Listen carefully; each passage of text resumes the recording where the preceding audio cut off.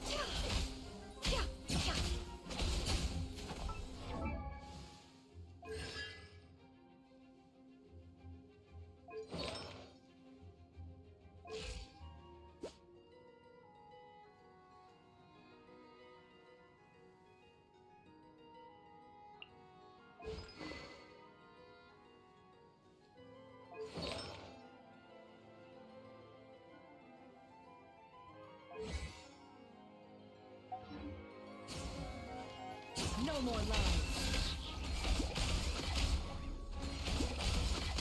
Time to go clear. Seek within.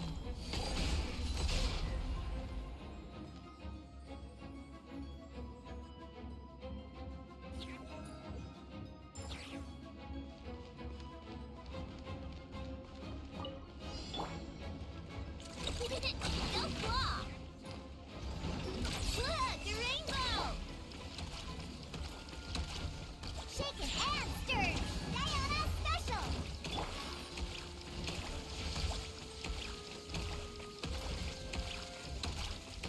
Leave this place. By the frost moon of old. Chew on this. Can't hide the truth. The deception ends here.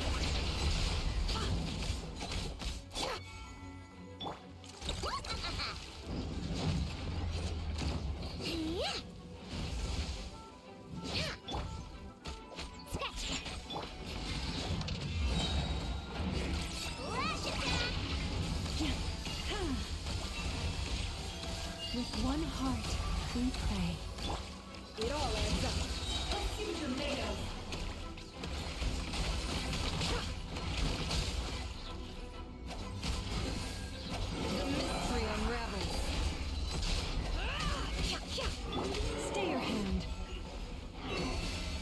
By the frost moon of old. Look, the rain flew! Go! Think you can bully me?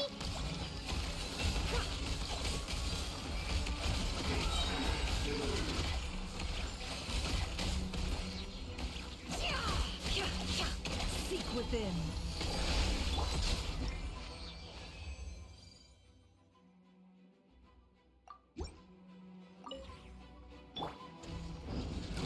Flash attack! Just one! Your poor lost land for the everlasting forest. Can I the truth?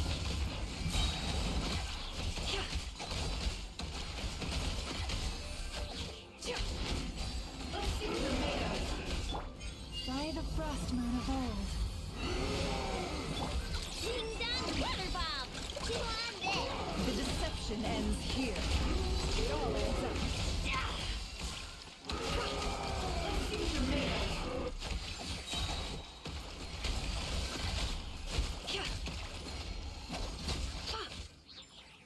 Look, the rainbow! Just one! With one heart, we pray. Branch into the mystery unravels. Can I the truth?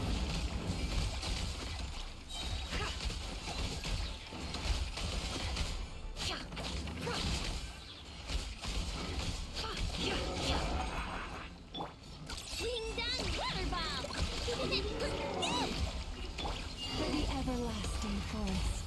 Receive my the deception ends here.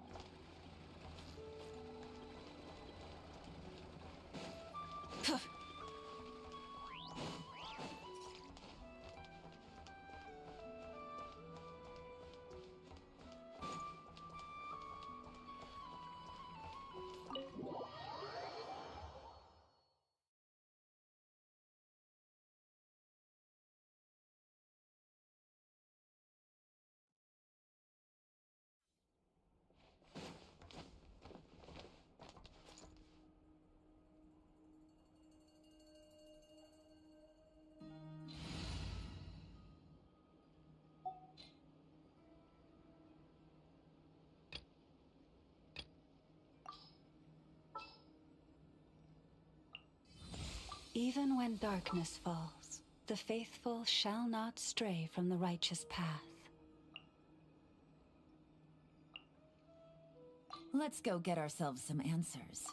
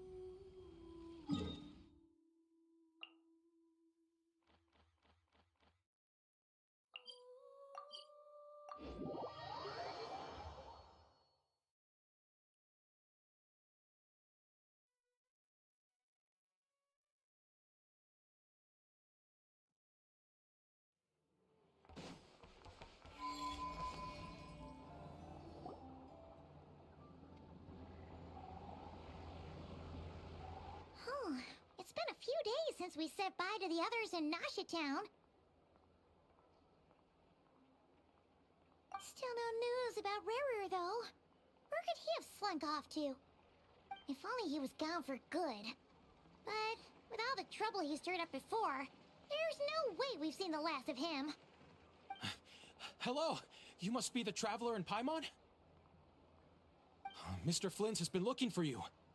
Unfortunately, there's been a serious wild hunt attack over at the quarry. He thinks it's time to regroup and figure out a plan. The wild hunt? Oh, uh-oh. We better get over there, right away! Come on, let's go!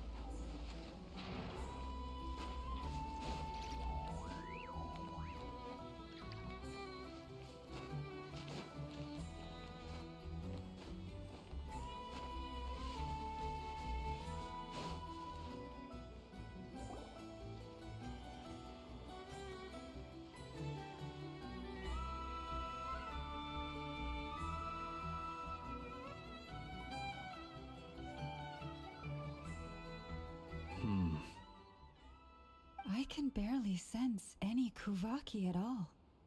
This whole area feels like a soulless husk. Looks like his appetite truly is insatiable. As if the power of that energy cannon wasn't enough. He's not seriously still getting stronger? What's his endgame here? Ah, everyone's here already. Hey, we made it. So, what's going on? We've all been on high alert since we split up a few days back, expecting Rarir to strike again. But it's like he just vanished into thin air. No one has seen him nor found any trace of his presence.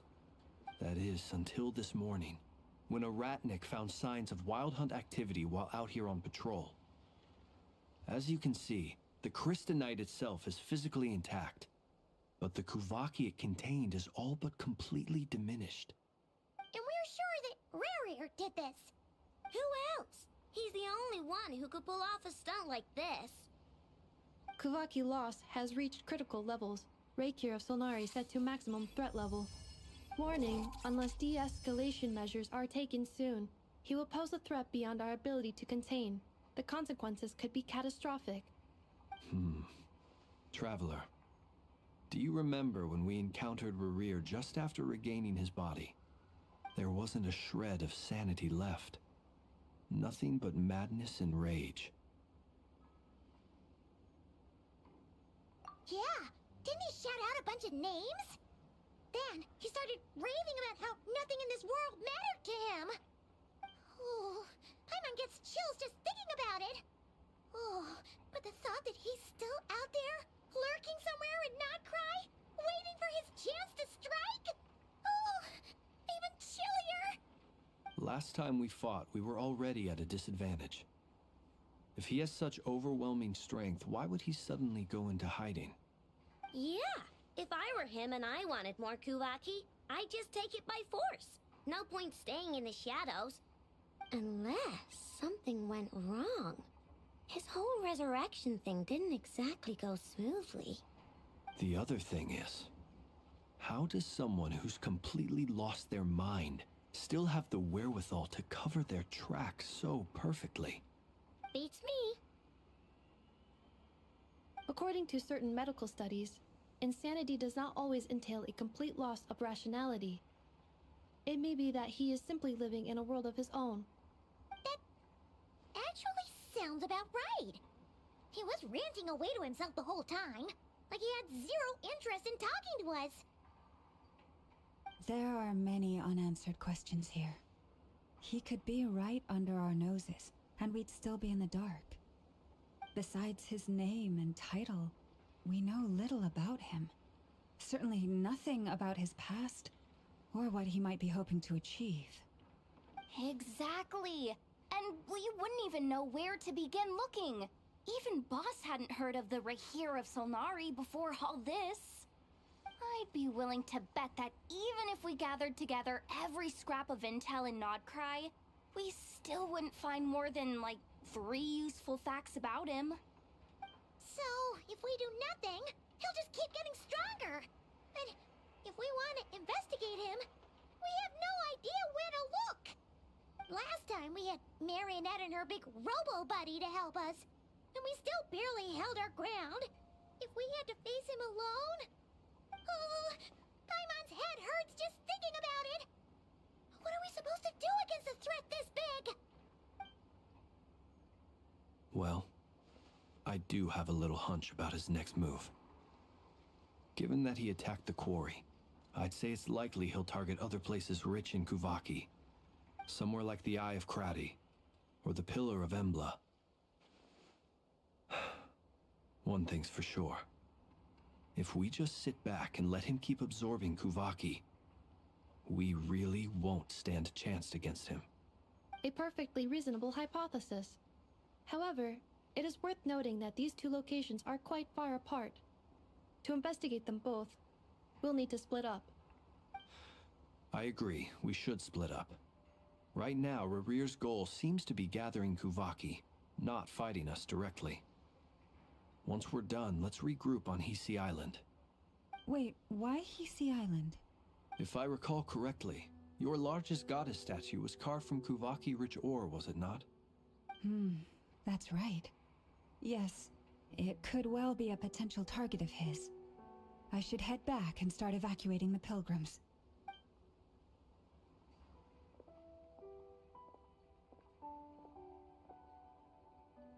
Splitting up's always gonna be risky. But I guess we don't have much choice, right?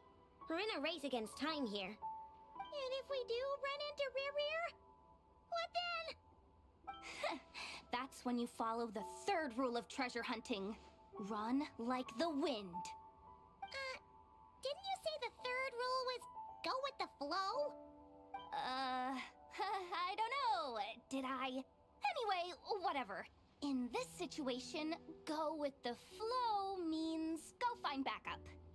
Agreed.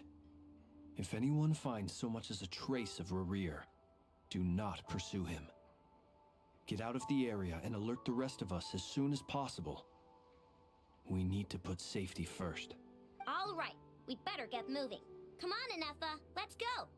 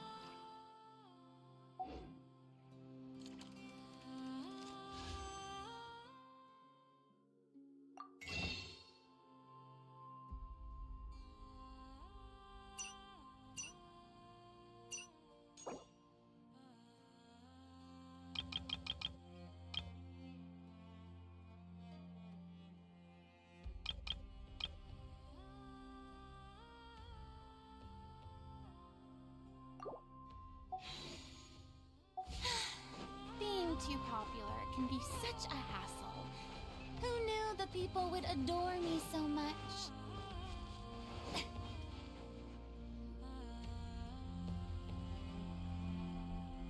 Any leads? Nope. Diddly squat. No clues to where he might be hiding. It's like he's a ghost. It feels like we're sitting on a powder keg that could go off at any second. Ugh, I hate this feeling. I'd rather face him head on than be left hanging like this. So, you guys didn't find anything either? Not loving the word either. How about you, Flint's? I questioned a few Ratniki and eventually narrowed my investigation down to one suspicious individual. But by the time I got to his place, he was already gone. Almost as if he knew someone was on to him.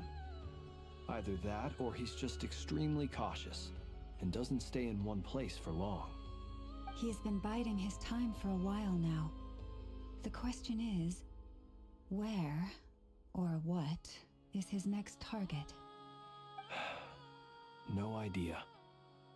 Since regaining his body, he seems to have lost all interest in the fragment in my possession. If he did still want it, he's had plenty of chances to take it. All we can do now is hope that Aino and Nefer turn up some leads. Darn it, Rarir! If you've got the guts, come face me one-on-one! Wait, he's actually here? I didn't mean it! I swear!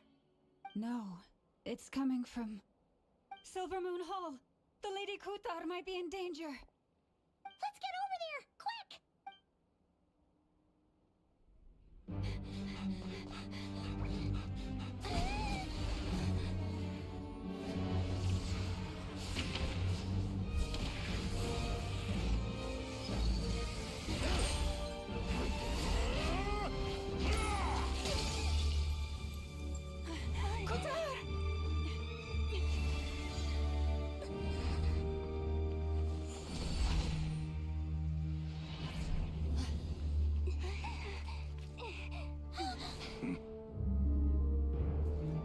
Why is he attacking the damsel elect? What's going on? No time for questions.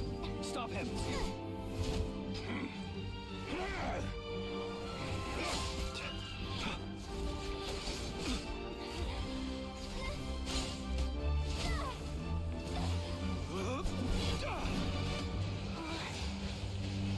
This is insane. Yehoda, get Kutar out of here! On it.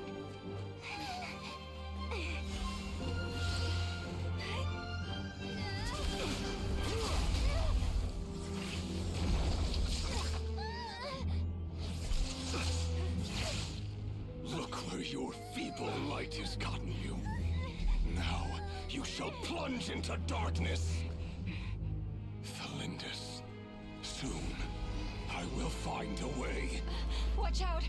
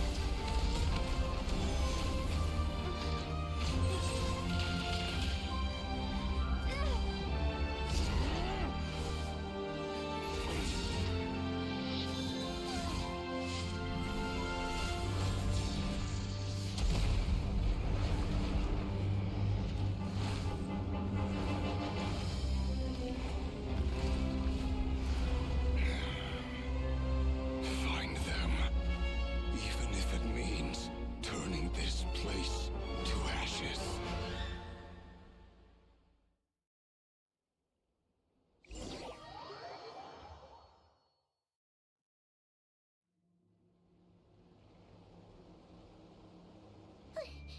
That was too close! We barely made it out of there alive. What's that guy's deal? How'd he get so crazy strong? He's a threat to this entire nation. I doubt his strength could even be measured by conventional standards. I have a question. When me and Nefer showed up, we saw him chasing after this lady like he wanted her dead. What was that all about? We weren't there for the whole thing either. They were already duking it out by the time we arrived. Yeah, we didn't see how it all started. It all escalated so quickly, we had no choice but to step in. Kutar, can you shed any light on the situation? Kutar. Cross-checking database. I see. So you're the one that the Frost Moon Scions refer to as the Moon Goddess? Wait, she's the moon goddess? Oh, no wonder she looks just like all those statues. There are many reasons why people might worship the moon, and just as many why they might despise it. I've never met that person before, but there was no mistaking his deep-seated hostility towards me. Why he holds me in such contempt, I cannot say. But since he hunts the power of the moon, it's no surprise that I am a target. Kutar. There are many potential motives. For instance, you help the traveler escape his grasp.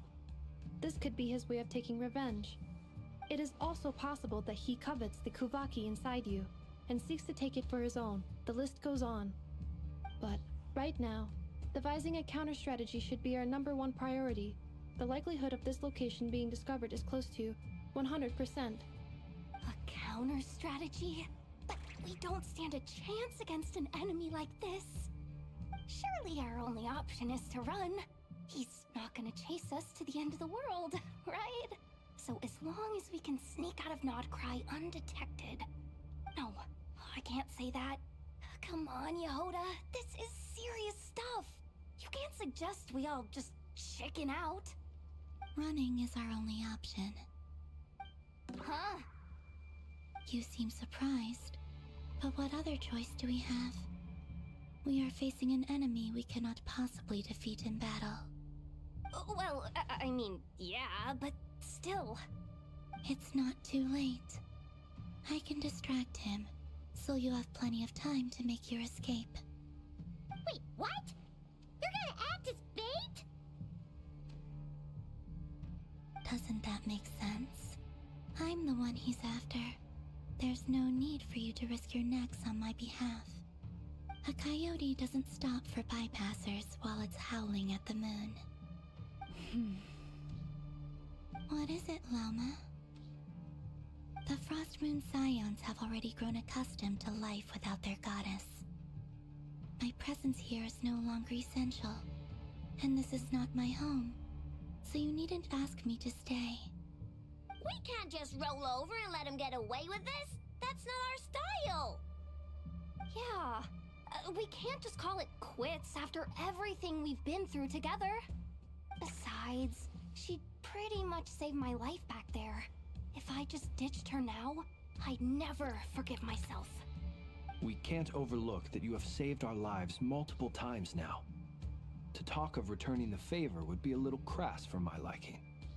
But suffice to say that we are friends, and friends look out for one another. Rira's true objective remains unclear. Even if we were to sacrifice Miss Kutar, there's no guarantee he would stop. But Kutar, I know why you left the Frost Moon Scions so long ago. It was because people started treating prayer as a form of trade. They would make self-centered wishes, force you to accept meaningless offerings in return, and then expect you to perform miracles for them, as if that were their entitlement. If it were me, I might have walked away too.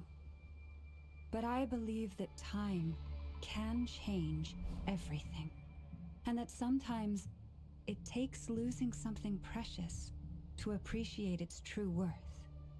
After much reflection, I've realized that this was never about whether the Frost Moon Scions need you. Any relationship based on need is purely transactional. What I truly hope is that you'll choose to stay, not out of obligation, but as part of our family. You were born here, and now you've returned. Who knows? Perhaps it was the moonlight that guided you home. Thank you, Lauma. But my power is on the wane. I'm afraid I will be of little use to you now. Very well then. I'll do as you say. Both times you saved us, we were transported across great distances in an instant. Is that one of your powers as the moon goddess? It is, but I find it very draining. I barely managed to pull it off just now, and it will be some time before I'm strong enough to do so again. Rejected by the world, my power is dwindling. Like a lake, cut off from its source, slowly shrinking away. Now, it has almost run dry. What do you mean, rejected by the world? The 3 moons belong to the ancient bygone era in which they came into being. From the moment I was born, the world itself has been steadily sapping away at my strength.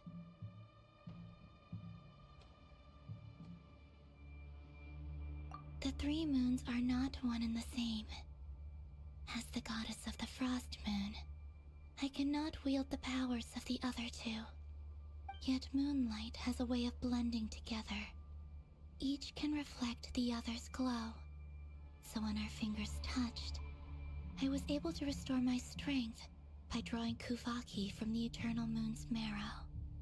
But this method of recovery is painfully slow. If only we could find the... It's the Wild Hunt! Even faster than we expected. We'll have to finish this conversation later. See how those Wild Hunt creatures are running away from us. They're likely just a scouting party, which means Rerir won't be far behind. Then what are we waiting for? Let's get the heck out of here!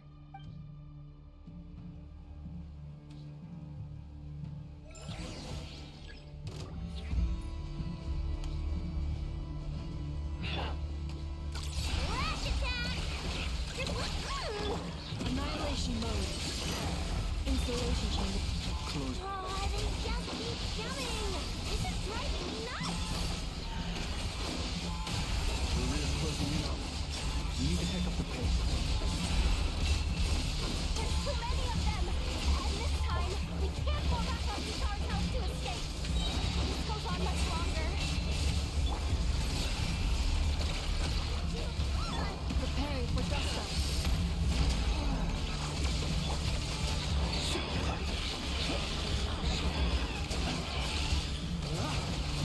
Close your eyes. The night's coming. Be silent. Hear the dark. Close your eyes. Night falls. Flash attack! Ultimatum protocol. Defensive mode engaged. Be silent. Observe. Hear the dark. Be silent. Hear the dark. The long snow beckons. Being done very well! Preparing for dust up. Close your eyes. Night falls. Observe.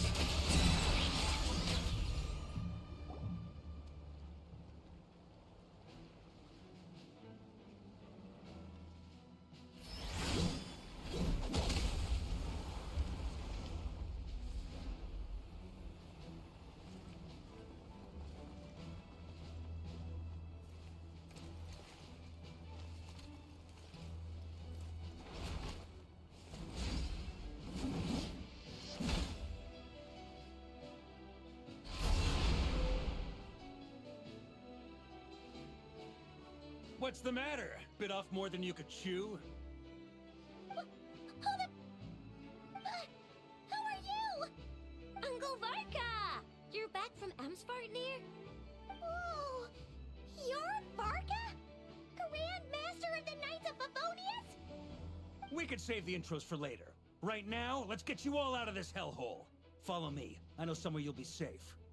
Oh, is that where I think it is? That's the one. Come on, move! There's no time to waste.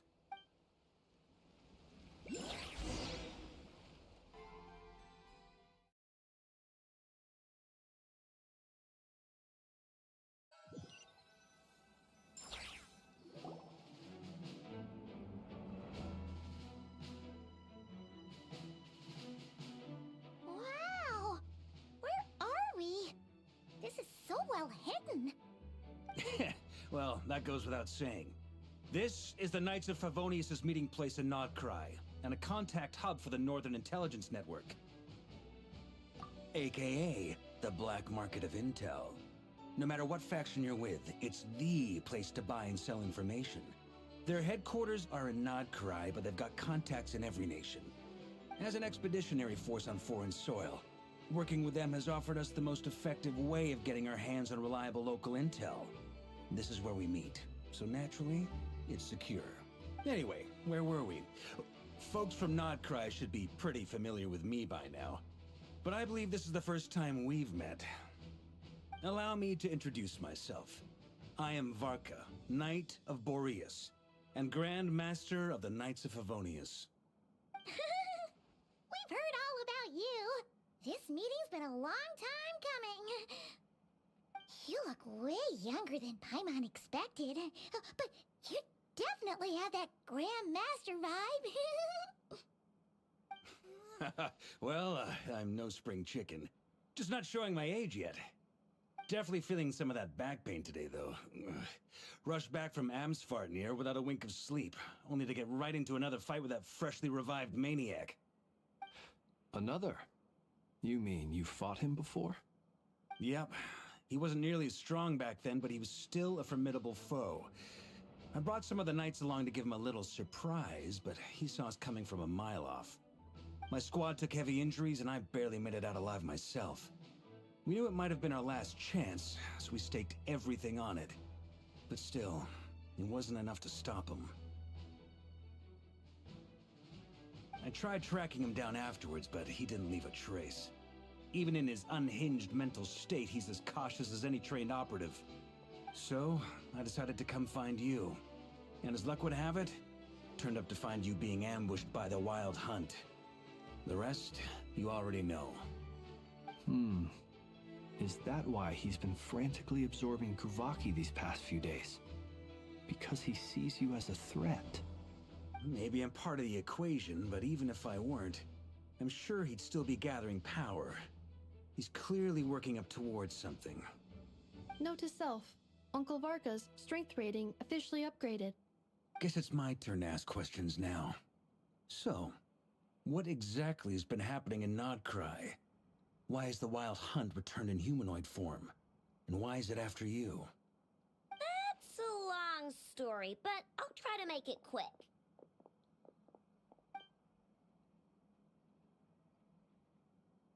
Wow, I had no idea so much had happened. Sounds like you guys have really been through it. So, the Kutar is actually a Fatui Harbinger. And all this Wild Hunt activity in Nodcry is the work of the Raker of Solnari, one of the 5 sinners. Oh, that's a lot to take in. Need some time to wrap my head around it all. I'm truly sorry, Mr. Varka. You stood with us against the Wild Hunt, and did everything you could to stop it from escalating into a full-blown catastrophe. And then, the one time you're away, it all comes to a head and all your hard work gets undone. You've got nothing to apologize for, Miss Moonchanter. You can plan 100 steps ahead and still slip up. That's just life. No one knows what tomorrow holds. You can't predict which way the wind will blow next. And, to be perfectly honest, I can't say I'm surprised. For all the times we've defeated the Wild Hunt in the past, we've never been able to completely wipe it out. Turns out, we were just delaying the inevitable. But now that a new variable has come into play, fate may well take a different course. A new variable? You mean us? Who else? And in a strange way, I think his resurgence might not be an entirely bad thing. The Wild Hunt is like an unrelenting force of nature, but Rerir is an individual with an agenda. He's gotta have a weak spot somewhere. That said, while Ino was explaining everything just now, some of the points that Mr. Flint's added caught my attention. You mean about our mystery ally? That's right. From what you've said, not only did they lead you straight to some key files, they also shielded Hisi Island from a lethal Kuvaki blast. I don't know who or what could pull something like that off. Heck, even Miss Columbina doesn't have a clue. I hadn't heard the story about those files. Would you mind repeating their titles for me? Wild Hunt Phenomena Log, a Nodcrian Ratnik's Field Journal, and Kuvaki Survey Log. Oh. No, still doesn't ring a bell. Another dead end. Guess all we can do now is hope that our mystery ally keeps showing up when we most need them. Still, it's safest to assume they won't be intervening again. From here on out, we'll have to resolve this crisis by ourselves. Your intel also explains something else I've been wondering about. The reason I led my team to Amsfarnir was because we'd had reports about a possible source of the Wild Hunt showing up there. But once we looked into it, it turned out to be a red herring. I don't know who was behind it, but clearly, it served its purpose. Nodcry of all places. The way everything is unfolding, it can't be a coincidence. So, what do we do now? Got any ideas? Right now, we've got at least 3 things to consider. Let's go through them one by one. First, we need to figure out how to take down Rerir. If we can't beat him in a straight-up fight, the rest won't even matter. To my knowledge, the bulk of Nodcry's fighting force is already gathered here. But even with everyone united, we're still no match for Rerir in his current state, let alone with his power still growing. What if there was a way to tap into a new power of our own? How so? Have you thought of something, Columbina? 3 moons once watched over this world. The Eternal Moon was the largest. The Frost Moon was the brightest. And the Iridescent Moon was the most mysterious. They say that back then, the 3 moon goddesses wielded immense power. Enough to shape the workings of the world itself. I now bear the Frost Moon's power, and the Eternal Moon's marrow resides within the Traveler. Hold on. Are you suggesting... The iridescent moon, the last piece in the puzzle. That's right. If we can find the Iridescent Moon's marrow, I will be able to regain my strength much more quickly. The 3 moons are said to stir the tides and illuminate all things. Perhaps they hold further secrets beyond our understanding. According to my analysis, the solution is feasible. However, it is subject to one major condition.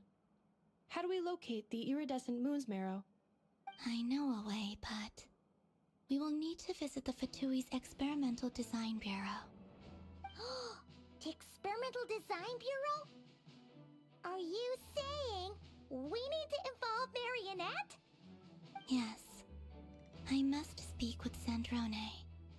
It's a long way from here to the Experimental Design Bureau. There's a high chance you'll be spotted. You shouldn't go alone. Then that's settled. Next up, our second priority. Somehow, we need to figure out Rerir's end goal. As you saw for yourselves, when he was still in his Wild Hunt form, everything he did was for the sake of recovering his body and resurrecting himself. His first act since then, after laying low for a while, was to try and assassinate this young lady. People's obsessions often reveal their greatest vulnerabilities. There must be a reason why he despises the moon so deeply. Perhaps it sheds some light on his title, the Raker of Solnari. The Wild Hunt has plagued Nodcry for centuries now.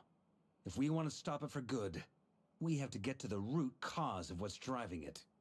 It's true. We still know very little about him. If Kuthar hadn't given us that lead, we wouldn't even know his name. But where would we even start? I doubt even the Intel Queen of Nokrai has a clue, and she has info coming out of her ears. Oh? That's a rather hasty conclusion for someone who's so painstakingly meticulous when it comes to dealing with machines. Ah, she heard me.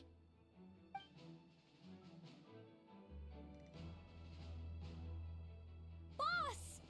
What are you doing here? I'm now asking myself the same question. I received a letter from a humble knight of Favonius, requesting a meeting to discuss a major business deal.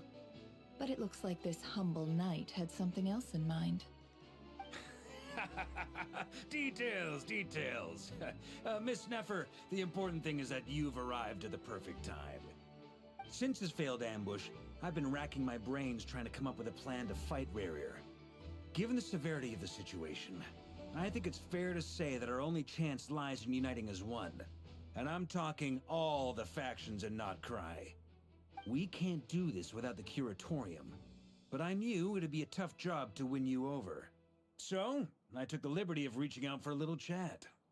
Wait a sec. How did you even hear about this place, Nefer? Didn't you say this is meant to be the Knights of Favonius' meeting spot?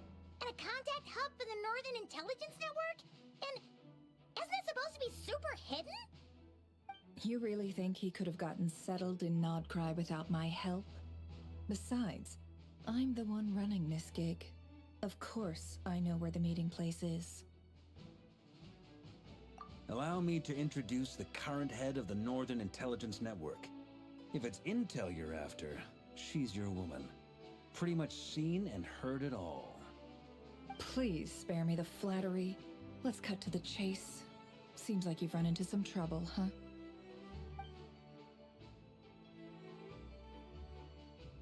Well, this certainly qualifies as an unforeseen crisis.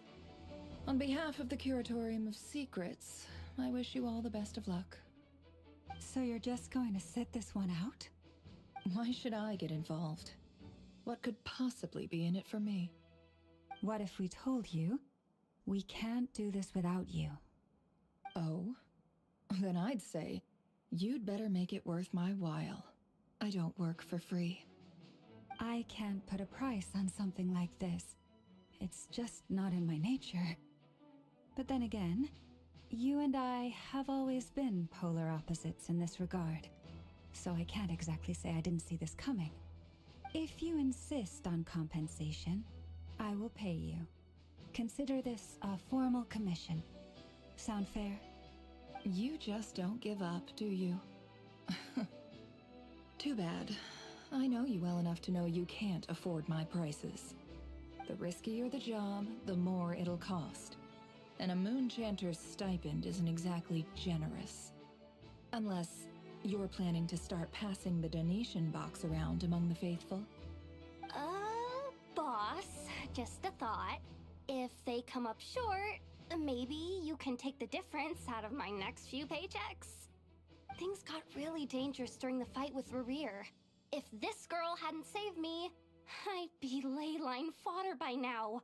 I'd be gone for good, boss.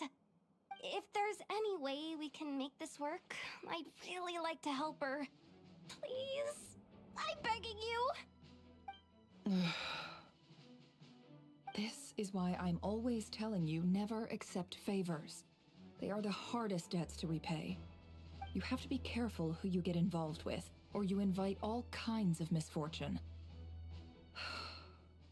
Very well, Yehoda, I will help. But just this once. Don't count on this happening again. Flynn's, that fragment that Rerir was after, do you still have it on you? Of course. Let me borrow it. I need it to follow up on some leads. Wait, you actually have some leads? Shh. This is top secret information. I get it. We all have things we'd rather keep to ourselves. Plus, I know we can count on you, so we'll leave the intel gathering in your hands. And that brings me to the third and final item. We need to find a way to distract him. We need time to make our move, so someone will have to stall him. I'm in for this part, no matter what. Anyone coming with? count me in too. Come off it, you two. Quit playing heroes. I'm way ahead of you here. And Nefer did a scan of the Moon Goddess's Kuvaki signature, and we're gonna use it to make some decoys over at the Krumkake craft shop. Anyone who's in, follow me. Once they're ready, we'll deploy the decoys across Nogcry. So as long as the rest of you keep moving, he won't catch on to your scent and won't be able to track you down. I like it. Genius idea.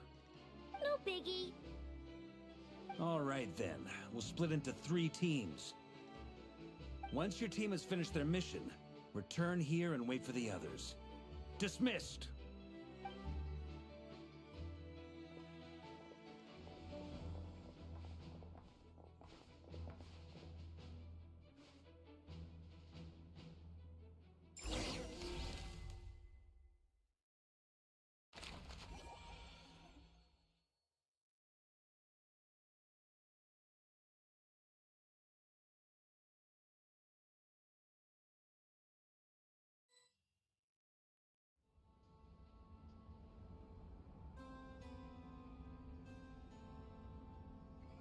Lady Damselette. Wait, and you two? What are you doing at the Kuvaki Experimental Design Bureau? We've been doing our best to mind our own business lately. But if you're just gonna waltz up here like this, you're seriously pressing your luck. Don't blame us for doing what we have to.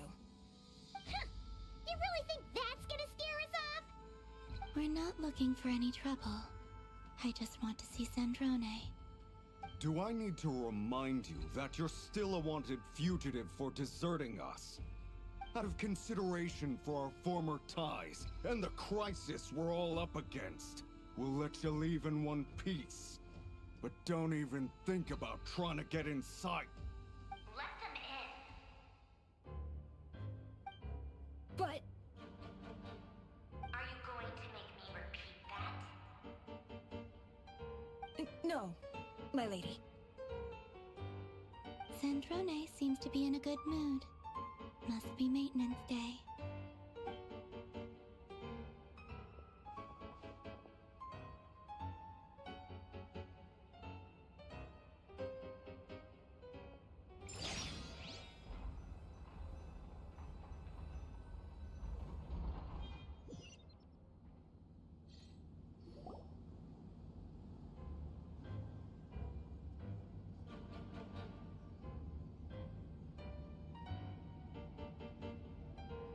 So tell me, to what do I owe the honor this time? Actually, before you answer that, just so we're clear, we're not colleagues anymore, Columbina. I don't owe you anything. I promise it's nothing big. It seems like you've gotten the wrong idea here. The only reason I let you in was because I was bored. It seemed like a way to kill some time and satisfy my own curiosity. Whatever miscalculations I may or may not have made in the past, I haven't lost the plot enough to even consider sticking my neck out for your sakes. I'd like to speak with Arlecchino. What? Huh? You mean the knave? I'd like to speak with Arlecchino. Is she in Nodcry? No, she's not. Once the work on this facility was completed, she went back with the Rooster and Regrator. The only ones in Nodcry are me and... What is it you need to speak to her about anyway? Rerir is hunting me. If I'm going to face him, I must first retrieve the lost moon.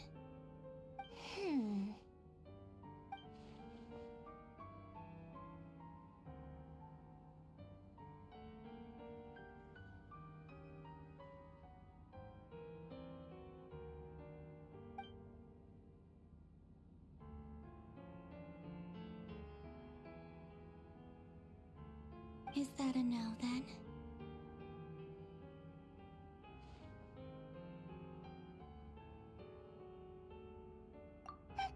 As if I need reminding. I was this close to settling things with him before someone decided to whisk me away to their weird little garden. Have you held any tea parties lately? Tea parties? Yeah, obviously. You don't seriously think we'd pack it all in just because you aren't here. If anything, they've been more eventful than ever. Just me, Arlecchino, and a bunch of insolent, insensitive guests who won't stop asking where you've gone. Oh, they've been a real joy. I bet you served them the worst tea you have. Just like you used to do to me when I upset you. Who cares about how good the tea is when there's no one around to drink it? I keep losing people. First Rosaline, now you? I'm running out of people who can make me laugh. Honestly, what could be more ridiculous than a multi-centenarian goddess who's only ever had the plain herbal tea she received as offerings? You'd always brew a different type of tea for me each time. Was it really just to see how I'd react?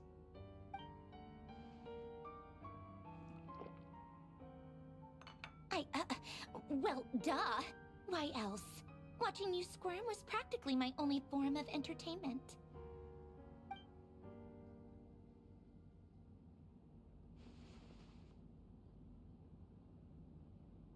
Oh, yeah. And Capitano sometimes used to bring Tartaglia around, too. But I guess we won't be seeing him again. Well, I guess we are overdue for a get-together. Polonia! Have Febronia pass a message to Arlecchino for me. It's time for tea. Will suffice. Pass along a message for me, too, if you would. My body cannot contain the marrow of 2 moons, so I'll be leaving one of them in her care. Excuse me? Who said you were on the guest list? If my tea meant that much to you, maybe quitting the Fatui wasn't your brightest move. Back when you were under the Tsaritsa's protection, no one would have dared come at you so openly. But that protection didn't come for free. In fact, I paid dearly for it. At the end of the day, it was just another transaction. I just got tired, that's all. I never wanted any part in their grand ambitions, and I've had enough of being treated like a bottomless supply of power. It brings back memories from the old days, when I was still worshipped as the moon goddess. Centuries on, it may be a different group of people, but I see the same greed in their eyes. I figured you'd leave eventually. You didn't have as much of a reason to stay as I do. The Tsaritsa gave you shelter and protection, but that was it. Nothing more, nothing less. Meanwhile, the Fatui demanded everything from you in return, until it was more than you could bear. I get why you left. And frankly, I have no interest in dragging you back just because the higher-ups told me to. But if you keep hanging around with this riffraff, the next time we cross paths, we might be enemies for real.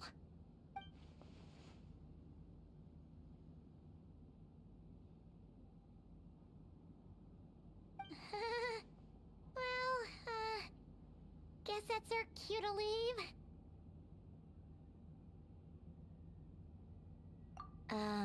That might be your plan, but it sounds like someone else wants you to stay a little longer. Huh? What do you mean? Listen.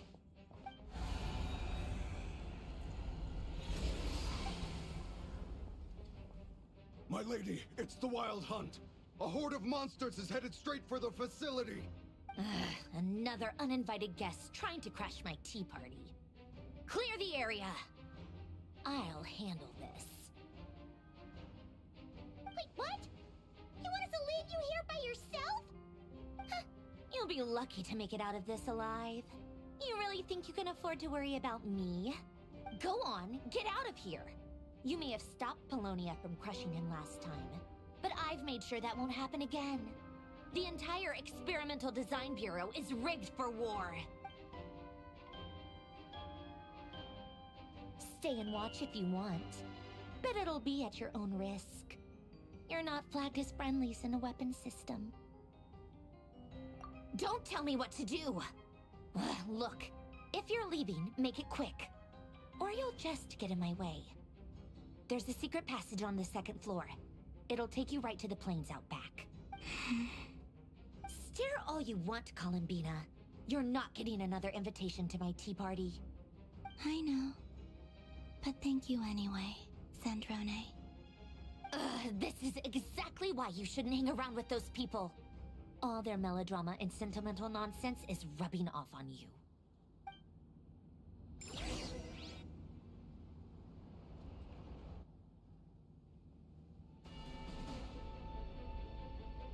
Come on then, Mr. Ray here. Let's pick up where we left off. It's your Wild Hunt monstrosities versus my beautiful creations. Let's see who comes out on top.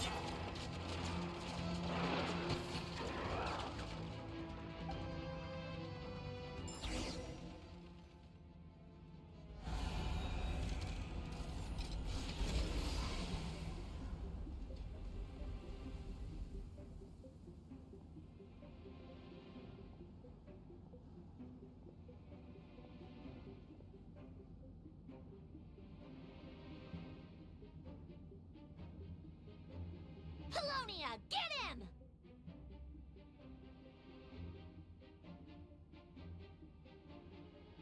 I've upgraded Polonia again since our last encounter, and uploaded every last scrap of your data. So let's finish this once and for She's not here. Where did she go? Hey! Over here, you big... Curse it, Moon. Go. Keep searching. She cannot have gotten far.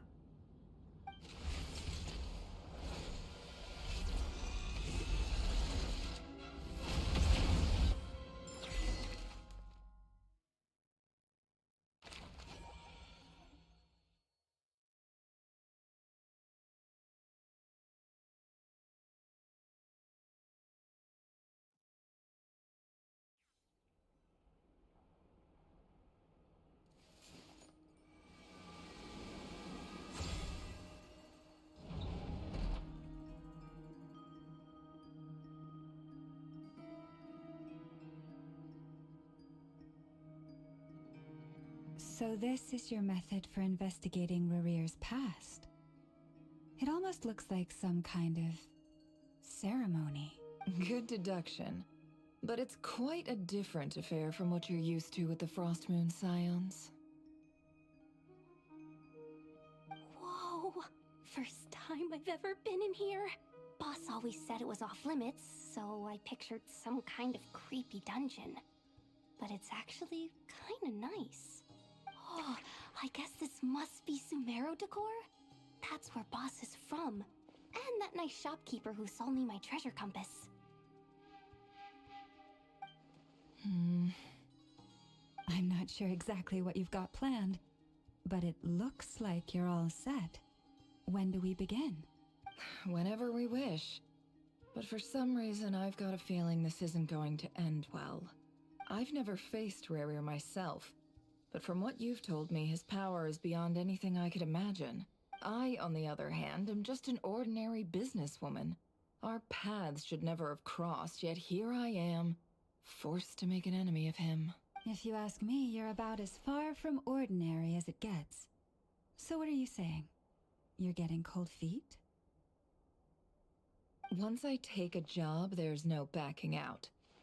Still, I have to ask myself if the power I'm relying on will even work on an opponent of this caliber. And also how to make sure I come out of this alive if things spiral out of control. Death is the one thing we can take for granted.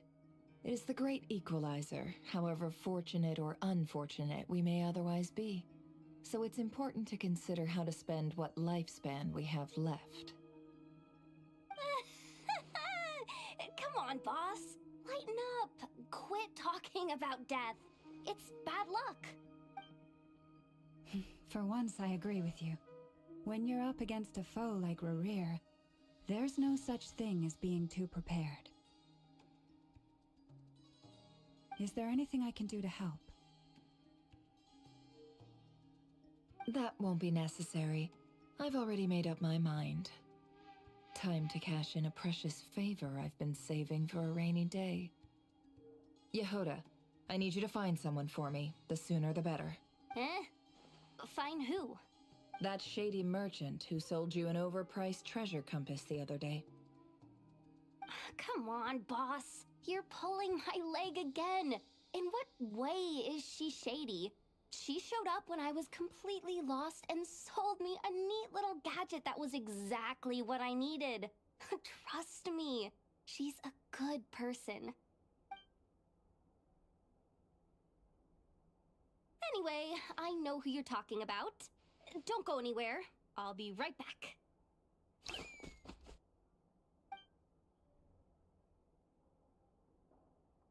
Quit grabbing me. I genuinely can't run any further.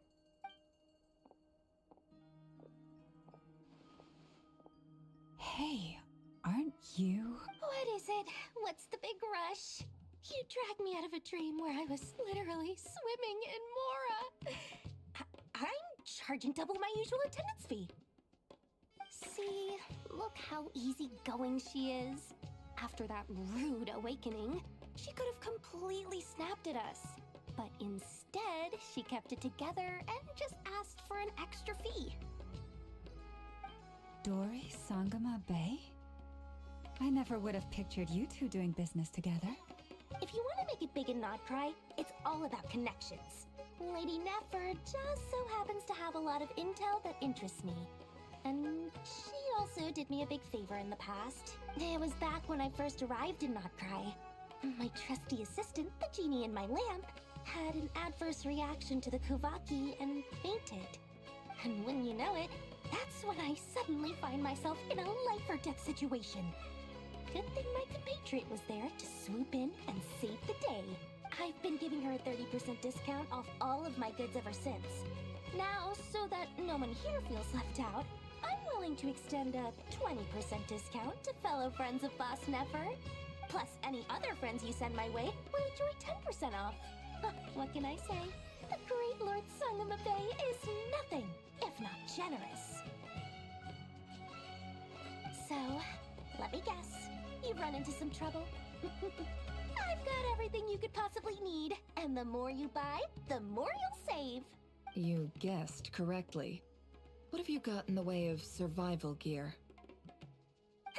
The one type of gear I've never been short on. What are you looking for? A jetpack fresh from the Academia's labs? An ancient suit of armor dredged up from the bottom of the sea? At the very least, I need to know what kind of opponent you're dealing with here. If even you're worried about staying alive, it must be pretty serious. What if I told you it's someone with the power to bring a nation to its knees? Is that so? Then we really are talking top-shelf treasures. I don't have anything like that in stock right now. I'll have to ask my supplier. Your supplier? A powerful woman, make no mistake. I can't reveal her identity, but luckily for you, I hear she's planning to visit Nodcry in the near future. If you're willing to wait, I can ask her when she's here. Can't say exactly how long that'll be, though. Then, let me put it another way. What would you do if you encountered an enemy like that? Roll over and serve yourself up on a silver platter? Of course not. I have a handy little trinket from one of my generous suppliers, which... Hold on. What exactly are you getting at? No, no! This is for my personal use only! Let's just say I'm borrowing it, all right? Just for insurance purposes. You'll get it back later. Favors are the worst kind of debt to owe, and now you've got a chance to repay one. A win-win situation, don't you think? Fine. You can borrow it for 5 days. No, make that 3. And for every extra hour after that, I'm charging you 1,000,000 mora. Deal? Deal.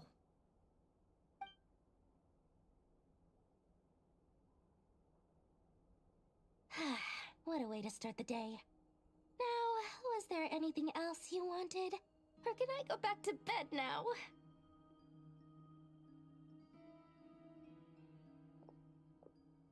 That will be all. Take care now. Don't trip up on your way back, friend. See you later! You're my favorite shopkeeper.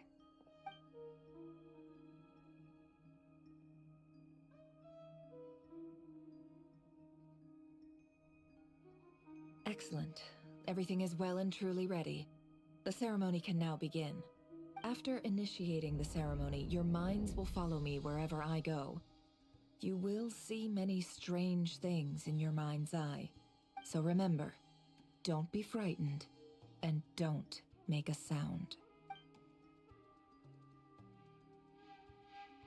Now then, let us peer into the Raker of Solnari's past.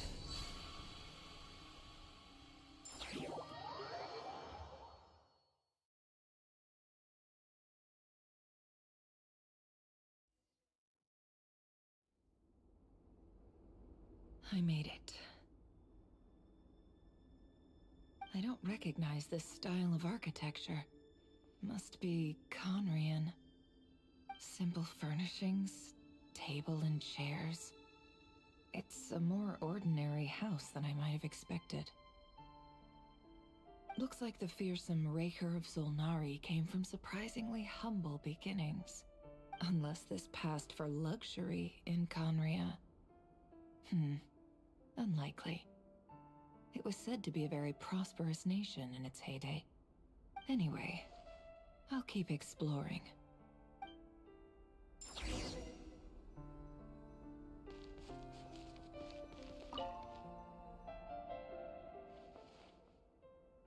Hi, Reverie. Since you're working extra hours tonight, I thought I'd keep myself busy by checking out that new kebab shop. I've heard good things about their menu. I'll test it out, and if it's as good as everyone's saying, let's go back together sometime. P.S. New stash from the Universitas Magistrorum. I brought some goodies home. A few teacups and a pin rack. Hope you like them. They didn't sign their name, but they must have been close. Sounds like they were living together.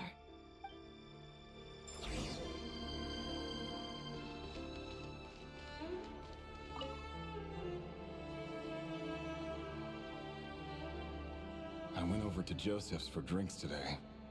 They have a fine collection, but I went alone. Felindis was tied up with something and couldn't make it. Joseph asked why I came alone, but I didn't really have an answer. He then went on to ask about other things. If you ask me, someone who asks that many personal questions is too nosy for their own good. But if he invites me again, chances are I'd still go. Felindis. That's the same name Rerir mentioned. Crane imports keep falling. If things don't pick up, we'll soon be back to meat and mushrooms only. Honestly, I'm not a huge fan of that new type of mushroom everyone's been into lately. Didn't it start out as a lab-grown variety? I heard it's even mildly corrosive.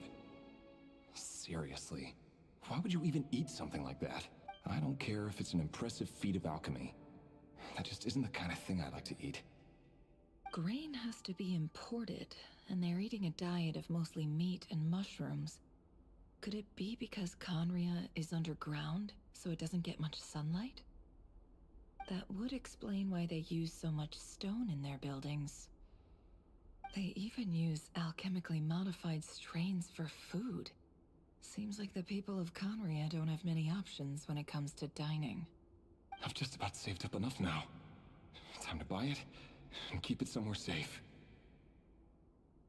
Making a big purchase. I wonder what it is.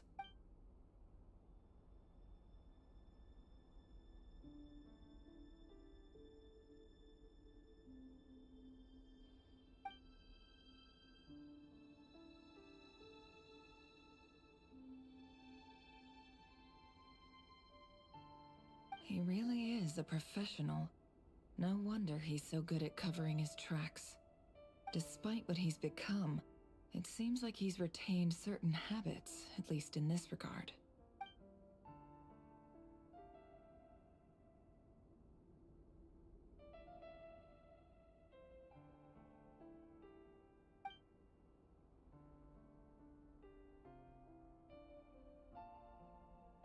Did Rary rip it out himself?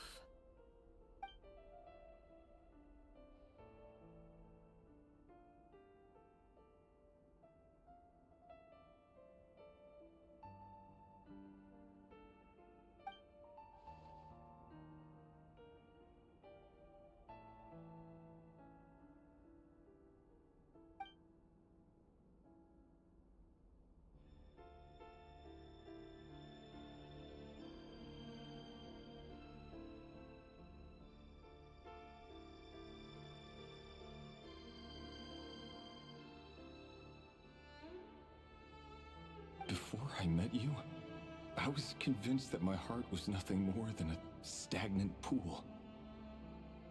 The burial place of a fallen moon. A withered, windless grove where the waters rested forever unrippled. It was you who helped me see that my heart hadn't entirely withered away. That it could still beat to the rhythm of love. This is just trivial sentimentality from the looks of it. Why would he go to the trouble of hiding that? The burial place of a fallen moon.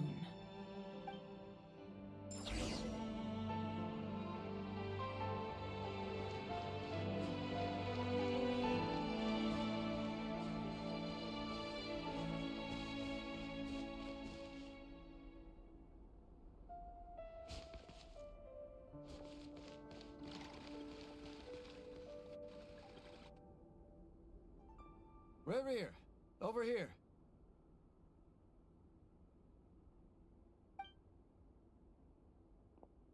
Dane! Oh, and, Vediflin here? What a surprise to see you here, sir. Hello there, Rerir. You need not address me so formally outside of court. He doesn't get that much free time, so I invited him over for a drink. Even the court prophet deserves a break every now and then, right? Well, I'm flattered. So, what are we discussing today? Hey, don't look at me.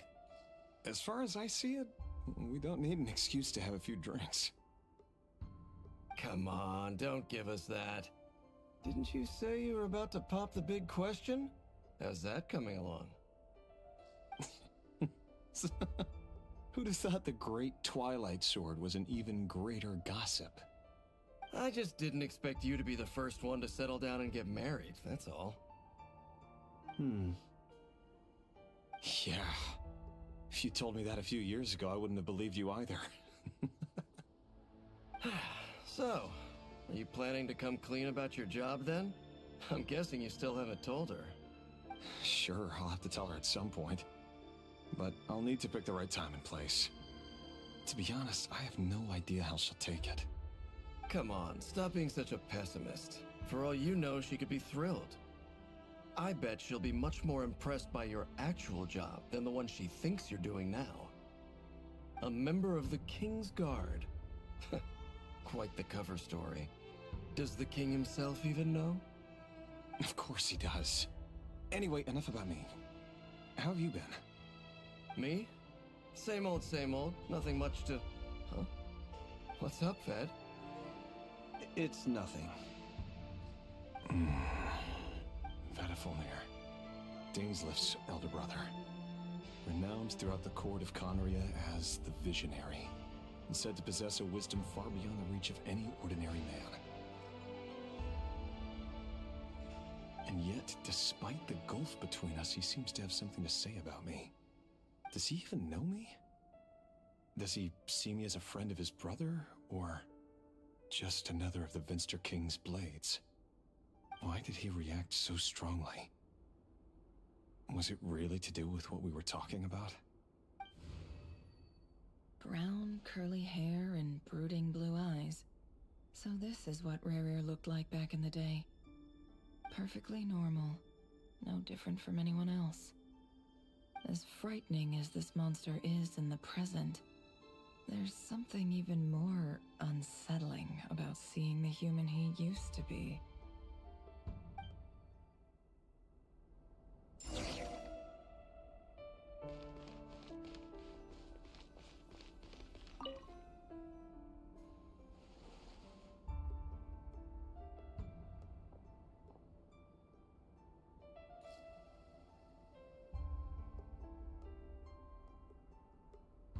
Felindus? You're back early. Our equipment's being serviced today, so I got off earlier than usual. How's your day been? Aw, why the long face? Is something the matter?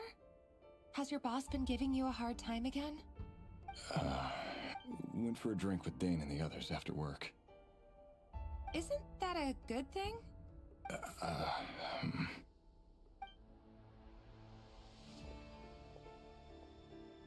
Vediflin showed up today, too. You know, Dainsleif's older brother. Ah, Mr. Vediflin. Yes, I've heard of him. They say that everything he says ends up coming true. He overheard Dainsleif mention that I'd recently proposed, and seemed to have an issue with it. But when I asked what it was, he kept it to himself. So, you're worried? You can be such a child sometimes, Reverie. We're nobodies. Why would the Visionary be concerned about us? I'm sure someone in his position has much bigger fish to fry. Maybe you're right. You worry too much, Reverie. We've been together for ages now, and everything's been going so well, has it not? You've even proposed to me. So, you do remember. Tell me then. What's your answer? Like I said, I need some time to decide. You can't just rush into things like this. We may be nobodies in the grand scheme of things, but if we want things to work out, we've still got to plan ahead. All right. Take your time. Just don't keep me waiting forever. Nobodies. Sounds about right. In the eyes of people like Vedalfnir and Dainsleif, what do we matter? Can someone whose gaze is so fixed on a far-flung future even see the present clearly? Besides, the dynasty's fate rests with the king and his inner circle. Whatever I do, it won't make much difference. Meanwhile, every idea they come up with and every decision they make, it affects everything. These days, the king is lost in his research, and the purge of the Crimson Moon bloodline grows ever more intense. The opposition tried to speak out, but nothing came of it. And I'm under no illusions as to why. Because we eliminated them and got rid of their bodies. A man can have 1,000 reasons to carry a sword, but there are few good excuses to use it. Yet the king has never even considered a gentler approach, and he never will. What becomes of someone who kills on another's behalf? Can he ever find true peace?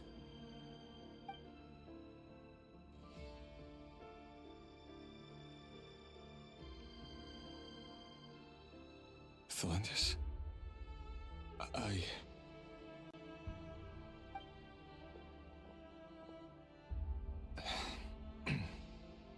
It's nothing. You were right. Fate has never smiled upon nobodies like us. But by the same token, it's unlikely to bear a grudge against us either. There's no reason we can't keep living happily together, cherishing the simple joys of each day as they come. See? You just need to stay positive, Revere. I can feel your warmth, your breath. You're right there, right by my side. Just seeing you makes me happy in a way I can't explain, and that's something that no one could ever take away from me. So smile, my love. Let go of that frown.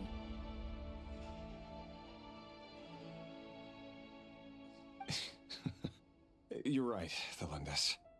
I've just been overthinking things. That's better. Getting caught up about things like this will only ruin our evening. Speaking of which, all set for the ball tonight? I need to go get ready. You go ahead. I just have a few things to take care of, then I'll come join you. Even busier than the big shots, huh? Fine, I'll go get started. But don't be late. If you keep me waiting too long, I won't be a happy bunny. Relax. I'll be there. Seriously, though, you drive a hard bargain. You're really gonna leave my proposal hanging and still expect me to take you to the ball? Well, that goes without saying. I already told everyone I'd be coming with a dance partner. Besides, they're two completely different things. Let's take it one thing at a time, all right? All right. White outfit it is. It seems like Rerir was deliberately hiding his ties to the intelligence services by giving the impression that he was just an ordinary member of the Vinster King's Guard. He clearly doesn't want his would-be fiancée to know about his other life. Then again, that's hardly surprising. People in the intelligence trade rarely do. Who'd have thought we were in the same line of work? Let's dig a little deeper.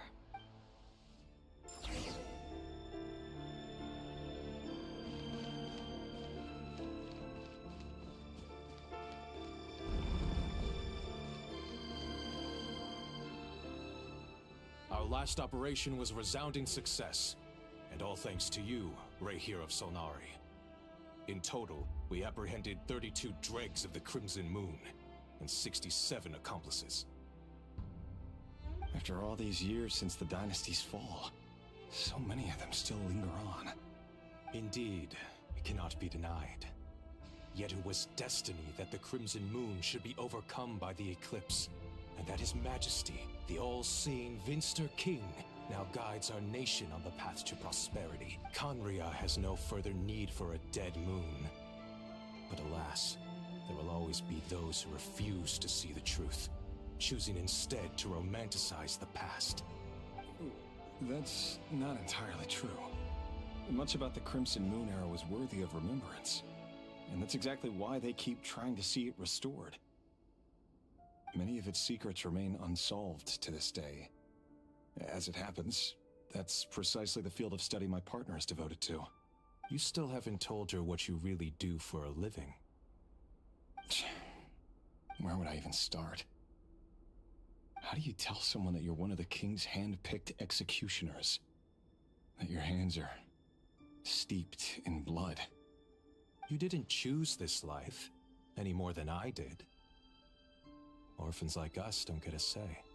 But I'll sure as heck be the one to pay for it. Speaking of which, we need to be more rigorous in the way we identify direct descendants of the Crimson Moon.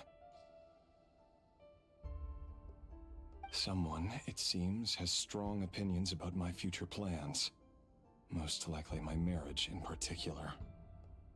I have a feeling that we may soon become targets of the Crimson Moon's retribution. Your concerns are not unfounded.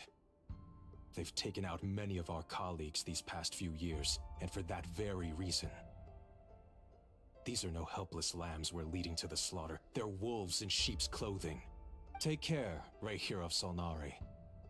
I look forward to toasting you at your wedding. Thanks, Thorkel. You look after yourself, too.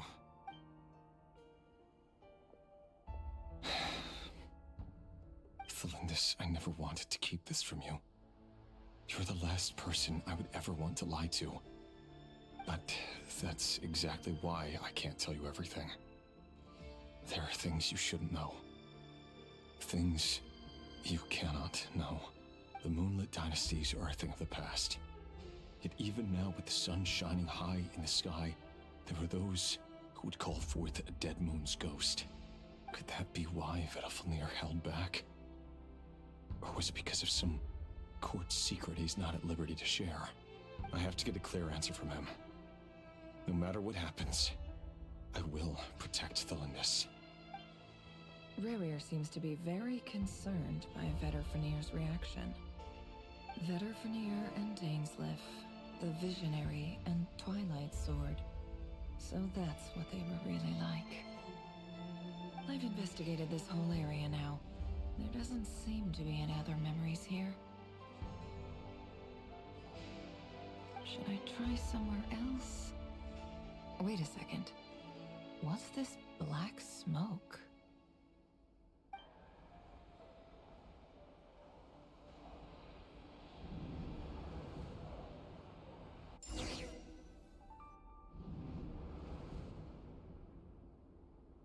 So, he's late after all.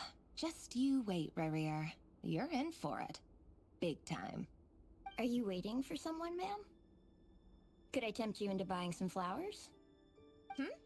Oh, sure. Pick me out a pretty bunch if you would. Thank you.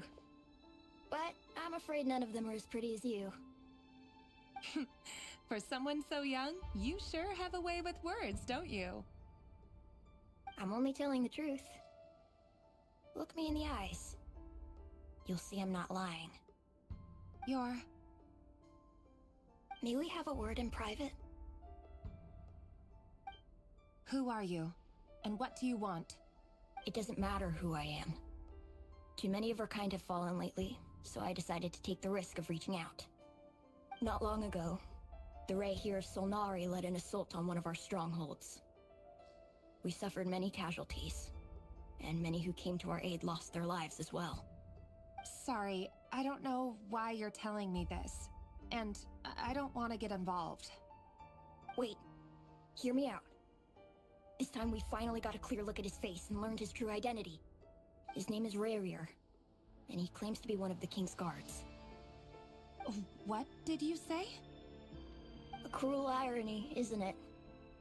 The man you're set to marry leads a double life as a brutal executioner. But surely, you must have caught a whiff of the blood on his hands. Why are you telling me all of this now? Simple. It's because... How strange. Rerir was nowhere to be seen in that memory. It clearly belonged to Thalindis. Rerir couldn't possibly know what happened if he wasn't even there. Why would her memories appear in his fragment? The ceremony won't last much longer. I think it's time to call it a day.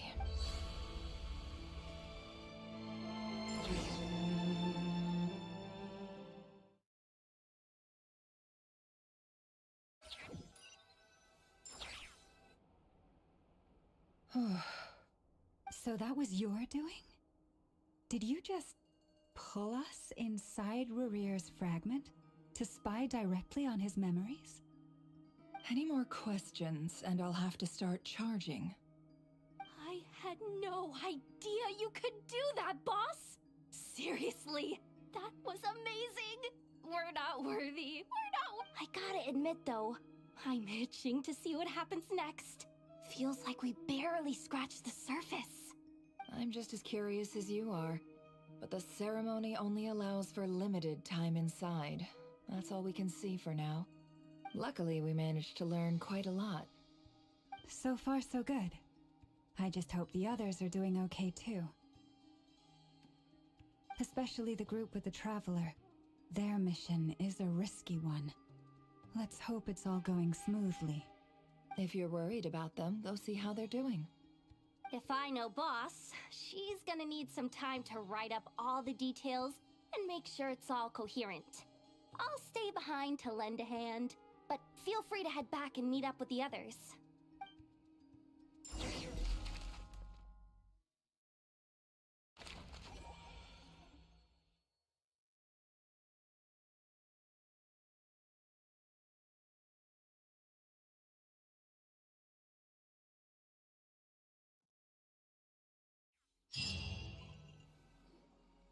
Oh, they've been prowling around for nearly 2 days now.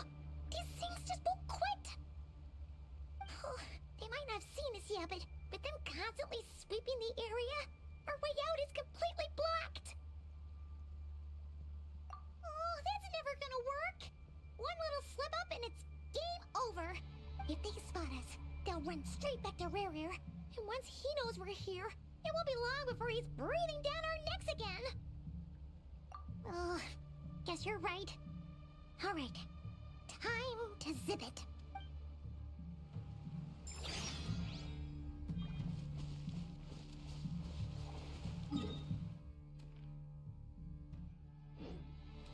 Quick, hide! We almost got spotted! Phew, that was a close call.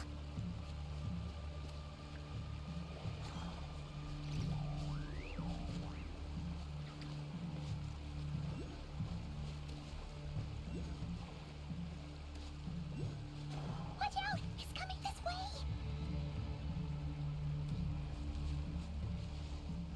Keep going. We're nearly there. This is the final hurdle.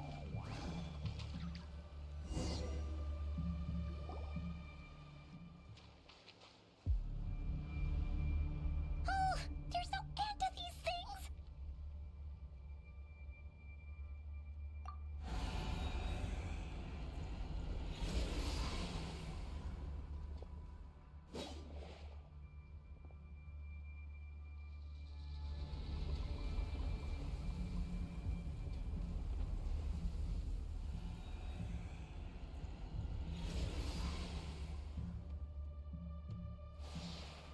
Fire. Fire? Wait, what's that smell? Oh no, there's a fire!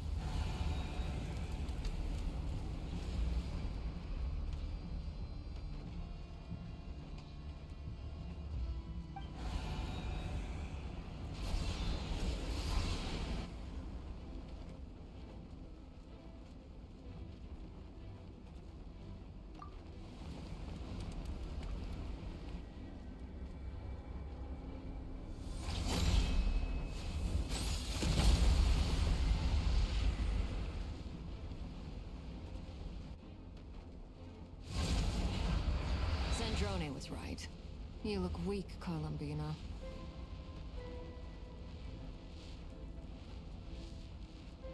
The old you would never have let such lowly creatures bar your way. Word has it that you did something for the Tsaritsa, and that's why you've lost most of your power. Freedom comes at a heavy price, doesn't it? It's Arlecchino! You came! Hello again, Columbina. And greetings, guests of the House of the Hearth.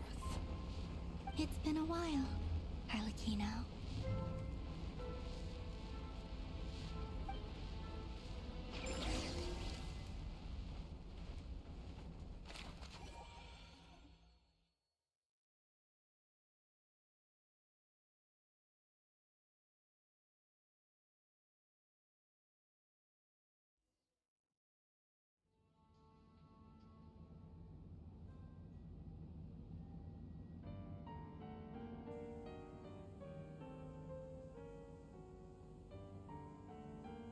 Stupid right here of stupid Solnari. Ugh, whatever. I've got all the data I need. Next time we meet, you're finished. He sure doesn't pull his punches. Excuse me, do you need a hand? You can do me a favor by staying out of my way. Can't you see I'm busy? Wait a minute. I recognize that voice. Hello, Miss Sandrone. Father sent us over to help. How considerate of her. Hey, Fremine, get over here and help me fix this. Lenny, you do your thing. Just keep your sister away from my machines. Nearly every machine that cat girl touches ends up going haywire. Go put her on cleaning duty or something.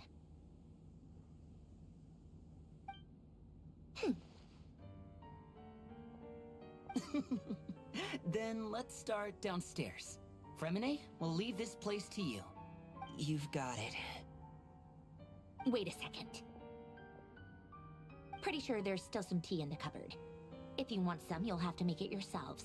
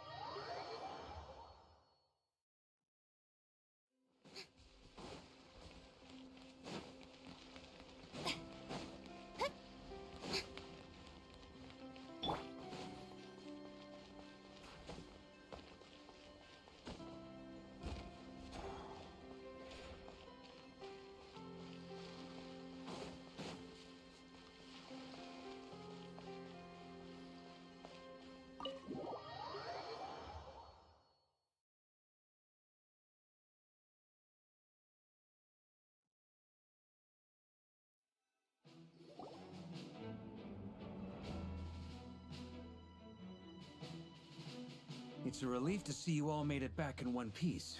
Huh? Feels like there's quite a few people missing. Where's Flint's and the others? And what about Nefer? I returned ahead of them. Flint is helping Aino and Nefer to set up the decoys and buy us some time. As for Miss Nefer... Boss is still wrapping things up on her end. She sent us back to fill you all in on the top secret intel we've been gathering. I see. Then let's get right into it. But first, who do we have here? You brought someone else in to help? Greetings. I was invited here to help as a longtime Tea Party companion of Columbina's. You may call me Arlecchino. Surely it can't be. Those eyes. Oh, where have I seen them before? Wait, of course. In those memories we just saw. The only Arlecchino I know is the fourth of the Fatui Harp. You share a pretty uncommon name. Or you're more than just a tea party buddy? You're well informed, Grandmaster. A man from Mondstadt living all the way out here in Nodcry, and yet the people and affairs of Snezhnaya seem to hold a special place in your heart.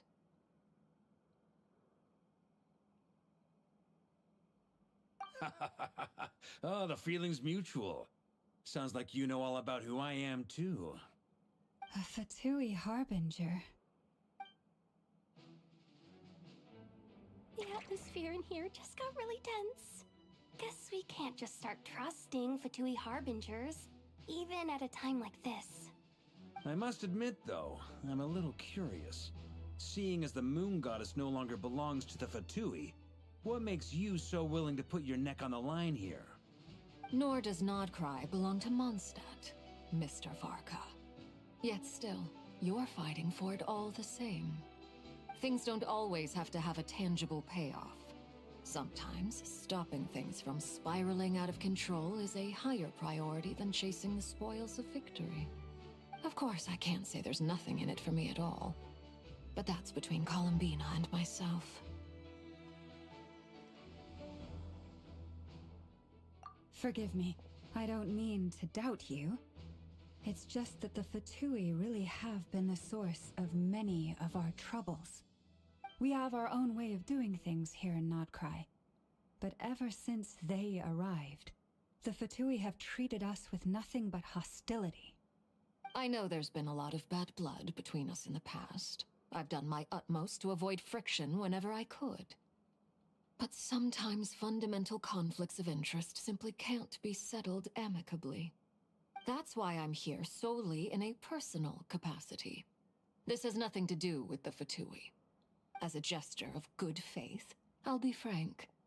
I can help Columbina track down the iridescent moon's marrow, which will help her restore more of her power. Anyway, what else is on the agenda? Let's begin. She says she'll be frank, then completely skips over the details. Looks like she doesn't want to give away too many secrets after all. But she clearly wants to change the subject. It'd be awkward if I tried to bring it up again now. I guess we'll just have to go along with it. She's the fourth of the Fatui Harbingers after all. One look and you can tell she's not someone you'd want to mess with.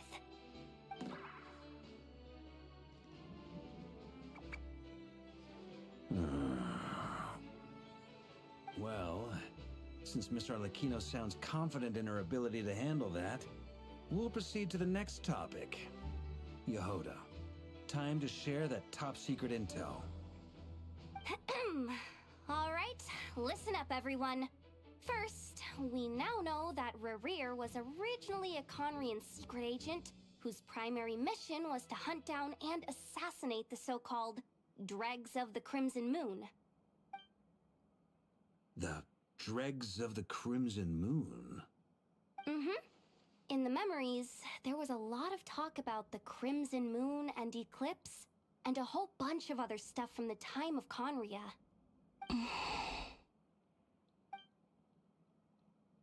To my knowledge, those were the names of two different Conrian dynasties. Long, long ago, it is said that the people of Conria worshipped the Crimson Moon, drawing a mysterious power from its reflection.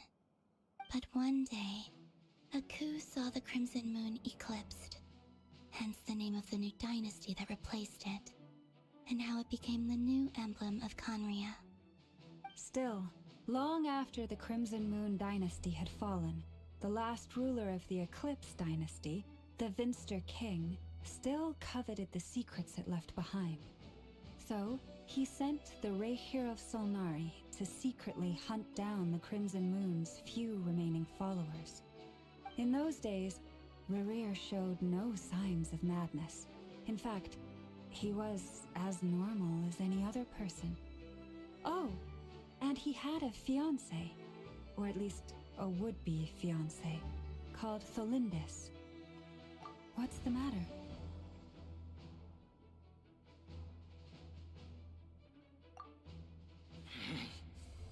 Stephanie, Granddaughter. Lindis!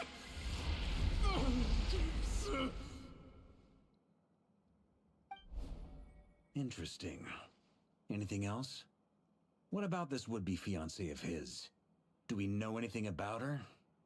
Well, she was a researcher at the Universitas Magistrorum, but it felt like she was hiding some kind of secret. Oh, and one more thing. For some reason, Rerear's fragment also contains some of Thelindis' memories, though only of...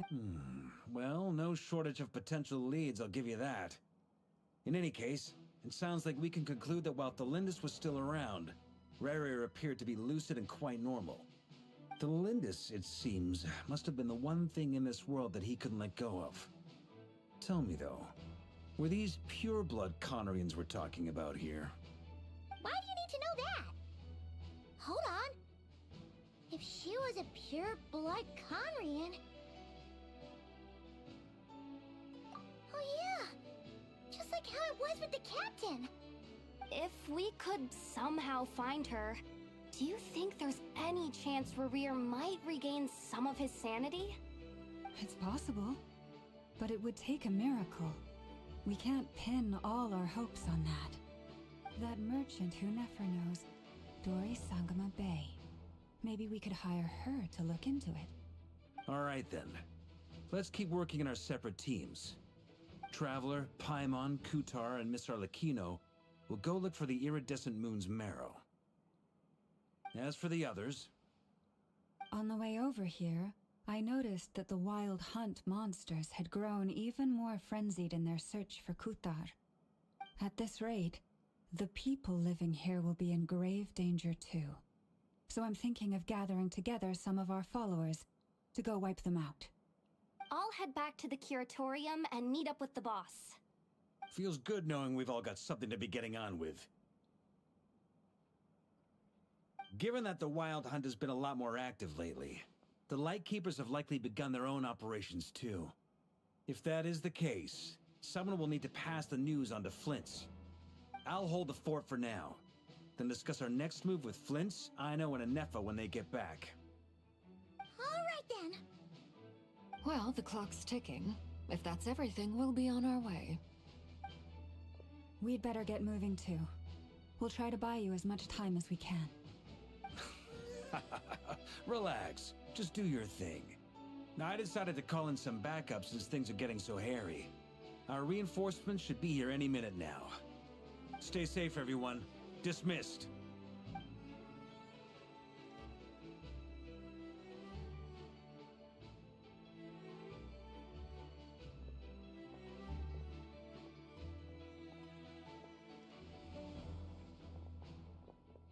We're back. Did we get here a little early? Or a little late? A tad late. The others have already set off. To summarize, our resident moon goddess has found us a new ally, and Boss Nefer has uncovered some promising info. Everything going smoothly on your end? Not great. I don't know how long we can stall them for. The decoys are getting taken out way faster than we imagined. I'm gonna make some more later, but I need a timeout first. I'm so tired right now. Oh, right! Nefer, could you fill in Uncle Varka on what we just discussed with Flint's? Sure. Uncle Varka, you previously told us about how when you went to investigate a source of the Wild Hunt in Amsvartnir, you discovered that it was just a diversion. But according to Flint's intel, several outbreaks of the Wild Hunt had already occurred in Notcry in the period leading up to that. That was before Rerear had regained his body, when he was far from regaining his full strength. In other words, in theory at least, he still lacked the means to act in two places at once. Flint's, with everything that's been happening, the Lightkeepers across Notcry are rallying to fight back against the Wild Hunt. They're gonna need your help. I know, I'm sure you're capable of coming up with something far more effective than decoys. But for now, you should stay here and get some rest. And Nefer and I will head back over to Amsvartnir to see if there's anything I missed. I told you Uncle Varka would say that, didn't I? A deal's a deal.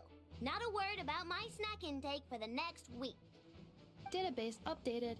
Reliability of Aino's predictions increased. What does that mean? They were betting on how you'd respond after hearing their intel. It's the obvious choice, isn't it? That's hardly worth betting on. We already decided that Nefer should go investigate the situation over at Amsfartnir on her own. You might as well stay here and keep watch. Someone needs to hang back and oversee our strategy meetings. And besides, you still haven't fully recovered from ambushing Rerir. So I've ended up with the easiest assignment. Well, I appreciate it, everyone. See you when you get back.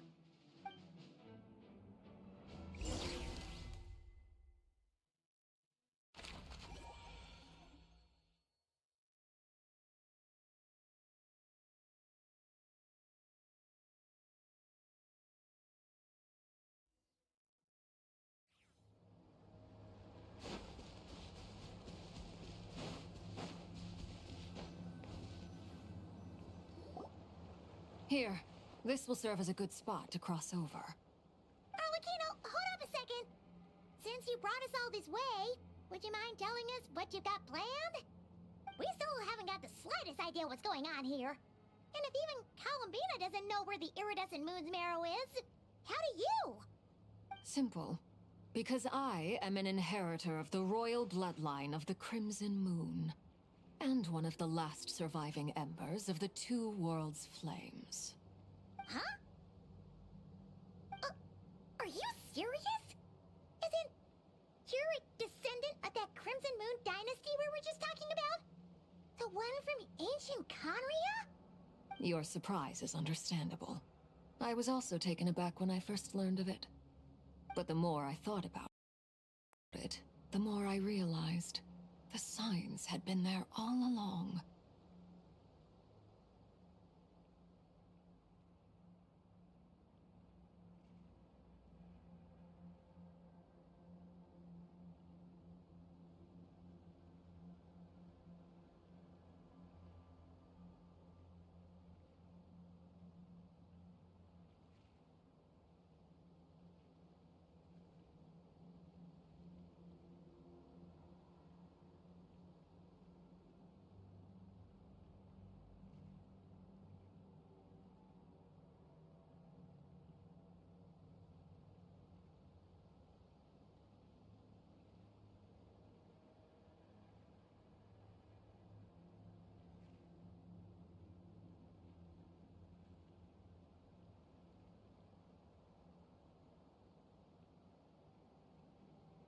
When I was young, I discovered I could wield a very special kind of fire. It coursed like blood through my veins and smoldered away inside my nerves. What's more, whenever I experienced strong bursts of emotion or drew too deeply on this power, it was like some kind of presence within the fire would begin to gnaw away at me, consuming me from the inside out.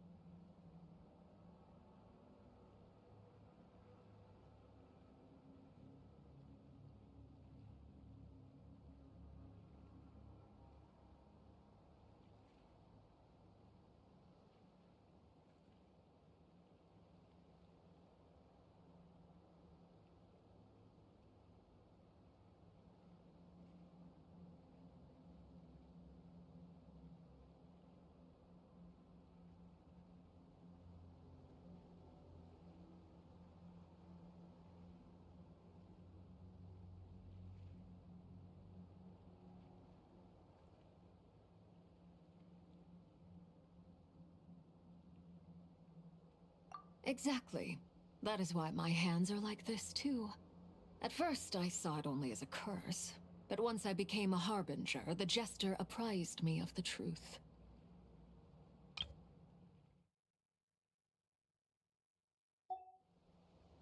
Together with my own investigations, over the past few years, there are several things that I have gradually come to understand.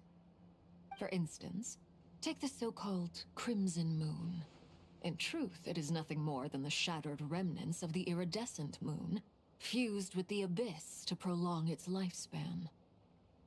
Since this blood flame was bestowed upon me by the Crimson Moon, it is a fusion of the iridescent moon's former power and the corruption of the abyss. You all understand the nature of the abyss well enough. I draw upon its power, and in return, it hungers for my soul.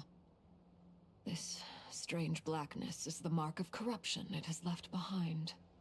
If I recall correctly, you once told me that if the corruption ever made it to your heart, you'd become a completely different person.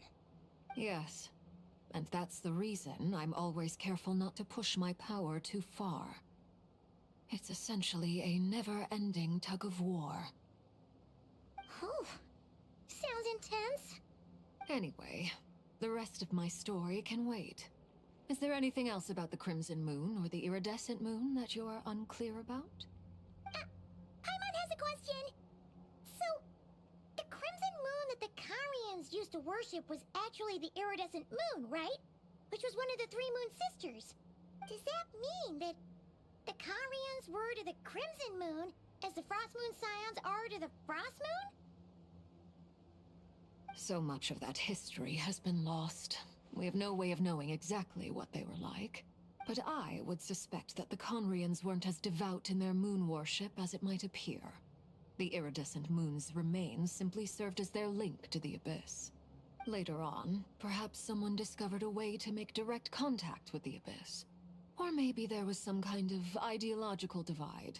Either way, a dissenting faction staged a coup and drove out the royal heirs of the Crimson Moon dynasty. Still, even with the dark sun looming high overhead, the Crimson Moon's glow never truly faded. The first time we met, I sensed something familiar in your presence. When I looked at you, I felt I could see that mysterious red moon in the corner of my eye. In your flames, I saw its broken image, surrounded by a strange black aura. Well, I appreciate that you kept it to yourself.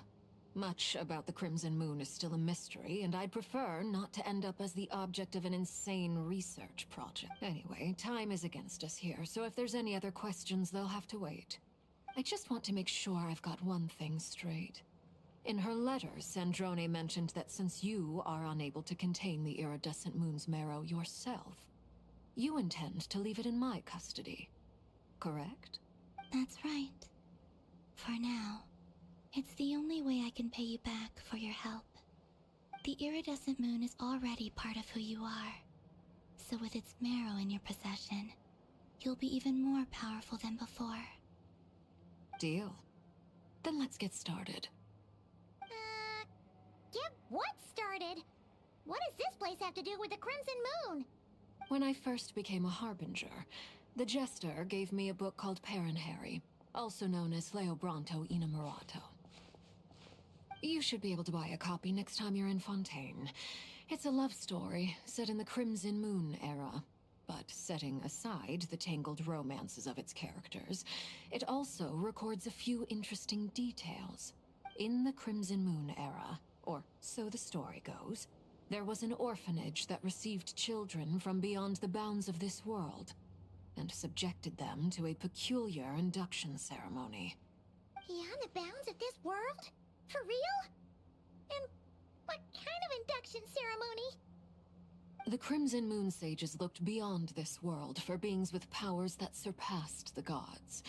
But fearing they might lose control, they subjected these children to a process of refinement.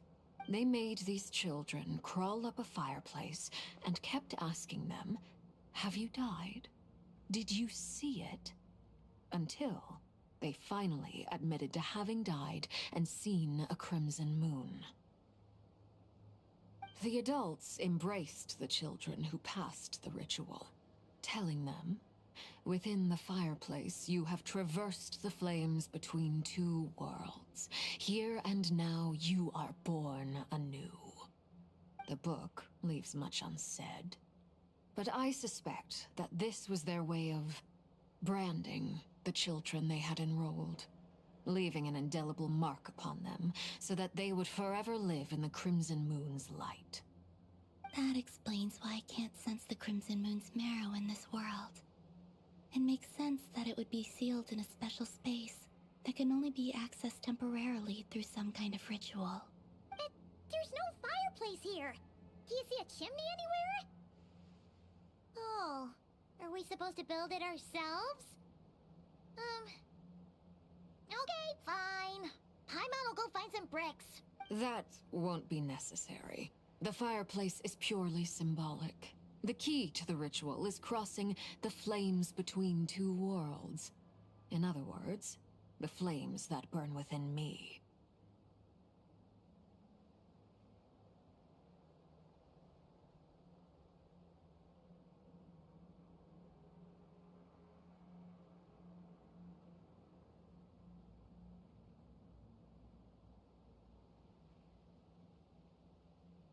Those burned away by such flames leave behind a kind of ghostly afterimage in the world. In the days of Conria, people believed they could be used to bridge the gap between the two worlds of life and death.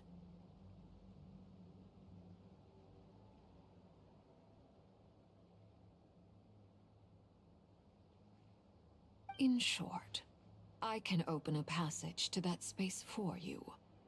That's the easy part. The catch is I'll need to stay on this side to keep the passage open, so I won't be able to come with you. Once you're inside, you'll have to find your own way. Very well. Then I'll open it up. Traveler, spare me a little more moonlight if you would. I may need it.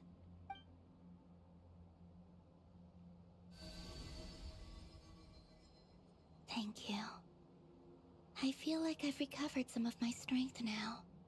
It should be enough to move us across short distances and confront whatever dangers might await.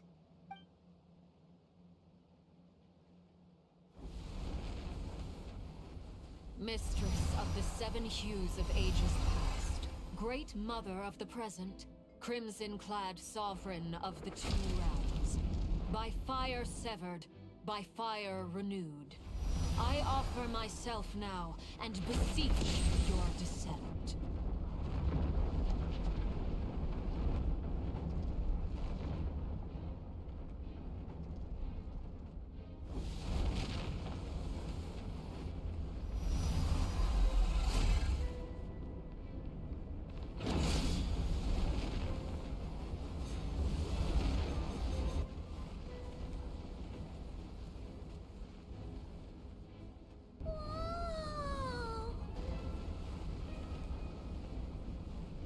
One word of advice. As you're crossing over, no matter what voices you hear, do not answer. Got it! I sense a sinister gloom inside, but also the familiar light of the moon. I feel that I am about to meet an old friend who has changed beyond all recognition. All right, let's go.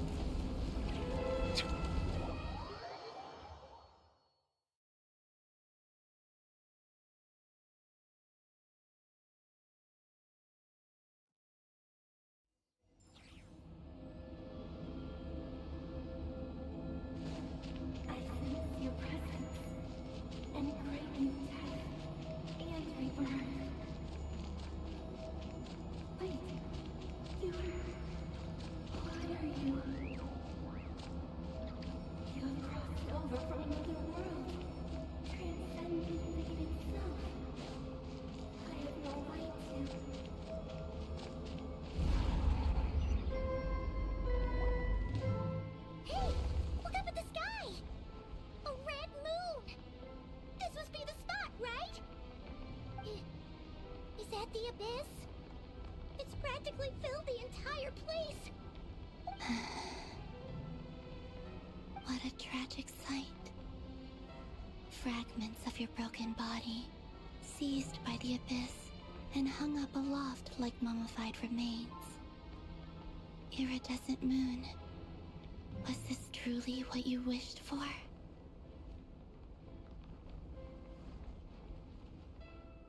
Careful!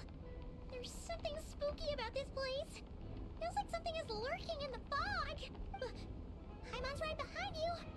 Whatever you do, don't run off without her.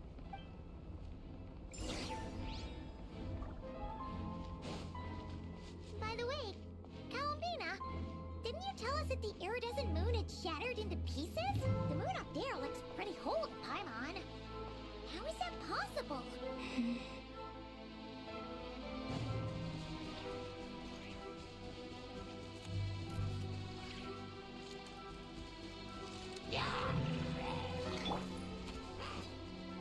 Strike a pose!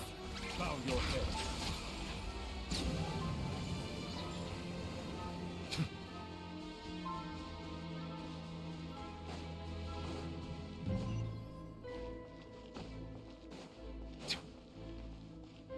Just like I thought. It was only a facade.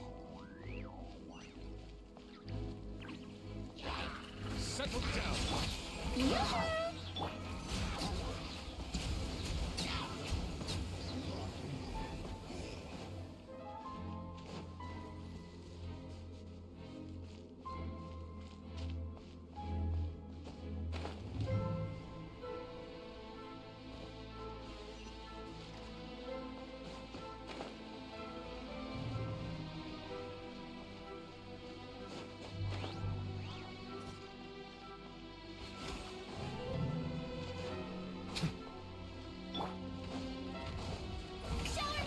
Bow your head.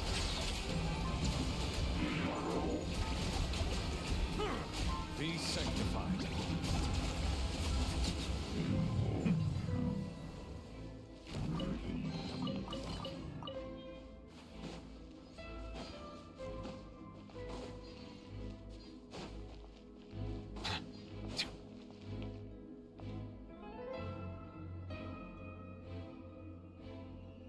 Huh?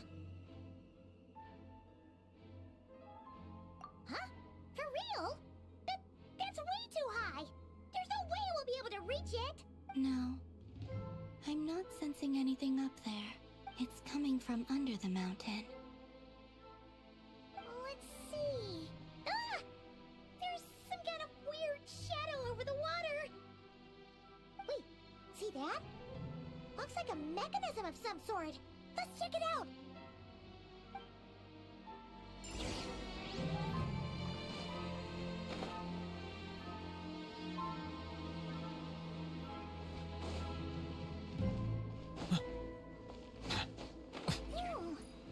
Looks like a device from the time of Kalia. Maybe people once came here to study the Crimson Moon's domain, and they left this behind. Oh, if we can activate it, we might find some clues.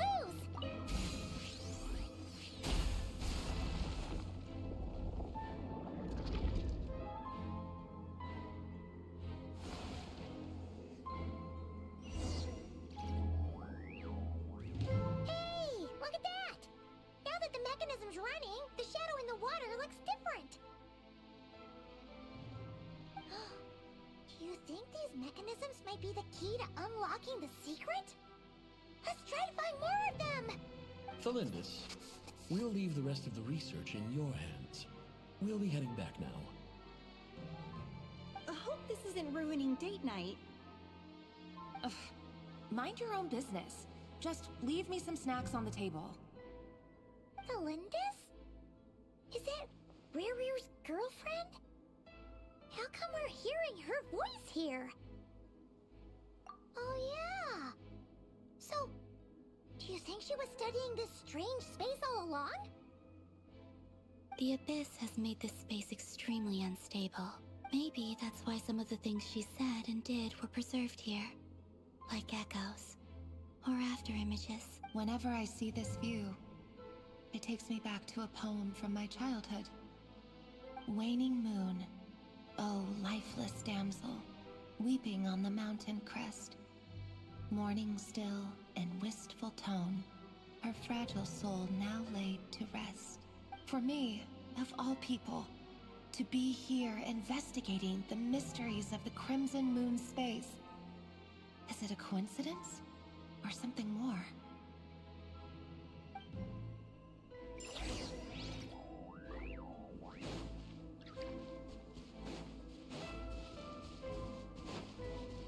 Silence!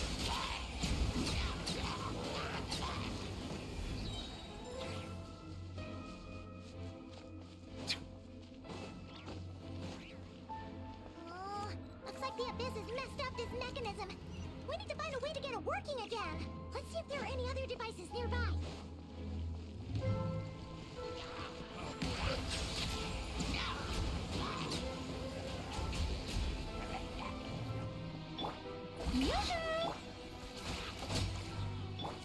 Forest, protect us.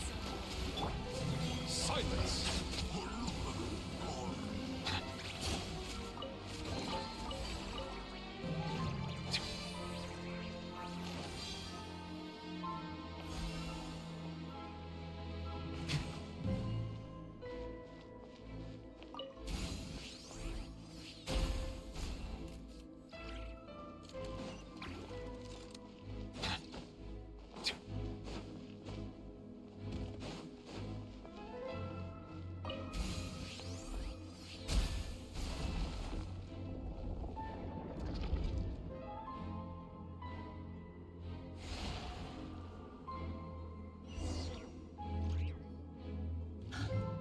I see.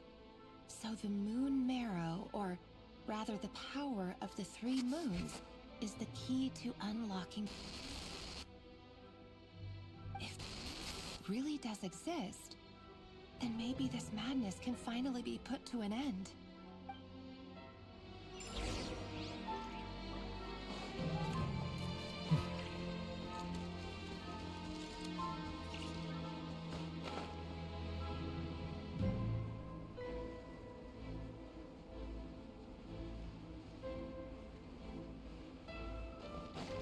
Take cover behind the rocks!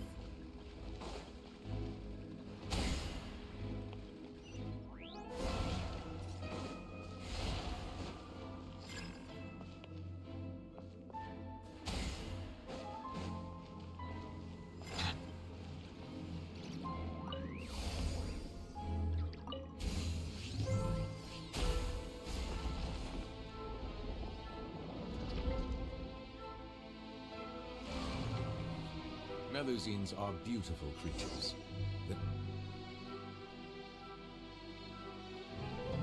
With the Abyss inhibitors in place, I should be able to access the chamber with the moon marrow. Oh, Rerir, with every step you take, you're drifting further from what you truly desire. But you're not the root of the problem. Ever since that outsider set foot in Conria, the Vinster King has sunken deeper into madness. If only I could get my hands on that outsider.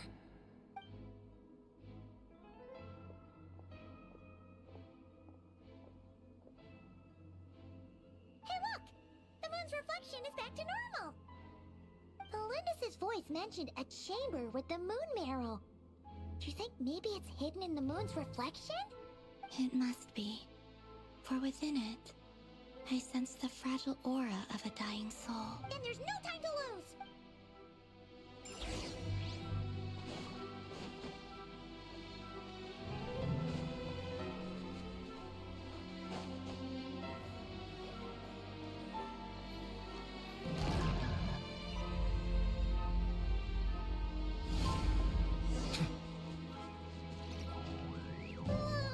These things are so creepy!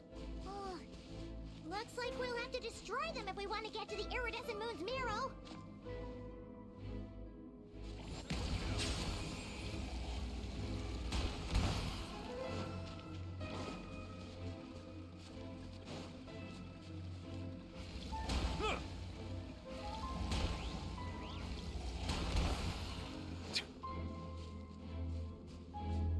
That must be be the iridescent moon's marrow!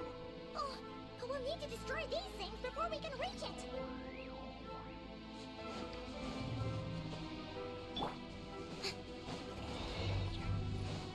Strike a pose! Branches of song. Dissipate! Silence!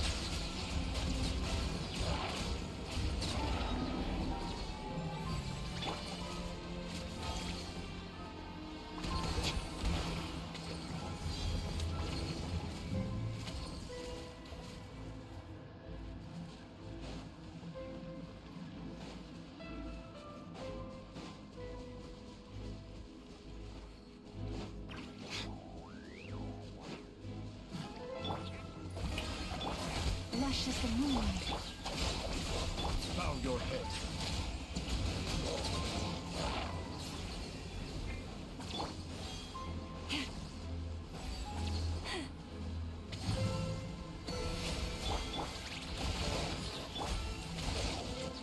Silence!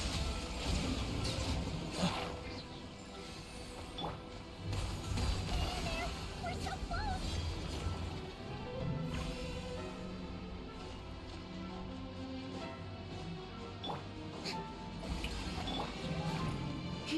Receive my blood. Our bond is strong! Bow your head.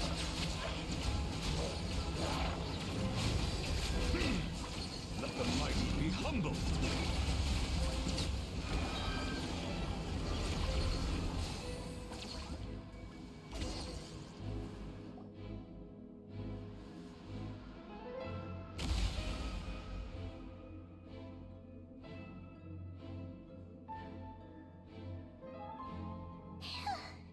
We finally did it!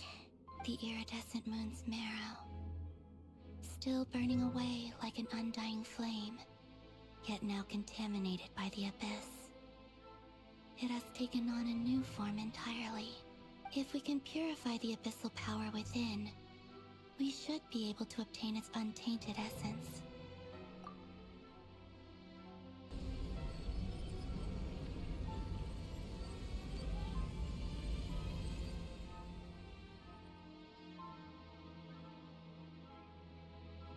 It's so cold.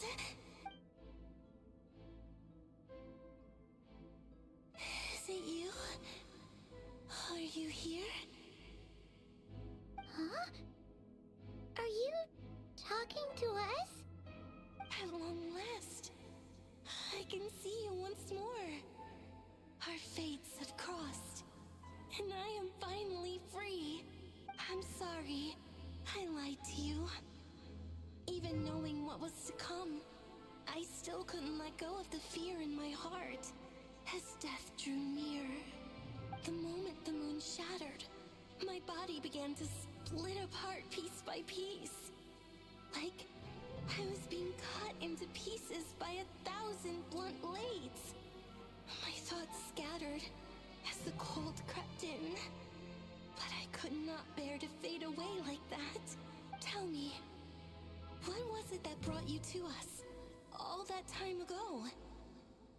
If only I had possessed your courage, then I might have been spared this torment more painful than death.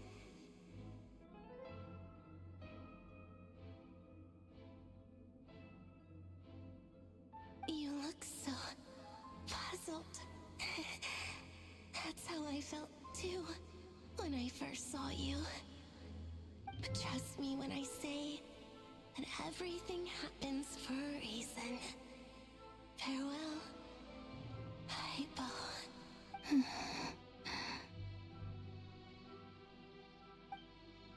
What was that all about? Was that the goddess of the iridescent moon? It sounded like she was speaking to a long-lost friend.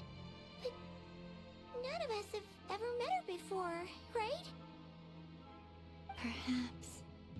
She took me for the goddess of the frost moon she once knew. For a fading soul like hers, our auras must be too similar to tell apart. But anyway, we've got the iridescent moon's marrow now. That should help you regain your strength, right? Alright. Time to leave this place and meet back up with Arlecchino. Let's go!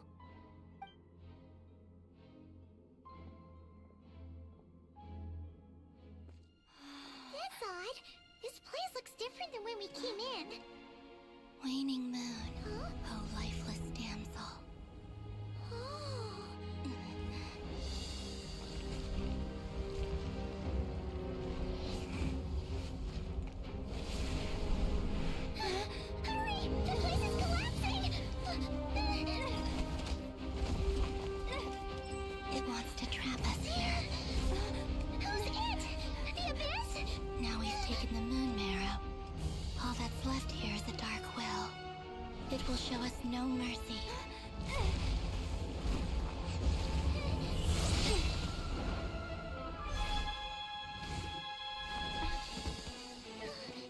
Give it back! The crimson moons! My marrow! My heart!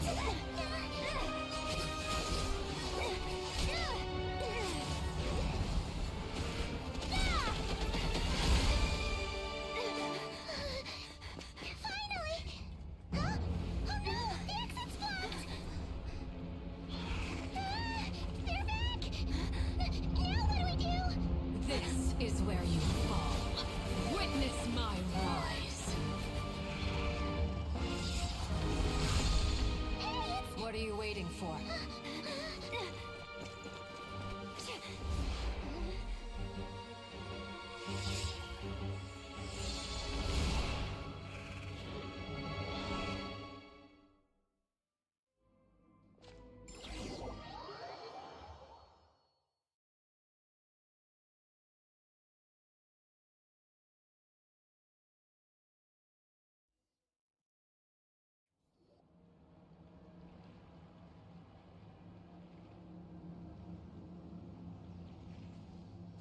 Oh, we made it! Is that you, Arlecchino? Did you save us? Wait, your hands! They're... Oh, this? Don't worry. It's a small price to pay. The Abyss wanted to trap you inside, and I defied its will by bringing you out. No wonder it's a little angry. No. I have paid the price, albeit a small one, and it cannot be undone. My hands have already fused with the Abyss. Purification would simply destroy whatever's left of them. But surely... Oh, we're so sorry, Arlecchino. Paimon can't believe you'd make a sacrifice like this for us. As much as I'd like to call it a favor, the truth is I was simply holding up my end of the deal. Well, Columbina. Yes, you did your part. And as promised, I will leave the iridescent moon's marrow in your care. From this day forth, may the two worlds' flames burn ever more brightly.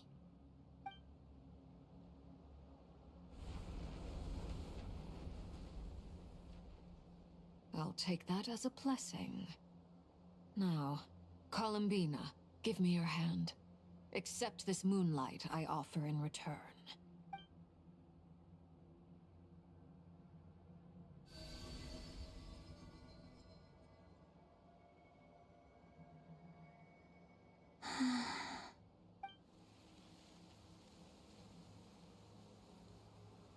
Feeling stronger? Hey, Columbina, are you okay?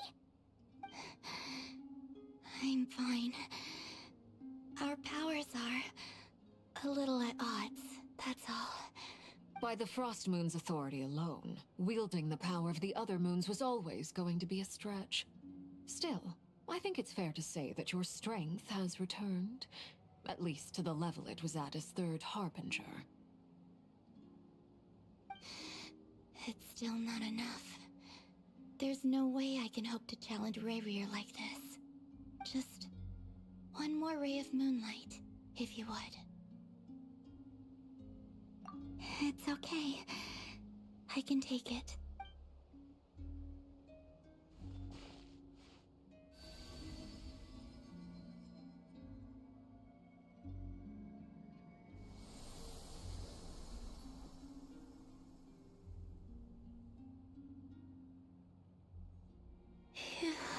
How about now?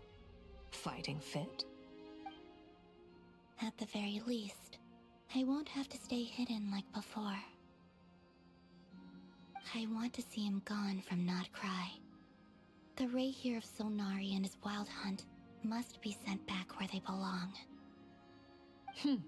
Well, it's good to have something to aim for. You certainly seem more alive now than you did earlier. When I first met you, you didn't strike me as a ray of moonlight. More like a wisp of fog drifting in from who knows where, ready to scatter at the first sign of a breeze. But now, you're full of vitality, just like the Frost Moon, once the brightest of them all. May you keep shining, Columbina. This is who you are. Thank you. Look after yourself too, Arlecchino. I know you have plans of your own, and that's why you're always seeking to grow stronger. But whatever you're after, don't let the Abyss take a hold of you. I do not wish to see you go down the same path as Revier. I appreciate the concern, Columbina. Although perhaps it's time you took a new name. A new name? Kutar, the Moon Maiden, Columbina, they're nothing more than code names. They describe who she is and the roles she's played, but they're not her real name. We often use code names in the House of the Hearth, too. But it's knowing your real name that keeps you grounded. Up till now, you've been living a wandering life, so you've probably never really cared. All I'll say is this. Once you've defeated Revier, give it some thought. All right, that's it from me. I'll get you back safely first, then go meet up with Sandrone. You're the best! I appreciate the gesture. It speaks to your good character. Anyway, let's get going. There are more urgent things to do right now than trade compliments.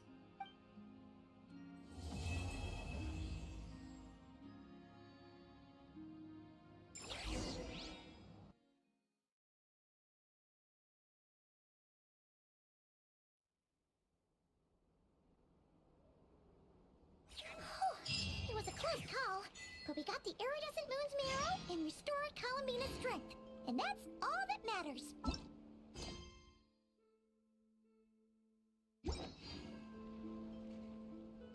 In other words, mission accomplished.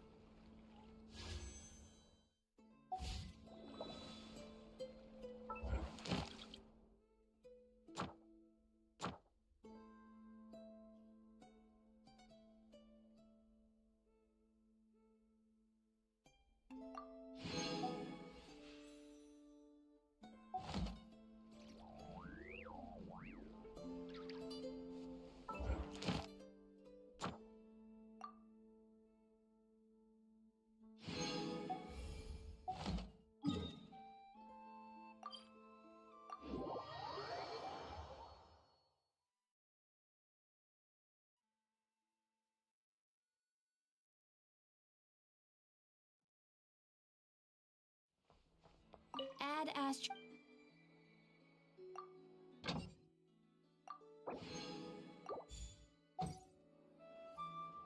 Add Astro. Thank you for complete.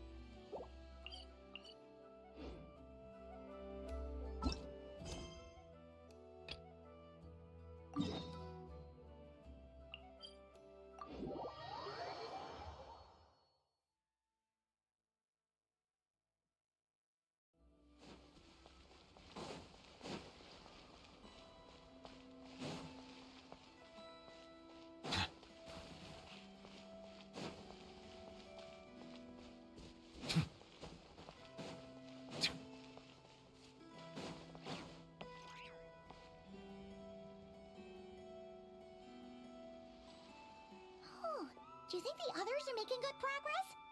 Hope it's all going smoothly. Huh. Hey, look! They made it back as well! Flint's! Llama! How did it all go? All is well, thank you.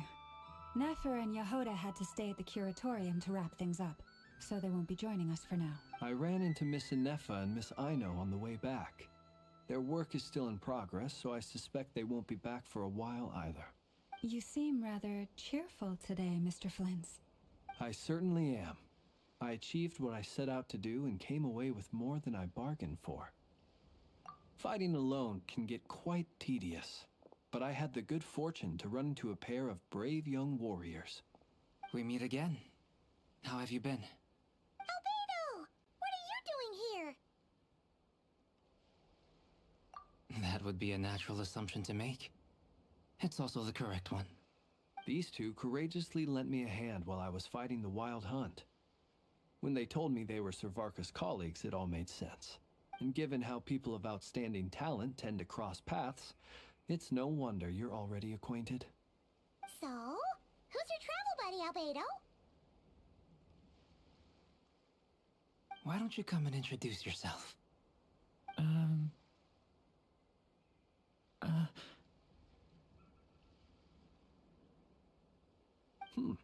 A gentleman of few words, I see. And a rather stern countenance. I presumed you were acquainted with him. Is that not the case? It's nice to meet you. Again. We've technically met before. Wait a sec! You're Minnie Durin! That's right. It's me. I'm glad to see you again. By the way, he says it's okay if you drop the mini. Yeah, I'm not as mini as I used to be. Interesting, isn't it? The first step towards blending into human society appears to be reflecting on whether one's name really reflects who they are. Wow! You look so different! In a good way, of course. It's great to see you looking so healthy. Thank you, Paimon. And although you're as mini as ever, I understand that diminutives don't always convey endearment. I'll be sure to simply call you Paimon, as a sign of my great respect for you. Wow! You're such a smooth talker now. Paimon could get used to this. From now on, you may refer to her as your esteemed guide, Paimon.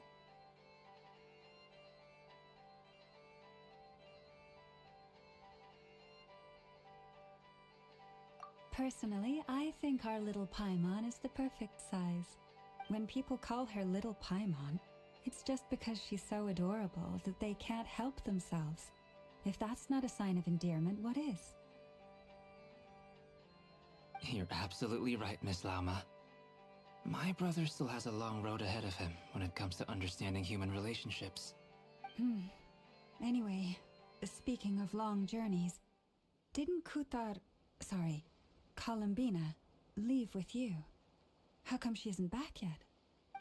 She's been catching up with old friends. Wouldn't be surprised if she stopped for a cup of tea or 10 on the way back.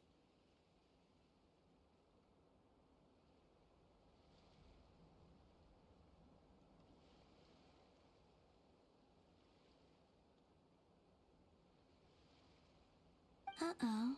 People are talking about me. Hope it's nothing negative.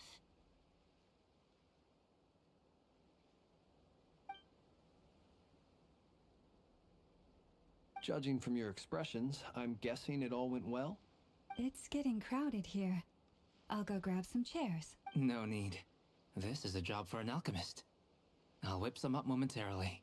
Thank you for your hospitality, ladies and gentlemen, but I was merely escorting my friends back. I'll be meeting Zendrone shortly, as we still have some things to discuss. It's been a pleasure, everyone.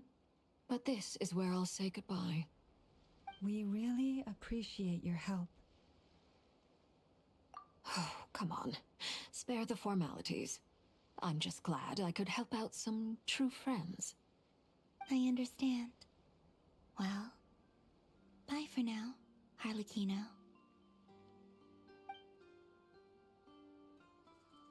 Oh, this place is hopping. It's probably a good thing one of us left. Otherwise, we might not fit all these people in. Are you saying we're about to run out of chairs? As a matter of fact, I am. Come on in and see for yourself.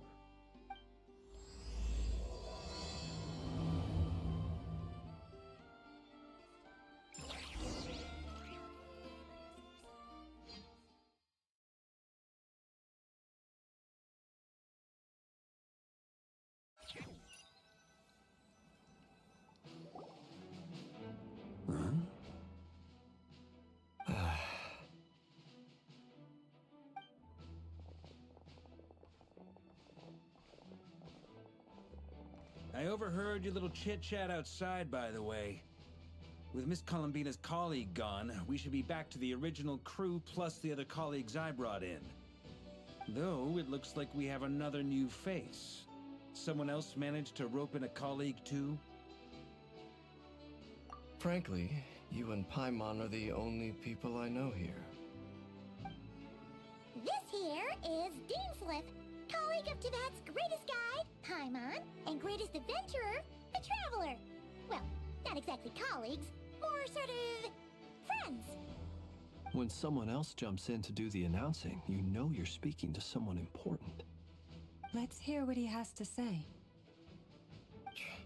Note to self. Once Paimon knows your name, the rest of the world will soon follow. When he comes looking for us, it's usually something important. Paimon's guessing you've heard about the Wild Hunt, then. From the looks of it, you're about to hold a meeting. If I were to say that the Wild Hunt is our mutual enemy, would that earn me a seat at the table? As the saying goes, the enemy of my enemy is my friend. Mr. Dainsliff, there's a seat with your name on it. Though, I can't promise the same for everyone else. Hey, Albedo, think you can rustle up a couple more chairs? After all this time apart, Grandmaster Varka's first order is to rustle up a couple more chairs. I've missed this. Is he being sarcastic? Hey, he's your brother. Why are you asking us?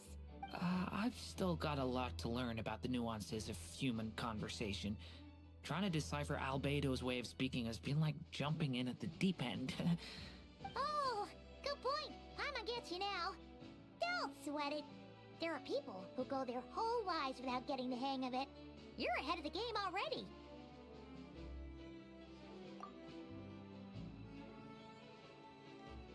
I wonder what's taking Nefer so long. Perhaps you should go and check in with her. If anyone can hurry her along, it's you. I just got back from the curatorium. Besides, aren't you curious to see what's taking her so long? Miss Nefer doesn't strike me as the type to share secrets. And since gathering intel is her specialty, I'm guessing she'd prefer to keep her methods confidential. Under such circumstances, would it not be tactless for me to impose? Oh, but it's fine for me to impose. What can I say? You have an unrivaled ability to garner people's affection, Miss Moonchanter. Besides, you have far more in common with her than I do. All right, then. Impressive. She barely fought back at all. I admire your powers of persuasion, my friend. As I'm sure Miss Lauma will realize soon enough, the trick in life is to always pitch in with other people's responsibilities so that you can be selective with your own. Another trick is to simply hide in the background. Spoken like a true sage. Anyway, looks like we've got some time to kill before the meeting. Let's take a little breather, folks. And feel free to chat amongst yourselves. We'll get down to business once the other two arrive.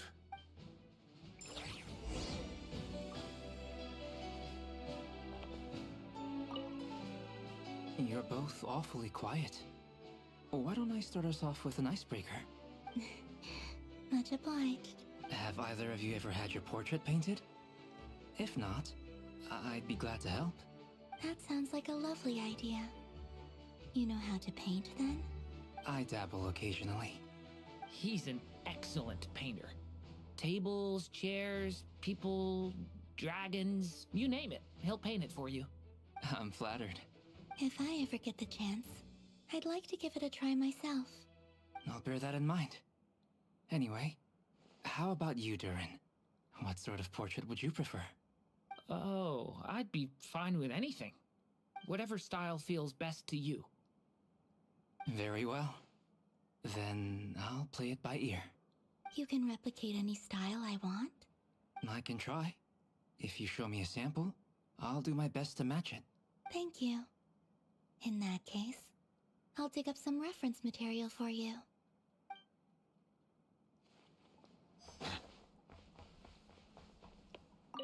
Truth be told, I can't remember the last time I was in a meeting with so many people. You're not alone there, my friend.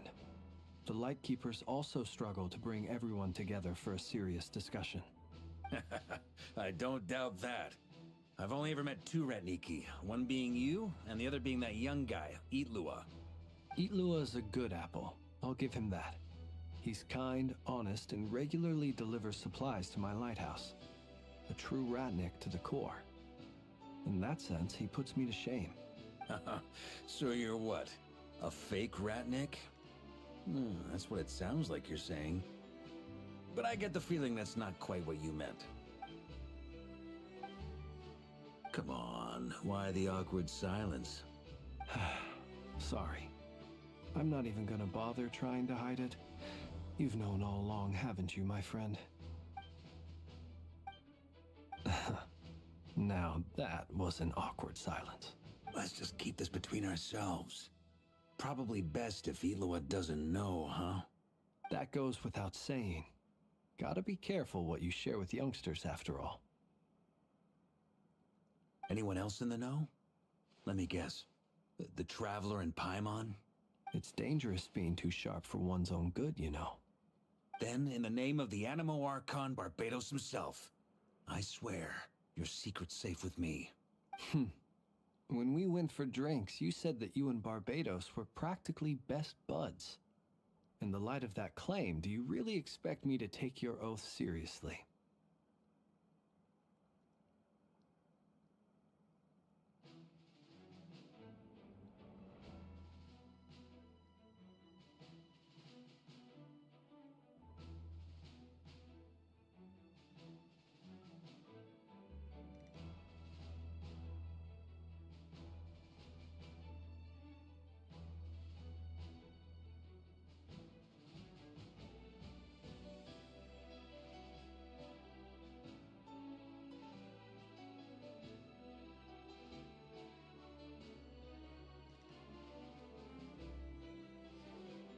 Of course. Just as long as you don't go spreading around the fact that I'm close with Barbatos, all right? Fair enough, then. Nothing like a bit of mutual leverage to seal the bonds of friendship.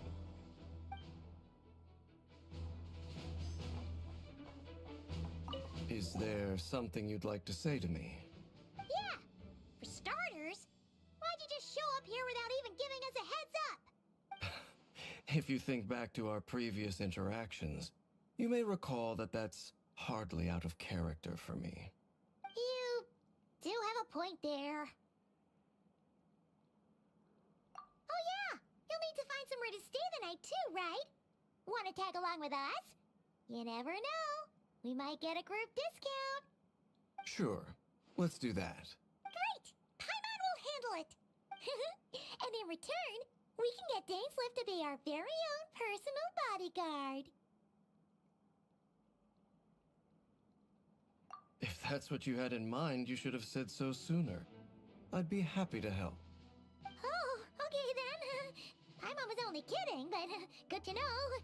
Anyway, since we're all here together, we might as well watch each other's backs. That's just what friends do, right? Indeed. Thank you.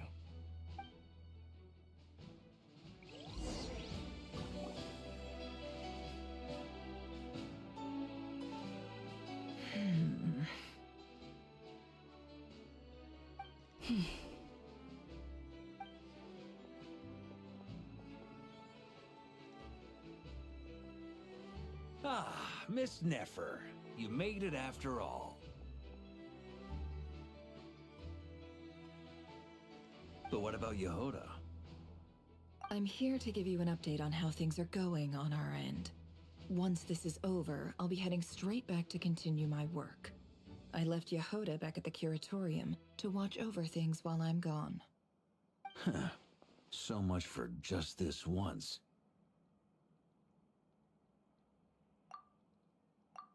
Shh! Not so loud! We're on a roll here. What if she remembers and suddenly decides to back out?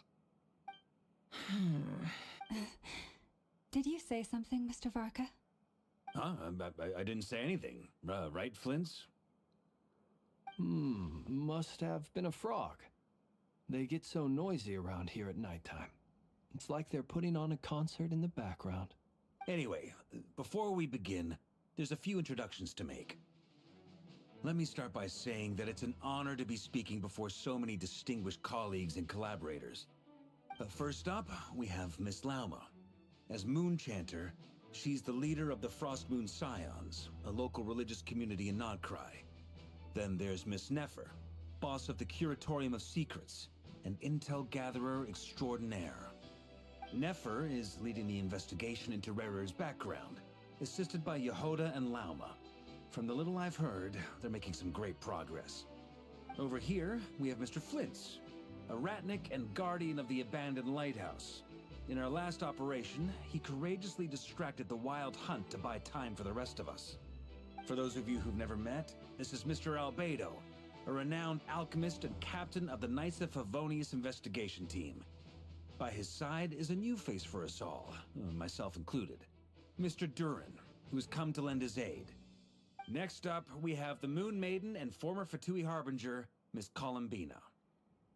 Then we have the Traveler, who's earned more titles than I could possibly hope to list out, so I'll spare you the rundown.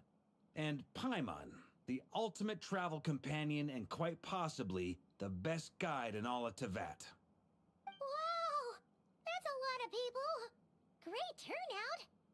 Miss Nefer, it looks like you might have another job coming your way, so, congratulations on the booming business, I guess. You think I haven't got enough on my hands as it is? Who's looking for me now? That would be me, Miss Nefer. I have a commission for you. And you are? Who I am doesn't matter right now. What does matter is that I'd like you to gather more intelligence about the Recher of Solnari. Well, it's not as if we never take on anonymous commissions. But in your case, I'll have to decline. I'm gonna take a wild guess and say your job's probably more hassle than it's worth. Something about you seems like bad news. It's my eyes, isn't it? Conrian, I assume. And what's with the mask? Are you trying to hide your identity?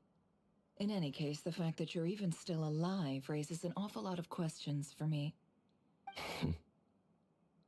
My name is Dainsleif. And yes, I am from Conria. As I'm sure you're aware, the Recher of Solnari's real name is Rerir. He was once an acquaintance of mine. Really? Then you must have been quite an influential figure yourself. You flatter me, but none of that matters anymore. My point was simply to clarify why I have asked Miss Nefer to investigate Rerir's background. So you're both from Conria, and it sounds like you used to be friends? What am I missing here? Surely you already know how he became one of the Five Sinners. I'll tell you everything I know. The history of Conria, the names and identities of the Five Sinners. I remember it all like it was yesterday. I have never spoken openly of this before, but the truth was exactly as people say. The Five Sinners were each driven by their own desires, and it was by playing upon these that the Abyss tempted them to their fall, tearing Conria apart in the process. The visionary, Vedafenir, who wished to foretell the future. The wise, Haroptatir, who sought limitless knowledge. Gold, Rhindaughter, who desired to create life. The foul, Surtologi, who pursued supreme strength. And last, but not least, Recher of Solnari, Rerir, Ravager of the Moon. Of the five, Rerir is the only one who remains a mystery to me. He never harbored grand ambitions. So what changed in the space of a single night? How did he come to fall like the others? In other words, you're saying that his change came as a shock to you, and you have no idea what actually happened? That's right. You mentioned how the Abyss tempted them, which led to their fall. But what did that look like in practice? And what other context can you give me about the events of that time? The more detail you can give me, the better. Strangely, now that it comes to it, I hardly know where to begin. The fateful night took place during the era of the Eclipse Dynasty. One day, my elder brother, the visionary, Vedifenir, was summoned to the palace by the Vinster King, only for the king to gouge out his eyes and cast him into the dungeons. When I came to hear of this, my fury knew no bounds. I gathered together every ally I thought I had, and together, we set a night to storm the palace and free Ved. Centuries on, the memories of that night still haunt me, like a never-ending nightmare. We broke through the palace gates, just like we had planned, each striking towards our separate targets. But then, I was betrayed.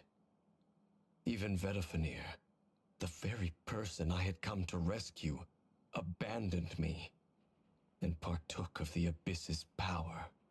So, it's personal after all. Then tell me, Mr. Dainsleif, what price are you willing to pay? You, of all people, must know that nothing comes for free. I cannot say what price would be worthy of such a commission. But know this. Rerir was not always a madman. Believe it or not, there was a time when he was just an ordinary man, working for the Conrian Intelligence Service. Uncovering the truth of Rerir's past is the only way to unravel this mystery. But before you decide if you will accept my commission, I will tell you more about him. Enough, I hope, to help you plan your next move. Sounds pretty good to me. Feels like we just flagged down a random passerby, only to discover he's actually a master strategist who has a score to settle with our enemy.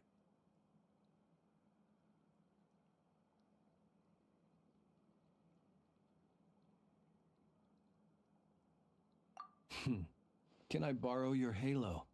It could be useful in the lighthouse. Hey, enough with the wisecracks!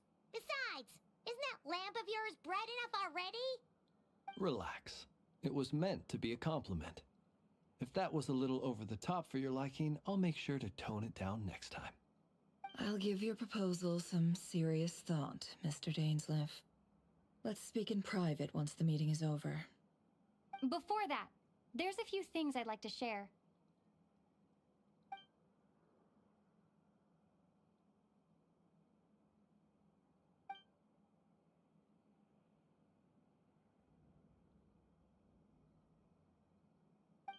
Now that we've united the hearts of the three moons, your power should be greatly enhanced. But it seems like that hasn't happened yet? I believe it will take a little longer. You've done so much for me, so I want to be completely honest with you all. Even though I'm doing a lot better now, the truth is, my recovery will likely be an ongoing process. From the moment I was born, my power has been slowly ebbing away. And that is because Tevat has never accepted me. Even with the moons united as one, it seems my rejection cannot be undone. So far, I have yet to find a solution. It may turn out to be a problem that will plague me until the day I finally leave this place behind. Even so, I will do everything in my power to help you drive out the Reihir of Solnari. As Arlecchino put it, this is not about chasing the spoils of victory. It's just a gesture of heartfelt gratitude. Kutar.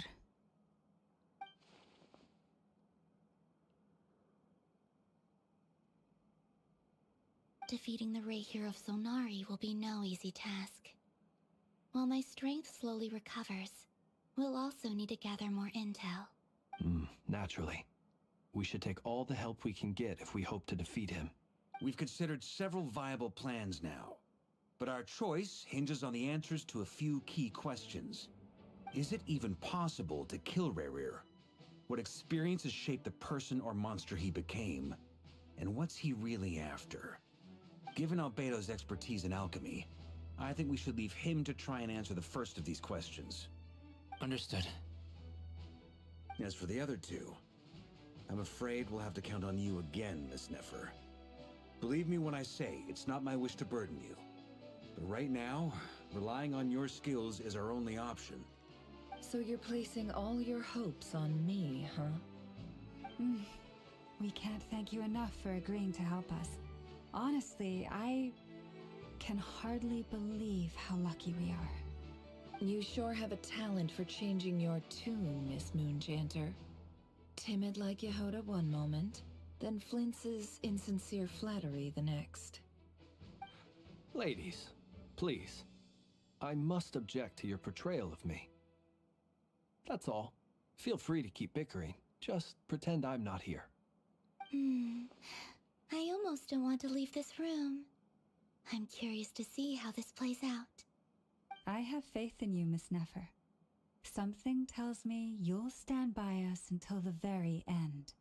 Oh? And what makes you so sure of that?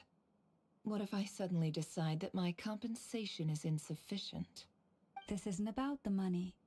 I can sense that you've got a deep-seated distaste for Rerir. And knowing you, that alone is motive enough. Look at them getting along so well. Like two peas in a pod. And I'm the one they accuse of insincere flattery. There is no justice. Miss Lauma, you have to understand something. Unlike you, I don't actually enjoy having everyone's hopes on my shoulders. Is that right? Well, maybe the fact that I'm willing to put my hopes in other people says more about me than you. But the fact is, I also trust you. And that's because I know that you're someone we can count on. Anyway, we've got our plan, so let's get moving. Mr. Dainsleif, let's talk. And Traveler, once we're finished, if you've nothing else planned, I'd like you to come with me. This whole experience is teaching me a lot. For instance, I now know that when other issues come up in the future, I'll have far more luck getting Lauma to convince Miss Nefer than trying to do it myself. Hate to say it, friend, but that's one of the funniest things I've heard in a while. Why? You think I've got it wrong? Quite the opposite. But what makes it so hilarious is how long it's taken you to realize.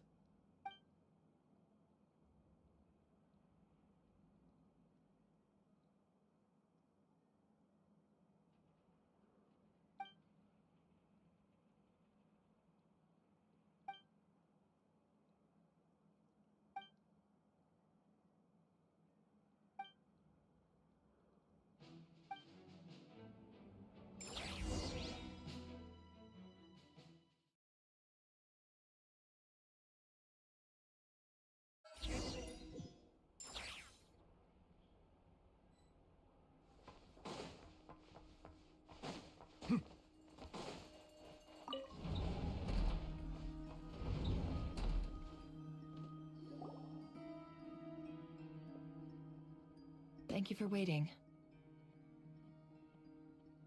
It's okay. We actually used the time to help Dainsleif get a room at the hotel. That's very considerate of you. Now, I trust you share my curiosity about Rerir's past, and you seem fairly familiar with Mr. Dainsleif already.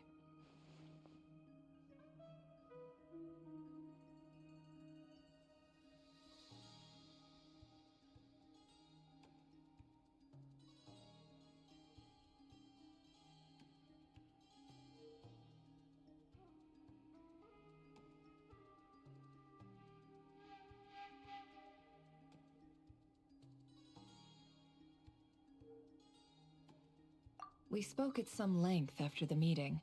He was the one who suggested I should invite you to join this operation. He feels confident that these secrets will be safe with you.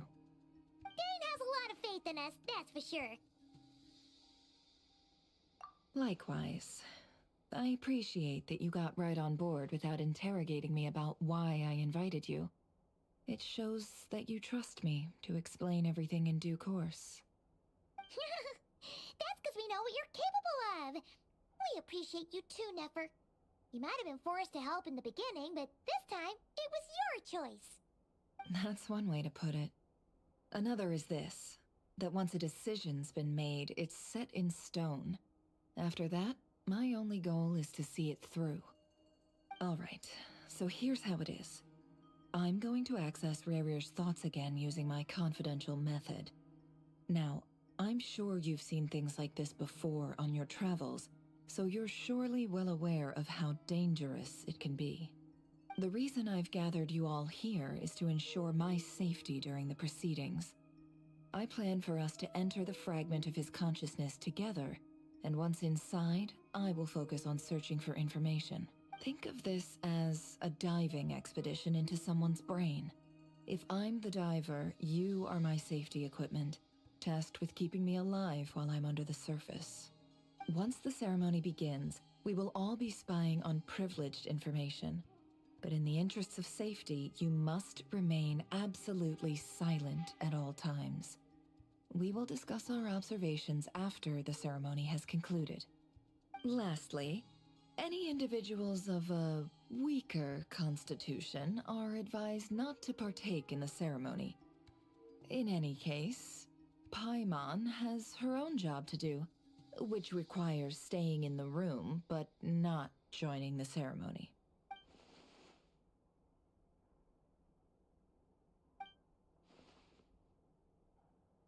Well, good luck, everyone! Sounds like all Paimon can do is cross her fingers and root for you guys. There's a little more to it than that. I was being serious when I said you have a job to do. While the rest of us are inside Rerir's mind, it's imperative that we have a team member on the outside. In the event that something goes wrong, you will be our first responder. I don't anticipate any issues, but the extra level of safety will be greatly appreciated. I second that. This is a dangerous operation here, and you're our whole rescue team. That's pretty much the most important job in the crew. So, Paimon's like the lifeguard? Yeah, that makes sense. Alright, got it. Good. Please, take a seat. We'll get started momentarily.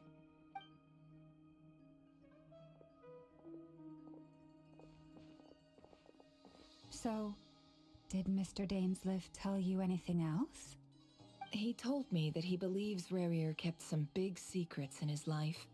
He's not sure that they were the cause of his eventual downfall, but he's asked me to uncover what those secrets were all the same. But surely you're not planning to go through with this, no matter the cost. If you think that, you'd be overestimating me. I'm a businesswoman, not a mercenary. But I do have my own professional reasons for taking this job. You think I'd turn down the opportunity to get a first-hand glimpse into Conrian history? No chance. Well, as long as you don't let morbid curiosity get in the way of safety concerns, we're good. We'll do whatever we can to help you. You're such a killjoy.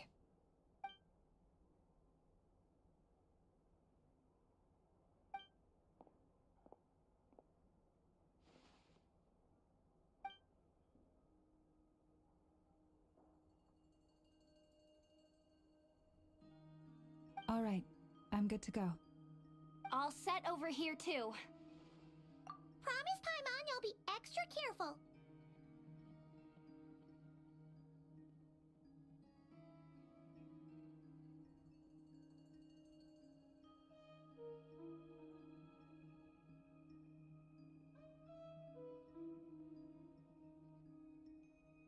All right. Let your whole body relax. We're about to begin. Close your eyes.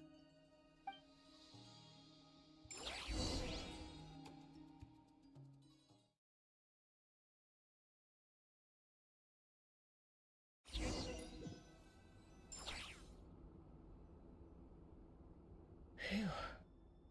Could this be his office? Pretty standard setup. Bookshelves, paperwork, files. According to Dainsliff, Rerir used to be an intelligence operative. Chances are there's plenty of top secret intel stashed away in this room. Is this where you keep your secrets, Rerir? Can't say I'm not looking forward to this.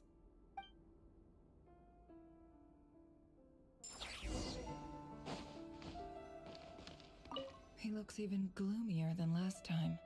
I wonder what's changed.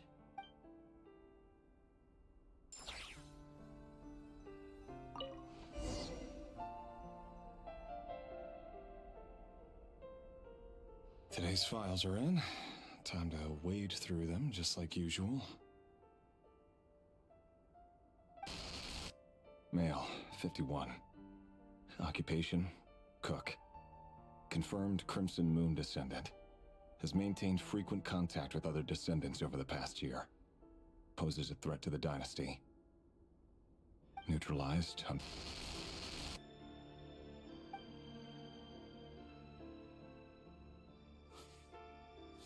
This one should be archived under purged targets.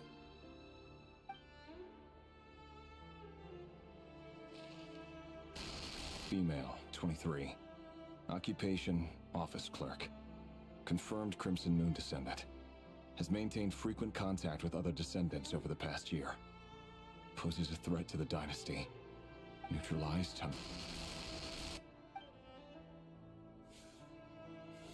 Another one for purged targets. Sounds like she was that other man's daughter. Never mind. What's it got to do with me?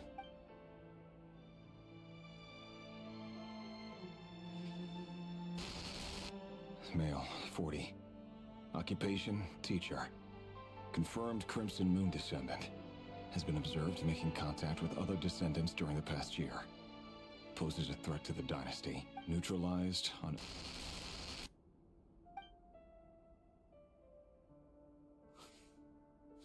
Just another nobody for the archive. Come to think of it, I remember surveilling this man. A case like his never would have been considered a priority in the past. Huh. He barely even interacted with other Crimson Moon descendants.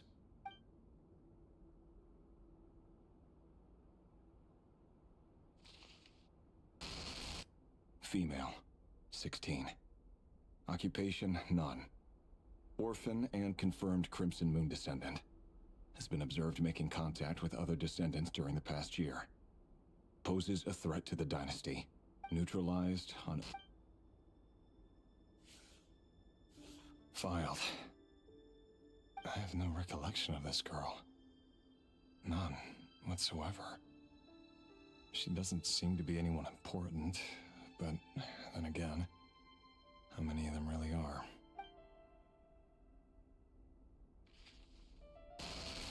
Female, 13. Occupation, none. Orphan and confirmed Crimson Moon descendant. Has been observed making contact with other descendants during the past year. Poses a threat to the dynasty. Neutralized on... Filed.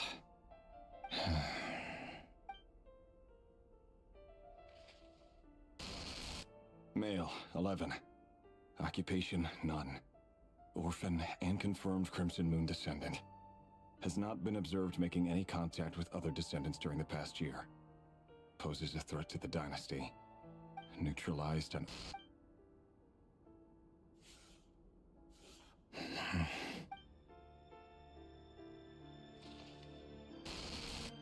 Male. 6. Occupation, none. Orphan and confirmed Crimson Moon descendant. Poses a threat to the dynasty. It's funny, isn't it? Your job is becoming both harder and easier at the same time, depending on how you look at it. Sooner or later, the Crimson Moon descendants will be completely wiped out. But as their numbers dwindle, they become harder and harder to track down. That's not how it is. Fortunately, however, most of the able-bodied adults have already been taken care of. The remaining weaklings will be increasingly easy to deal with. No! No. My job is to ensure the survival of the Eclipse Dynasty. And the only way to do that is by eliminating any and all potential threats. It's a perfectly legitimate line of work, Every single one of my colleagues can attest to my fairness.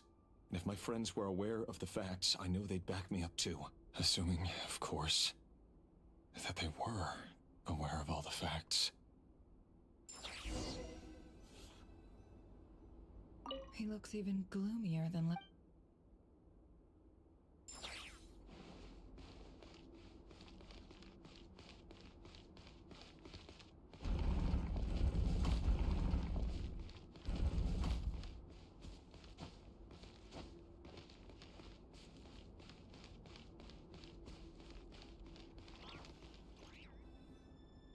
Mr. Vedifalnir, it's been quite some time since we last met. Rerir, I trust you're here because you have something important to discuss. Forgive me. I wasn't tuning out, it's just, I noticed you didn't even phrase that as a question. As if you knew I was coming. Tell me, does someone in your position ever feel the need to ask questions at all? It is indeed within my power to foresee certain things. Things like your arrival. I was just thinking. It won't be long before I'll be inviting both you and Dane to my wedding. That isn't a lie, but nor is it a fact as such. It's a wish, isn't it? No fooling a prophet, is there? Ever since that day we met for drinks, I knew it was only a matter of time before you came looking for me. Does it feel good? Knowing how the future will unfold. I'm afraid the notions of good and bad fail to capture the complexity of what such a power entails. Once you've seen what will come to pass, it can be all too easy to succumb to fear and melancholy. Unless, of course, you learn to abandon these feelings. You fear my silence, and long to hear the words I left unspoken that day. That's right. You must have noticed my reluctance to broach the subject. And the reason is simple. Because the truth could never have lived up to your hopes. For both our sakes, such words are better left unsaid. The burden of prophecy was never meant for your shoulders. So who exactly do you deem worthy to hear your prophecies? None but our exalted king? Or rather, our king as he once was.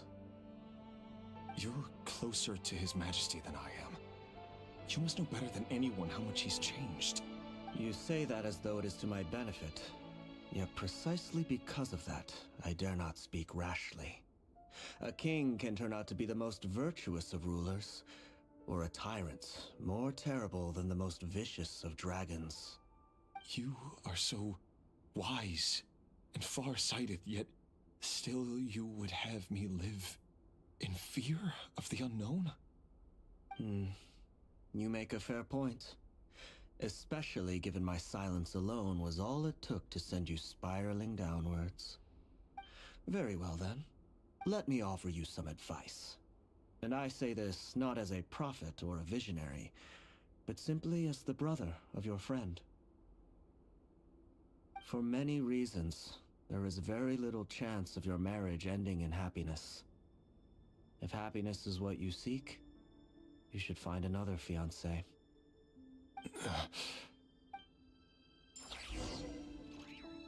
Hold on. There's that same black fog again. Could this memory belong to Thelindis?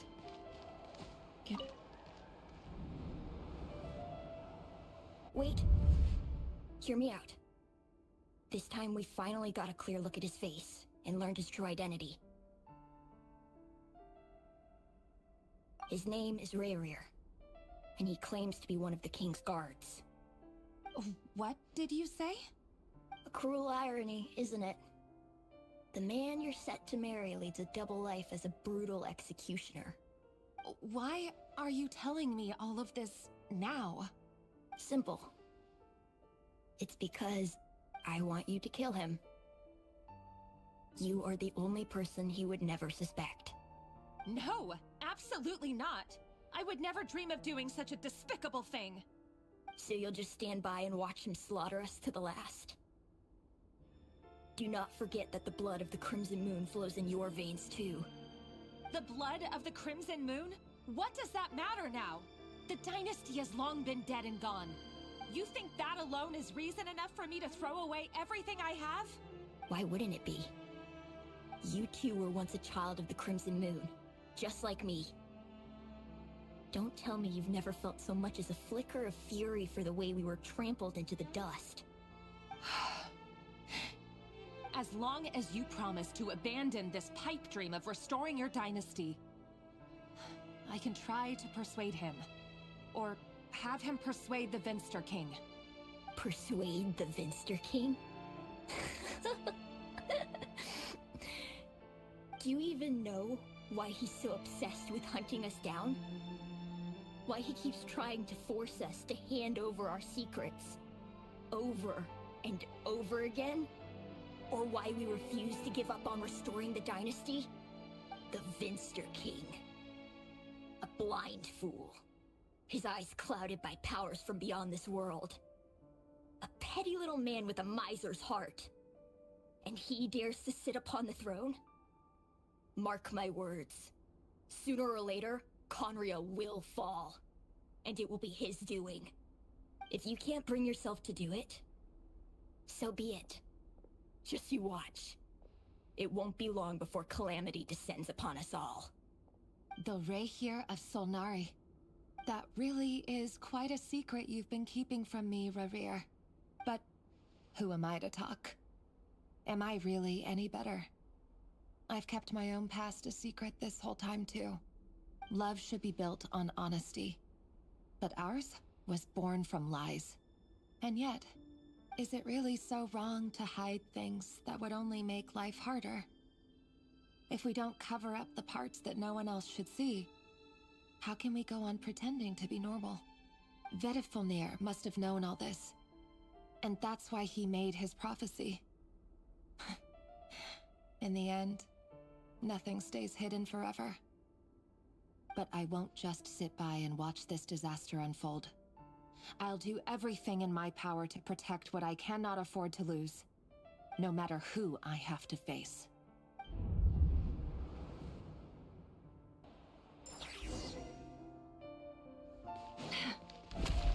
Huh? Was that Rerir who just walked past the window? Doesn't it give you the chills that he still takes the same road to work every day? As if nothing ever happened. Those people at the deli. Enough already. They're clearly pretty taken by their own disguises, so just smile and play along. Pull the rug from under beasts like that, and you'll risk having your throat torn out. Deli? Oh. They're talking about those people from the opposition. Right. I'd almost forgotten they used to run a deli. People of no consequence always vanish so easily. And no one even remembers them.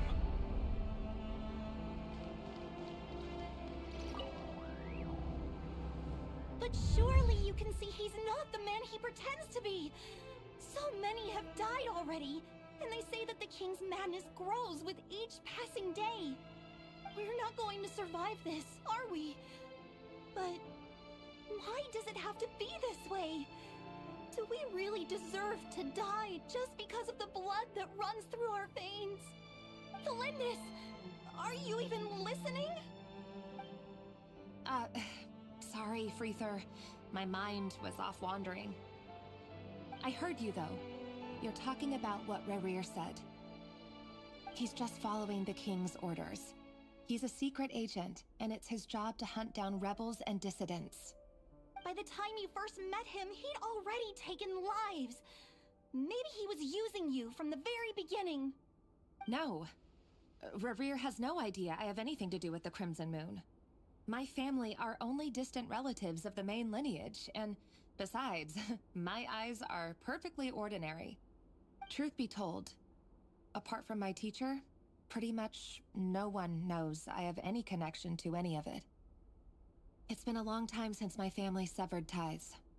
But as Orlog said, who could possibly talk sense into that raving lunatic of a king? No one! I'll work something out. Trust me, I'm with you all. But for now, you need to keep yourselves hidden. Don't let anyone find you, anyone at all. Don't forget that Rerir is an Eclipse operative. You need to be extra careful when he's around. And when I am too. For now, don't come looking for me. And if anything happens to me, just act like we've never met. If even you can't escape this, what hope do the rest of us have? But after all this time together, surely he wouldn't lay a hand on you. I won't speak in his defense, nor can I give you a clear answer to that question. But I'll do everything I can to put an end to this. Here, hold on to this. If an opportunity to escape presents itself, take it. You'll be glad you took some spare change. You call that change? But what about you? I've got a job, and there's still money coming in. But you can't go anywhere right now. Please think about yourself for once.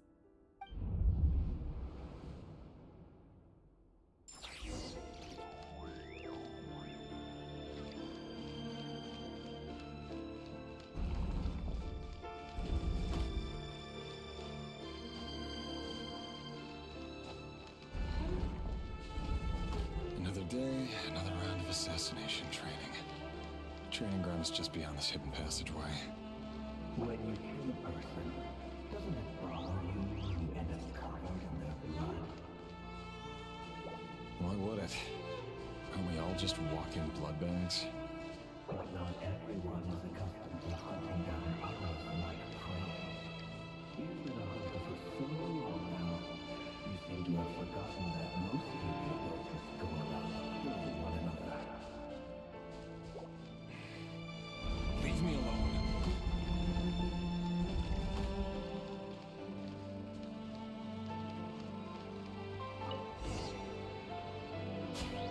Make sure you have a firm grip on the handle. Then choose your angle well. Keep your movements light and brisk. And the prey won't sense a thing. I doubt that. I'll bet no one's ever died a quiet death at your hands. I work clean. No traces.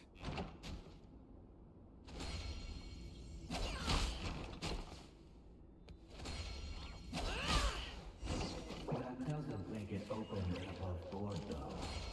The king happens to need you right now. Someday he doesn't. That won't happen. He's changed. Ever since you fell the spell of that power. In the beginning, we only had you take out a handful of the guilty. Now, The ones I've dealt with have always been guilty. And I've carried out my work flawlessly.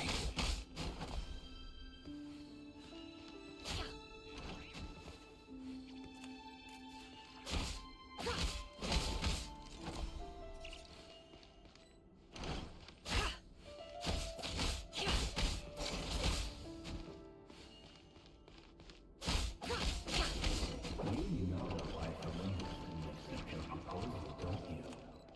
Was it because you didn't trust you? Or something else?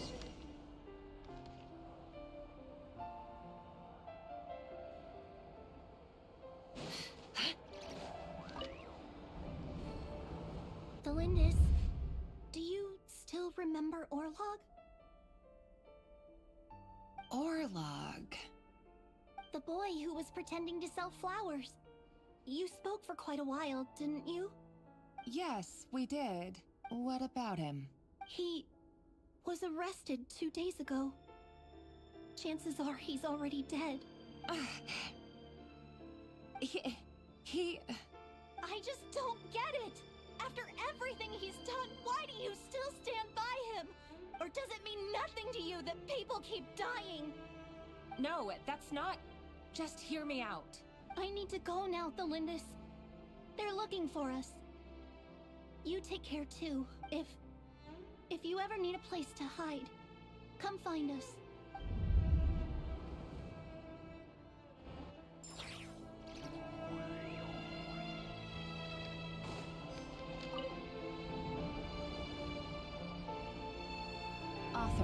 Lindis. Over the course of this week, the research object was subjected to interference for a total of 47 hours for experimental purposes. The results are as follows. All subjects of observation that were sent inside have now... The situation within is proving more problematic than anticipated. No progress whatsoever. What now? Won't you give me even a glimmer of hope? Things are getting worse by the day. I have to find a way or we'll all be in danger, but I... If all this research comes to nothing, what then? Sooner or later, it'll be my neck on the line, but could he really bring himself to kill me? No. Surely he wouldn't have the heart.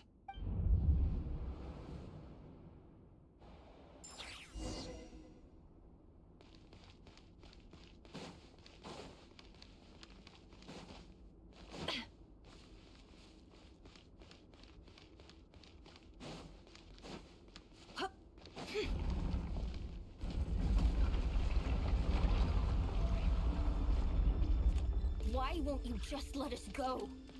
We don't even know each other. All we want is to live ordinary, peaceful lives. You want to live?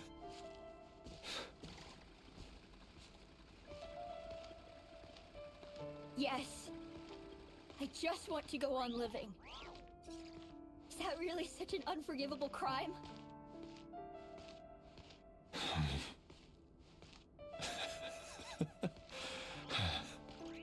You want to go on living. I want to keep living too. To keep living forever. That's why I have no choice but to continue on the path I'm on. If only some savior would suddenly swoop down and change the way the world is. Too bad that's not going to happen. Imagine that. If there really were such a person, you and I wouldn't be standing here like this, would we?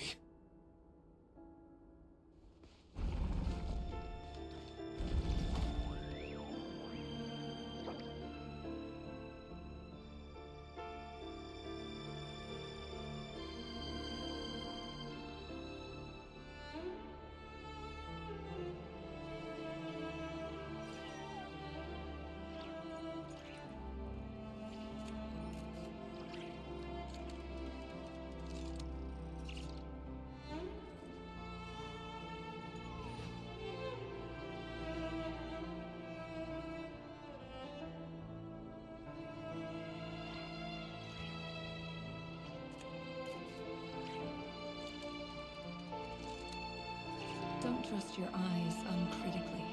People only see what they want to, so don't be your own fool.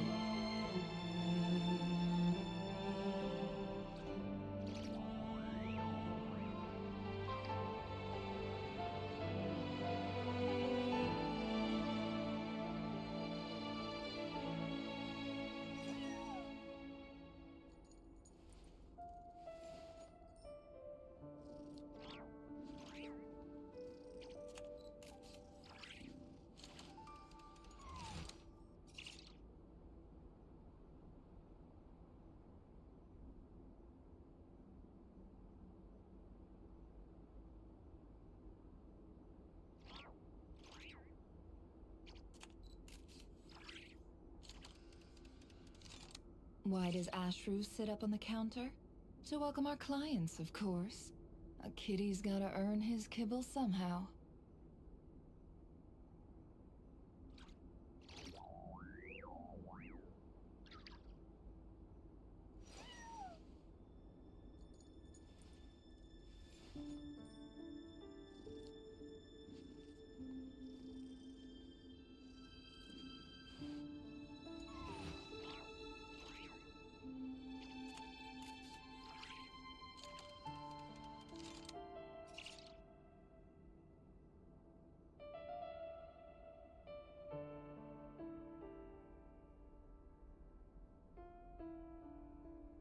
Don't trust your eyes uncritically.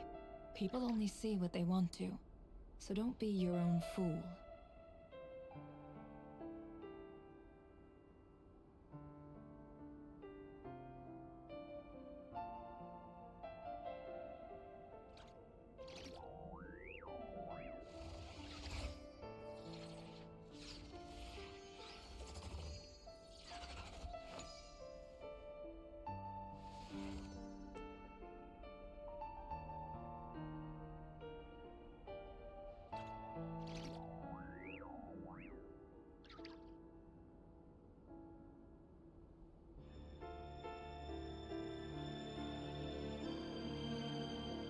Emotions are like a raging torrent that surges through the mind.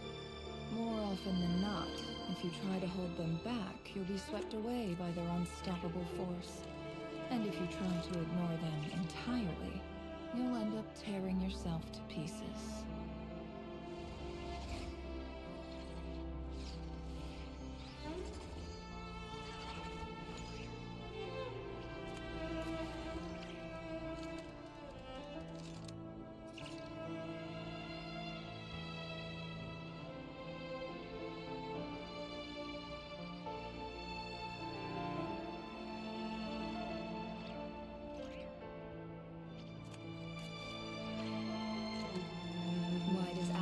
Sit up on the counter? To welcome our clients, of course. A kitty's gotta earn his kibble somehow.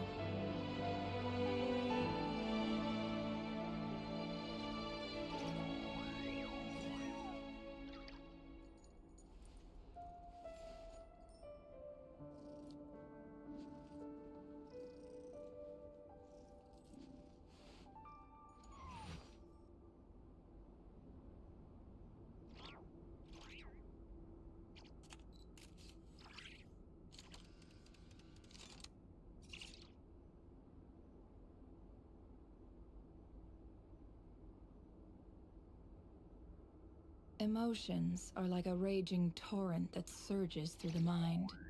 More often than not, if you try to hold them back, you'll be swept away by their unstoppable force.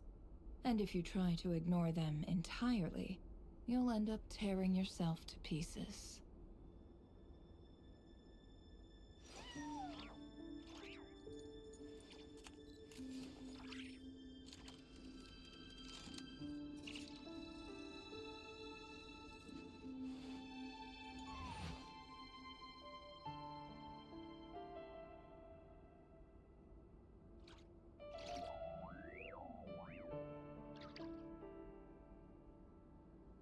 Don't trust your eyes uncritically. People only see what they want to, so don't be your own fool.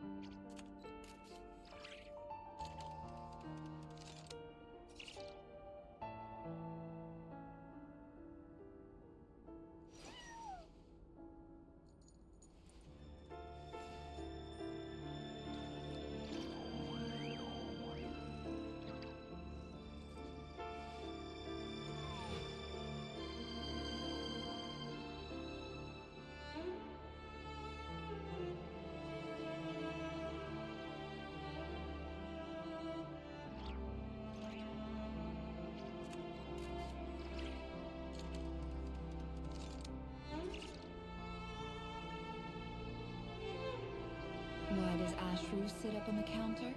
To welcome our clients, of course. A kitty's gotta earn his kibble somehow.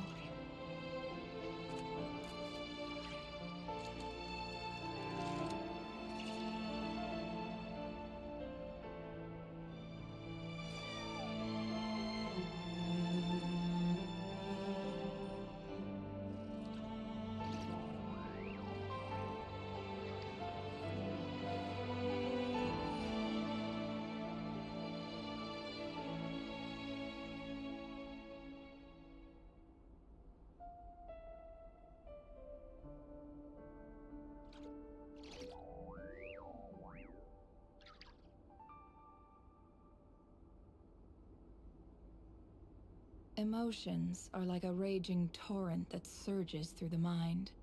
More often than not, if you try to hold them back, you'll be swept away by their unstoppable force. And if you try to ignore them entirely, you'll end up tearing yourself to pieces.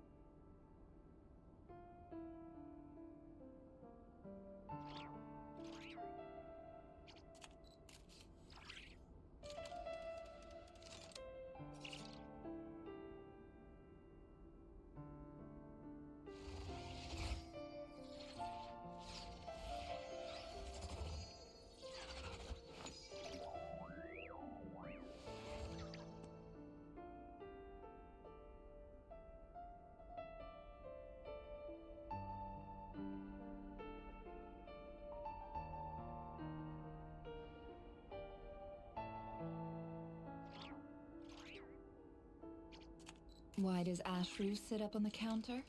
To welcome our clients, of course. A kitty's gotta earn his kibble somehow.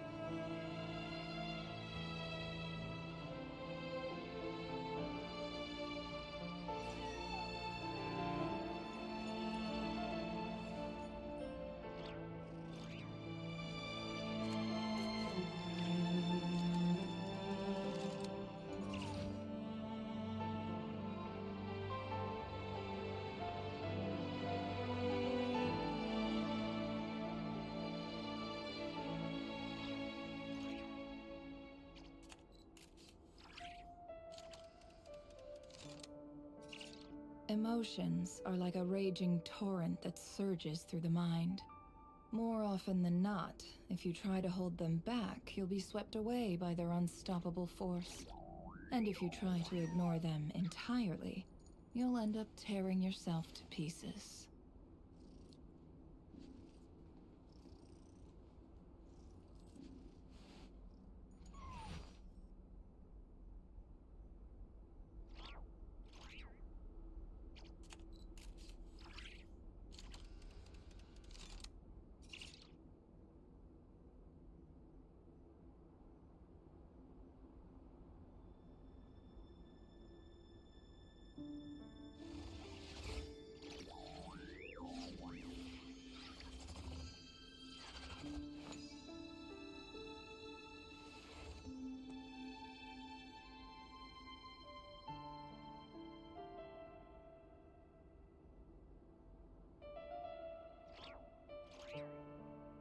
Don't trust your eyes uncritically.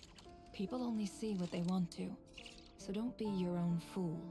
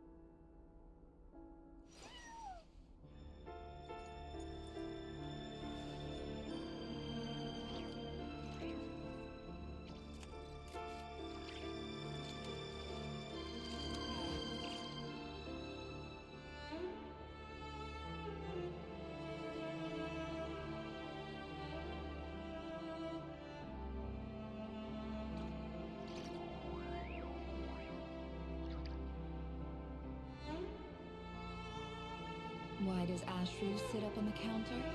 To welcome our clients, of course. A kitty's gotta earn his kibble somehow.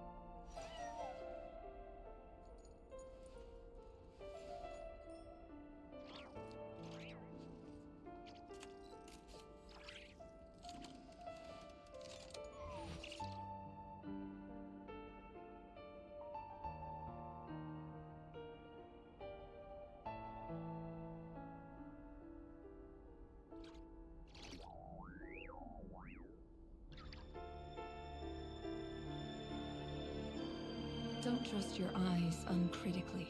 People only see what they want to, so don't be your own fool.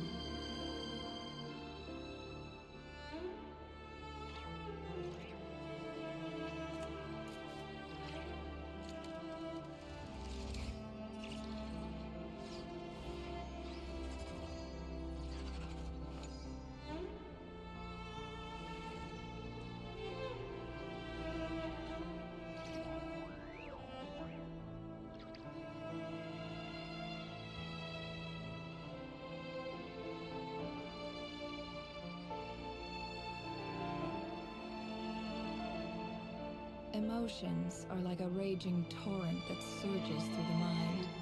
More often than not, if you try to hold them back, you'll be swept away by their unstoppable force. And if you try to ignore them entirely, you'll end up tearing yourself to pieces.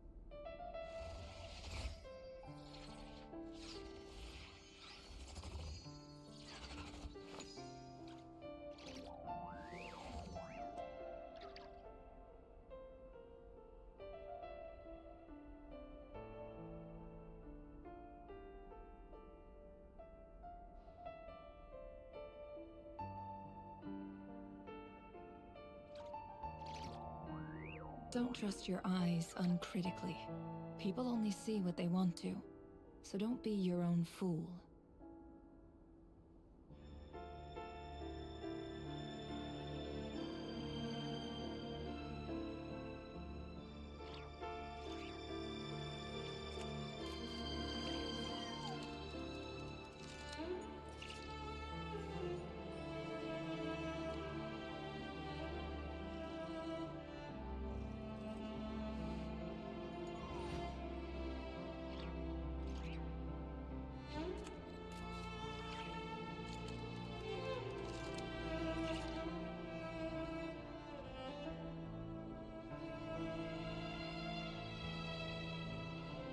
Emotions are like a raging torrent that surges through the mind.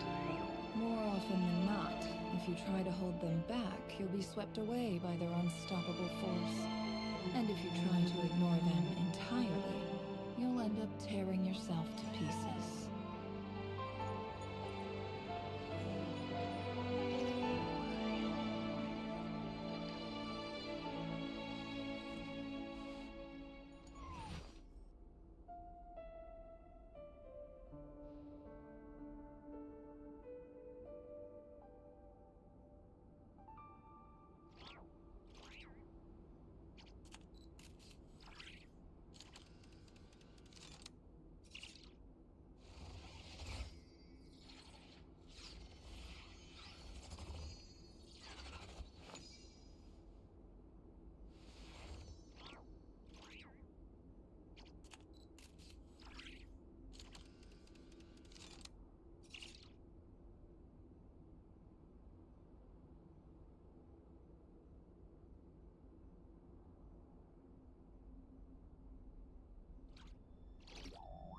Why does Ashru sit up on the counter?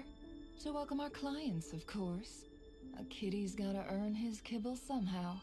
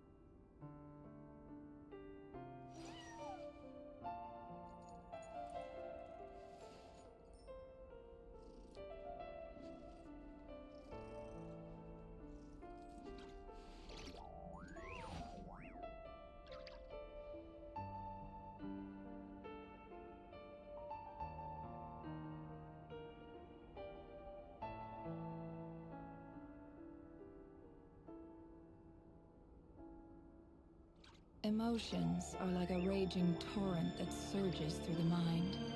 More often than not, if you try to hold them back, you'll be swept away by their unstoppable force. And if you try to ignore them entirely, you'll end up tearing yourself to pieces.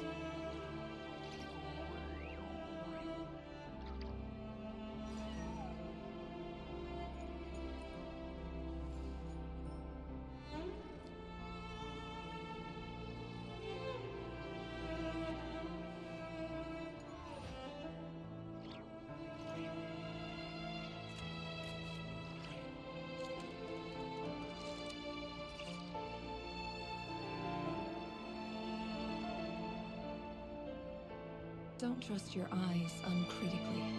People only see what they want to, so don't be your own fool.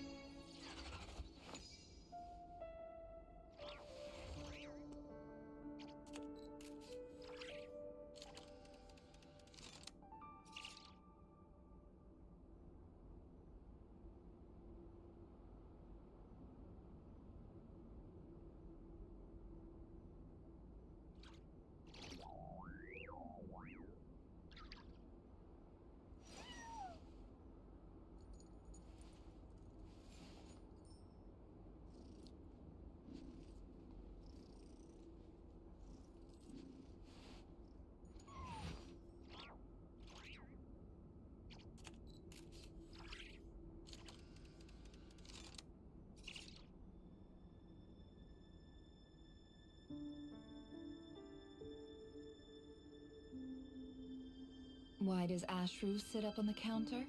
To welcome our clients, of course. A kitty's gotta earn his kibble somehow.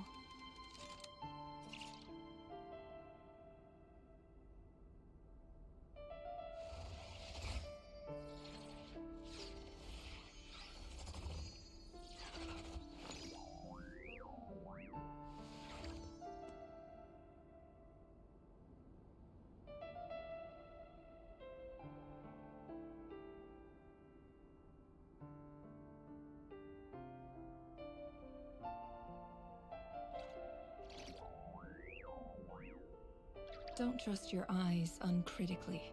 People only see what they want to, so don't be your own fool.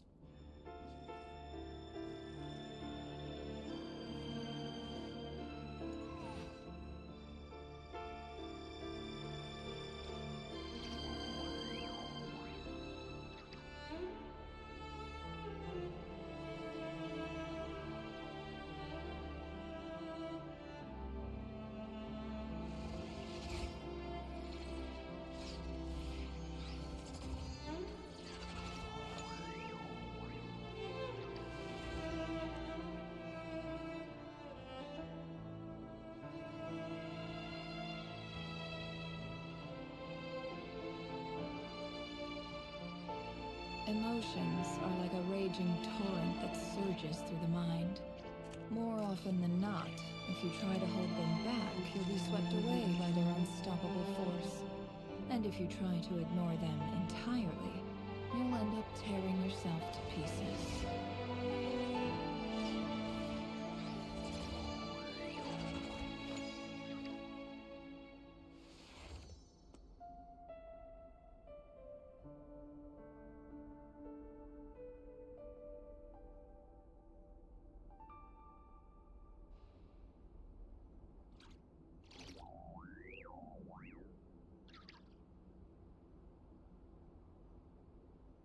Don't trust your eyes uncritically.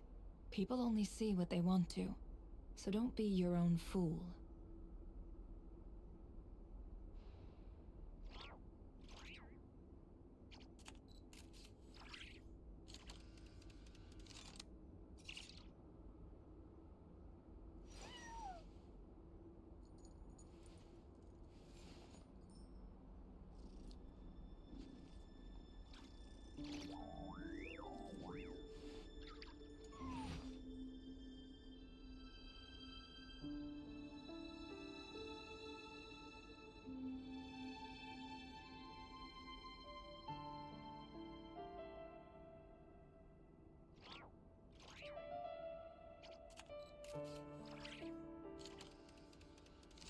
Why does Ashru sit up on the counter? To welcome our clients, of course. A kitty's gotta earn his kibble somehow.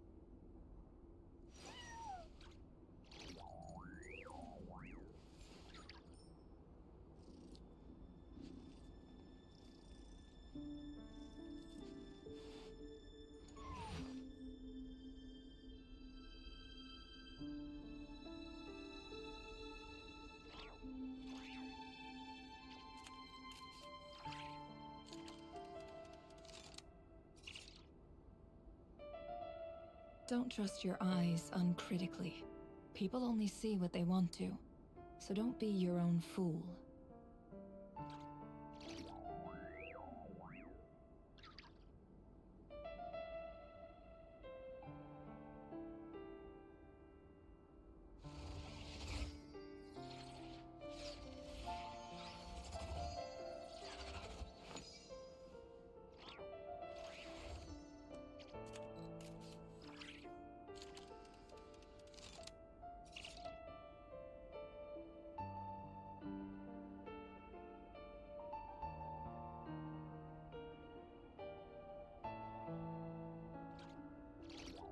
Emotions are like a raging torrent that surges through the mind. More often than not, if you try to hold them back, you'll be swept away by their unstoppable force. And if you try to ignore them entirely, you'll end up tearing yourself to pieces.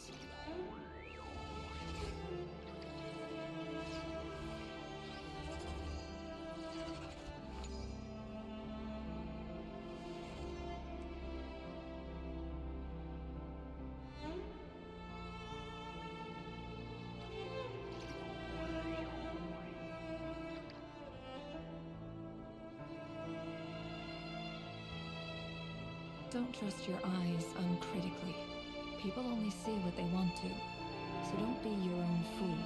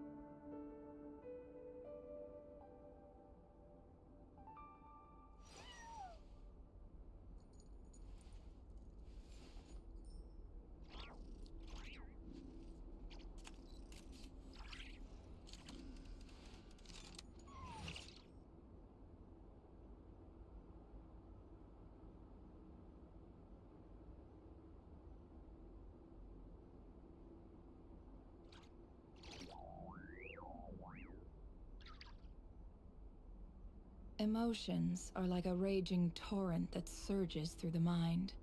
More often than not, if you try to hold them back, you'll be swept away by their unstoppable force. And if you try to ignore them entirely, you'll end up tearing yourself to pieces.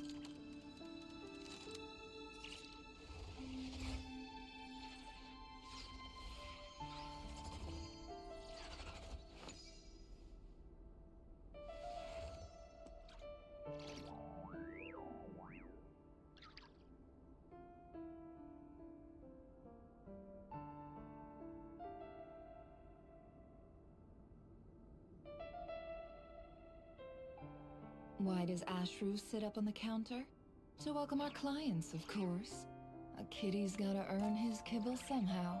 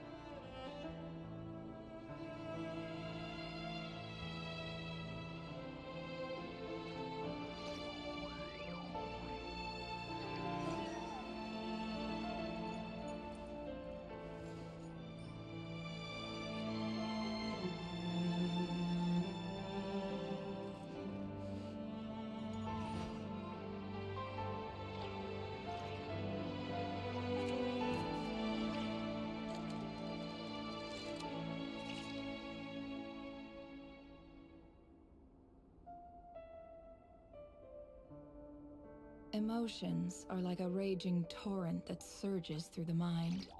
More often than not, if you try to hold them back, you'll be swept away by their unstoppable force.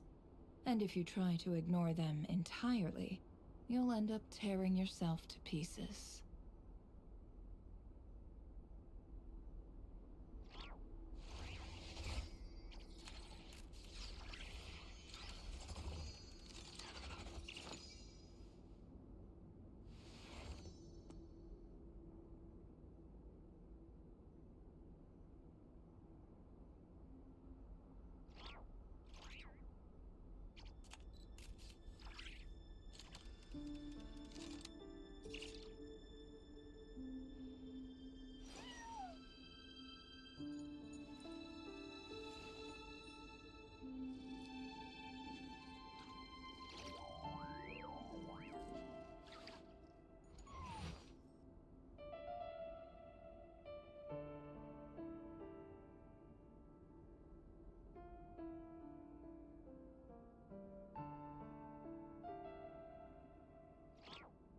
Why does Ashru sit up on the counter?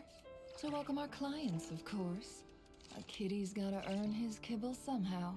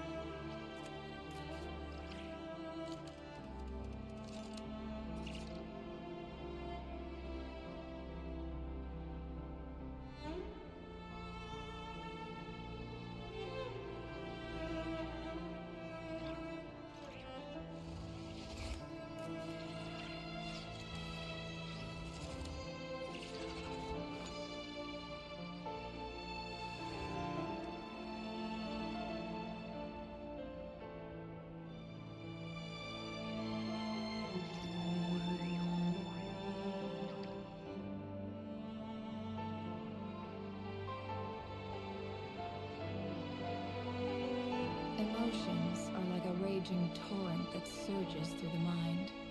More often than not, if you try to hold them back, you'll be swept away by their unstoppable force.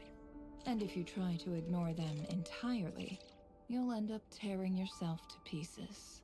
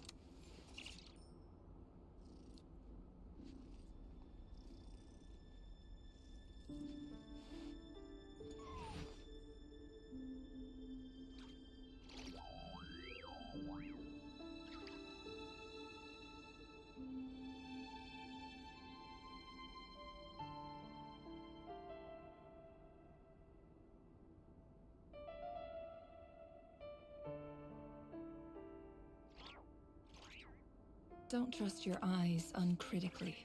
People only see what they want to, so don't be your own fool.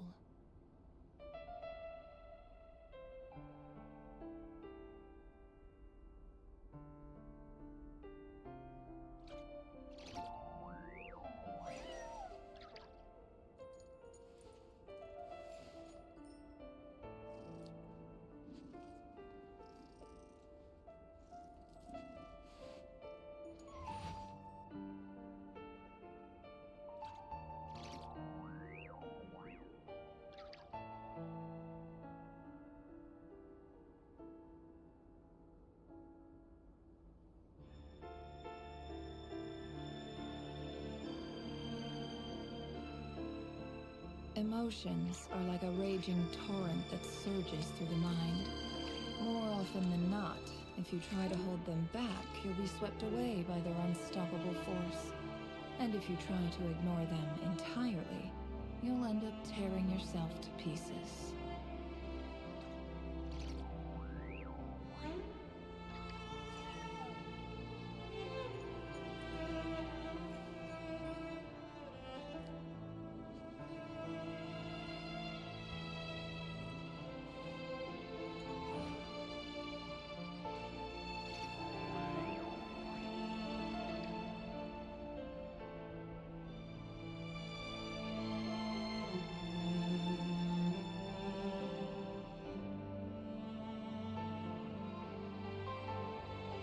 Don't trust your eyes uncritically.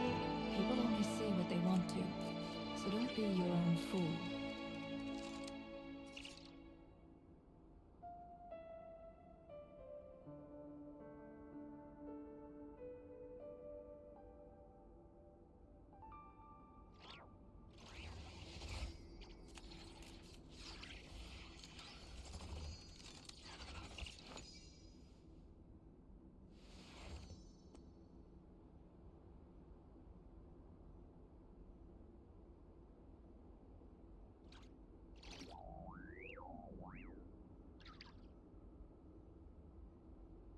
Why does Ashru sit up on the counter? To welcome our clients, of course. A kitty's gotta earn his kibble somehow.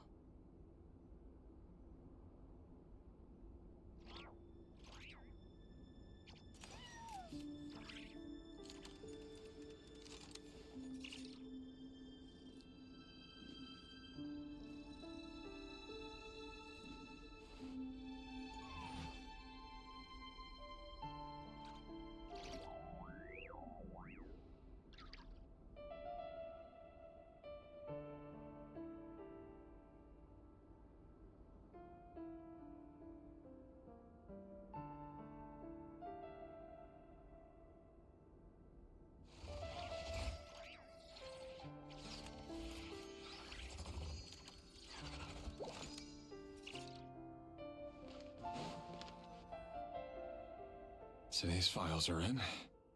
Time to wade through them just like usual. No, I don't get tired of it. It's my job.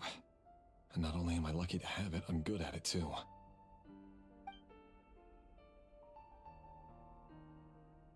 Huh. Wait. That's... Thalindis?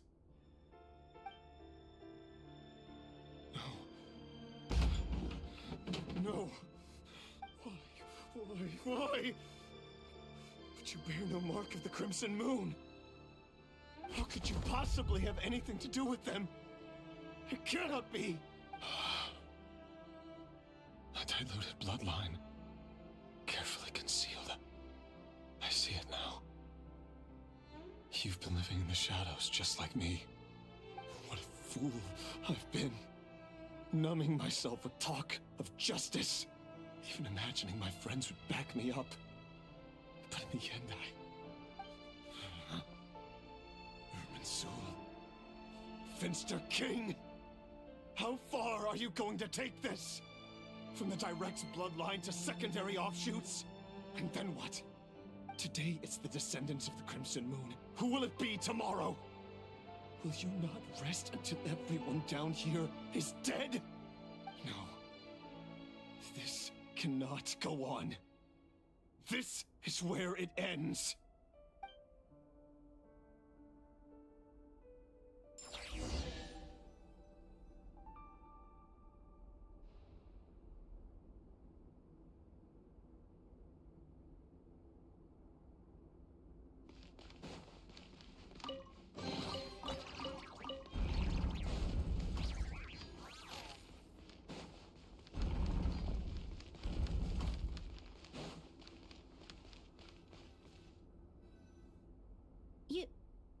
You're really letting me go?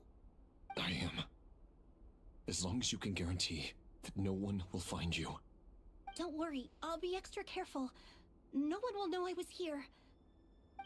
But what about you? Me? If you let me go, you won't be able to complete your mission, will you? Good point. In that case, maybe you should stay. No, please! I just want to see the outside world again. To... Go on living? Yes. I know you're a man of your word. So please, just let me go. If I let you leave, what will become of me? Just kidding. Go, now. But remember, don't let anyone know you were caught. We'll be seeing each other again very soon if you do.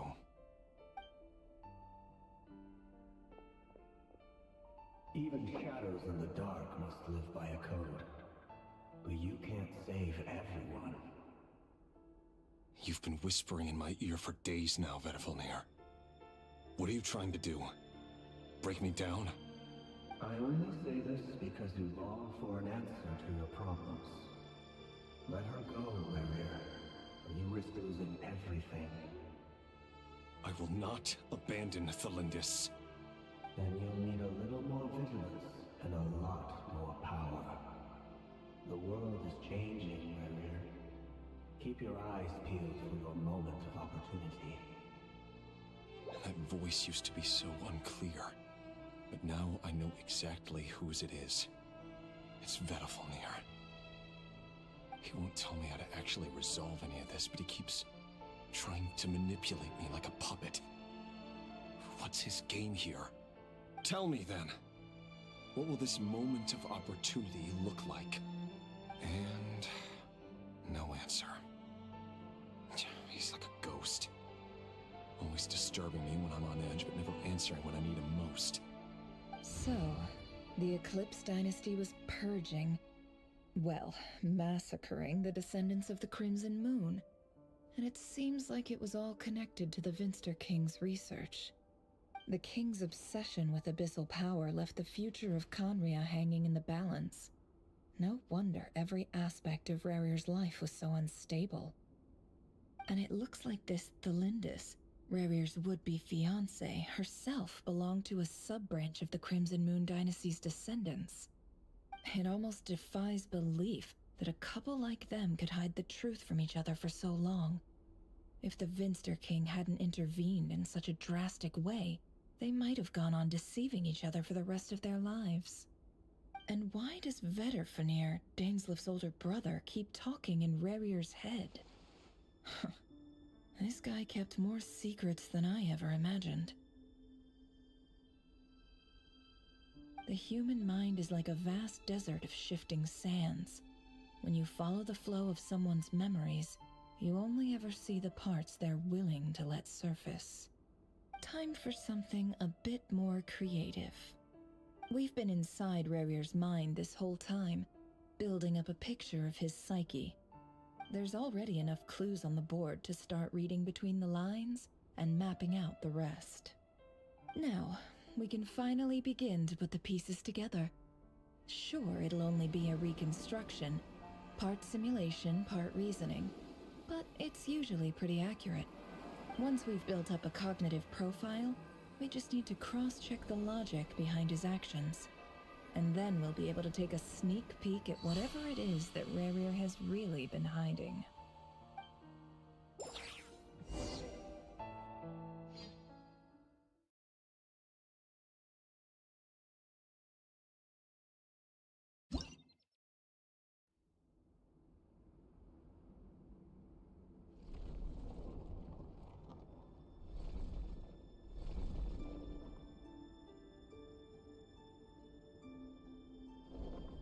Rarir, are you there?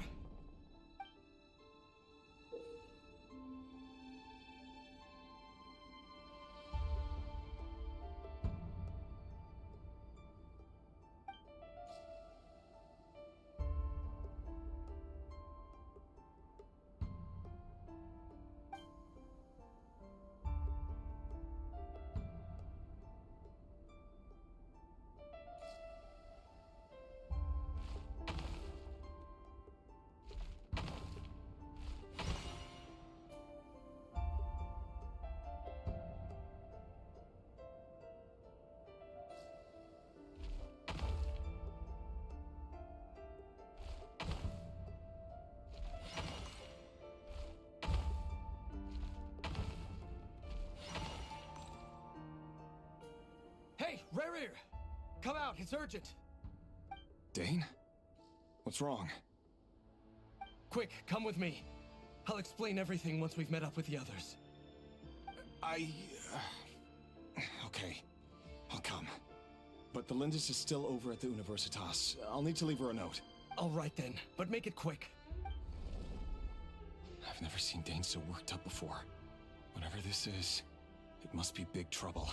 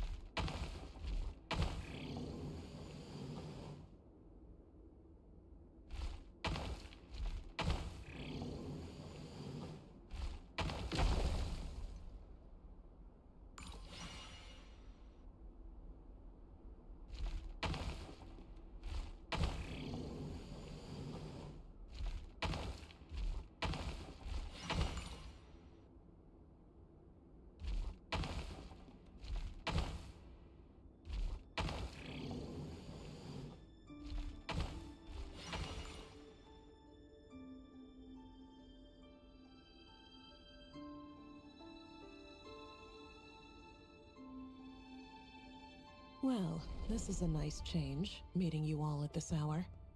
When men and women of ambition can speak face to face in broad daylight, I say that's a big step forward for our dear Conria. Don't be ridiculous. We do not fear the day. Why would we seek refuge in the night? You might ask your blade that same question.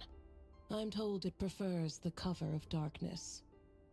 The word on the street is that Sir Delogi only strikes when he has an unfair advantage. But that is patently false. I see you're missing an arm and a leg. Surely only a fair fight could explain that. If this is your way of offering me replacement limbs, believe me, I'll take them. Oh, we can certainly discuss that. With bioalchemy, anything is possible. Assuming I have your full support in my research. Lunatic. Robtatir, what brings you here? Why, Dainsleif, of course. He invited me. Please, cast aside your apprehensions, Miss Rhindaughter. Whatever the rumors may say, I am but a humble servant of the king, and I can assure you he affords me no greater convenience than he does you. Well, the Universitas Magistrorum won't stop fawning over you, so at least some of the rumors must be true. You're clearly doing well for yourself, so drop the humble servant act. It endears you to no one. You're president of the Universitas Magistrorum, the chief royal mage known as the Wise by royal appointment, and by far the most favored among the 4 pillars of Conria. Vice President Veit doesn't even try to hide his envy when he sees you. My success is the product of hard work and good luck. It's as simple as that. Were the king not such an extremist, I hardly think I would have received a senior post at my age. Of course, no job is without its gripes. Serving a king like ours can be a challenging task, as I'm sure you can imagine. And as for Efterveit, in missing out on the presidency, he's dodged a mountain of stress. Like everything else in life, it comes with pros and cons. You're all here. I apologize for the short...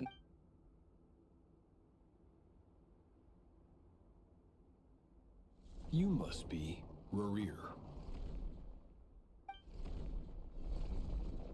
Mr. Sertologi. Yes, I handled your case file during your sentencing. Nothing personal, of course. I'm pleasantly surprised that you remember me. You're clearly a person of substance if you've been invited here. But Dainsleif, you'd better have a very good reason for convening this little gathering. It's my brother, Vedalfenir. After he spoke at the court this morning, the king was so infuriated by his words that he had him blinded in both eyes and thrown in prison. Vedalfenir in prison? Strange. I thought the king trusted him and Horoptatir more than anyone else in the world. Does this mean the king's circle of trust just got even smaller? It has nothing to do with trust.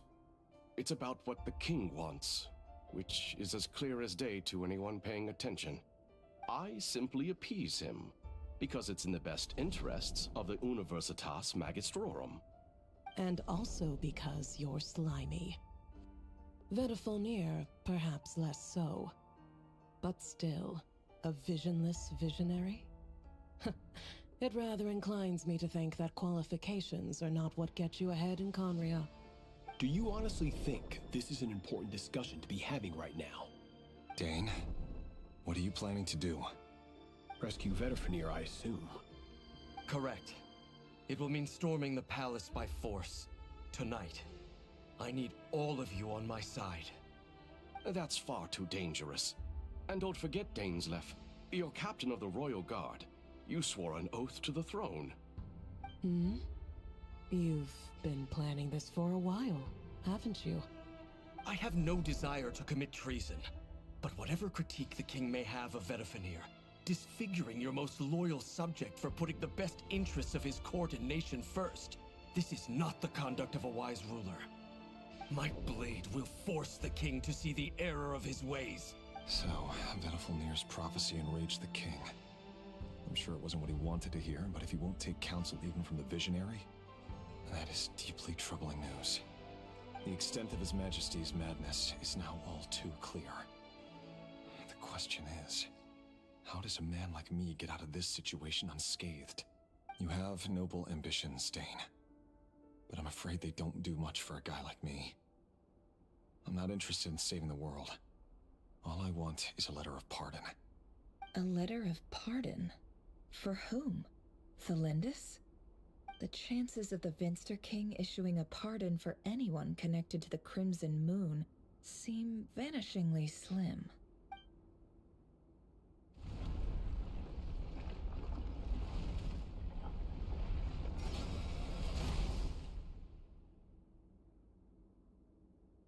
This black fog over the board must have some connection to Thelindis.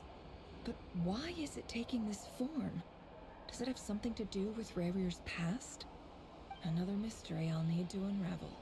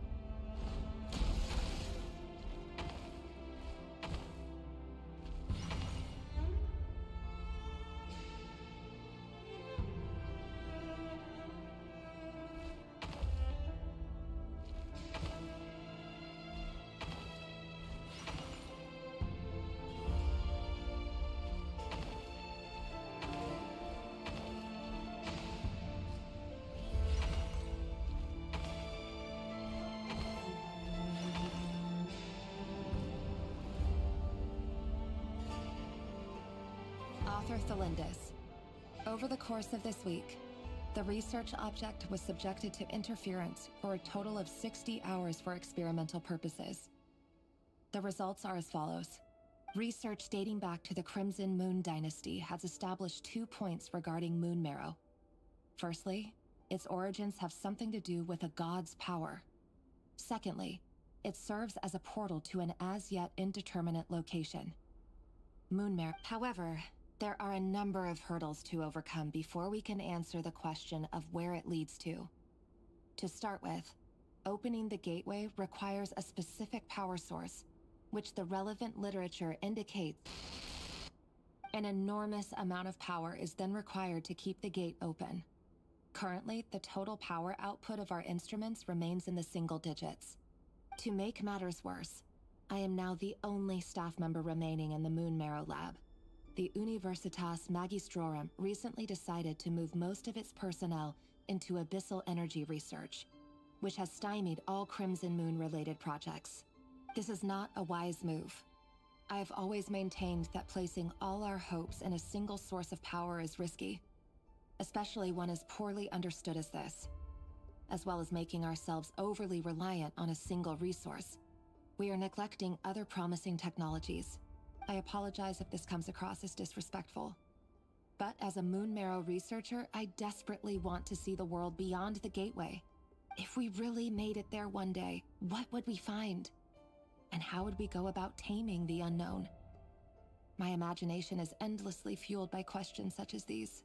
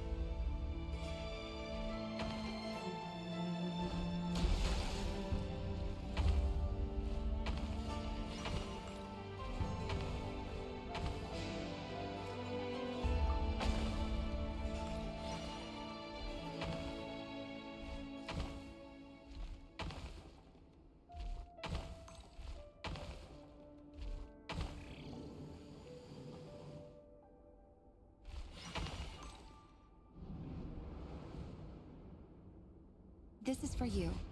I heard you're gonna leave the city with your parents. Delindis, did you hear about what happened? I've heard nothing. Rerir got back very late last Friday, and he was acting a little unusual, but he slept pretty well, so I'm guessing whatever he did was a good deed. You never saw him, and I don't know what he did. And this conversation never happened. You understand? What if he finds out that you pried into his secrets? Don't be silly. I don't know what secrets he does or doesn't have. All I know is he's just a normal guy who happens to run some errands for the king. Are you scared of him? I don't know. The Rerir I know doesn't match the person you all describe. Logically, I should be scared of him. And yet, I don't want to lose him. But enough about that. You should get going, and be careful with the package I gave you. Keep it secret. Keep it safe. What's in it? A piece of the moon. All you need to know is that as long as you keep it safe, then in the future, everyone will be able to see a red moon. A red moon? You mean our moon? That's right. Our moon. Promise me you'll look after it. I promise, Delindis. The Crimson Moon bloodline will never die out. Its light, the color of blood, will become like a fire that flows in our veins, no matter how long it takes.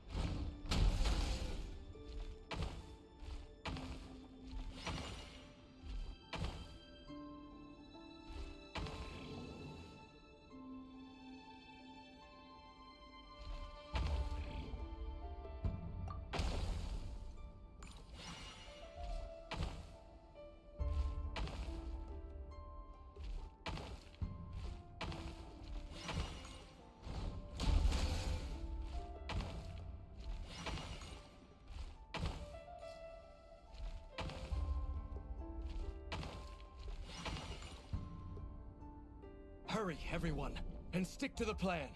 Sir Dainsleif, what are you? Is this treason?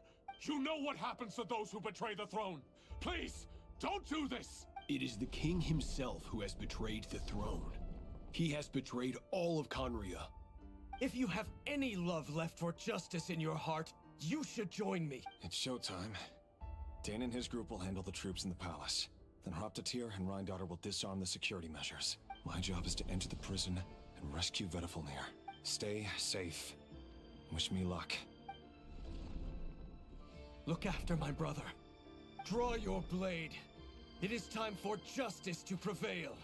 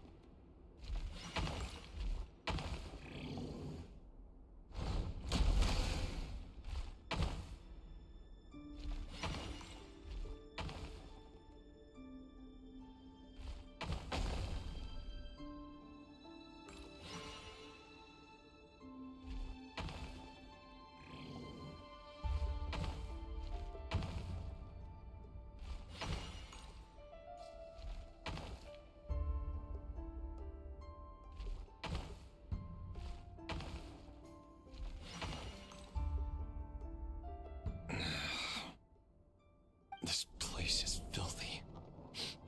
And the smell is abominable. Clearly, the king doesn't allow his prisoners a single shred of dignity. This is dire. Found you. Hello, Mr. Vedafilnir. It's you. Surprised? Oh, wait. I guess surprise isn't an emotion that prophets feel very often. I certainly felt some surprise in the moment when I was blinded. Surprise at the king's sheer ignorance.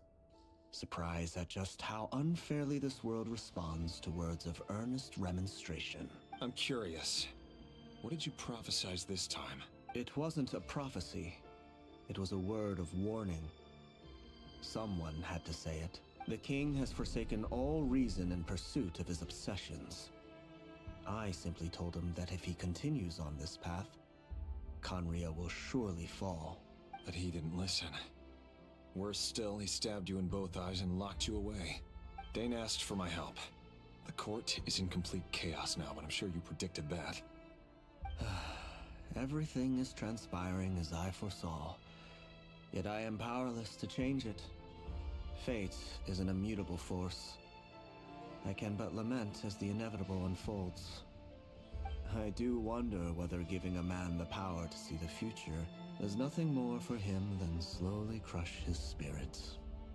Forgive my curtness, Vedafilnir, but the king did not suddenly turn on you today. His suspicions have been brewing for a long time. You can't have wisdom beyond the reach of your fellow man without attracting his fear and suspicion. There are things the king does not want to see. So, he doesn't want you having visions of them either. He blinded you because he thought this would make the visions stop. He wasn't entirely wrong. I did indeed lose my power to see the future. Right up until... Until what? Just now. I believe I saw something new. Well, tonight could go a lot of different ways. 5 of us banded together to storm the palace, also we could rescue you. This will go down as the most tumultuous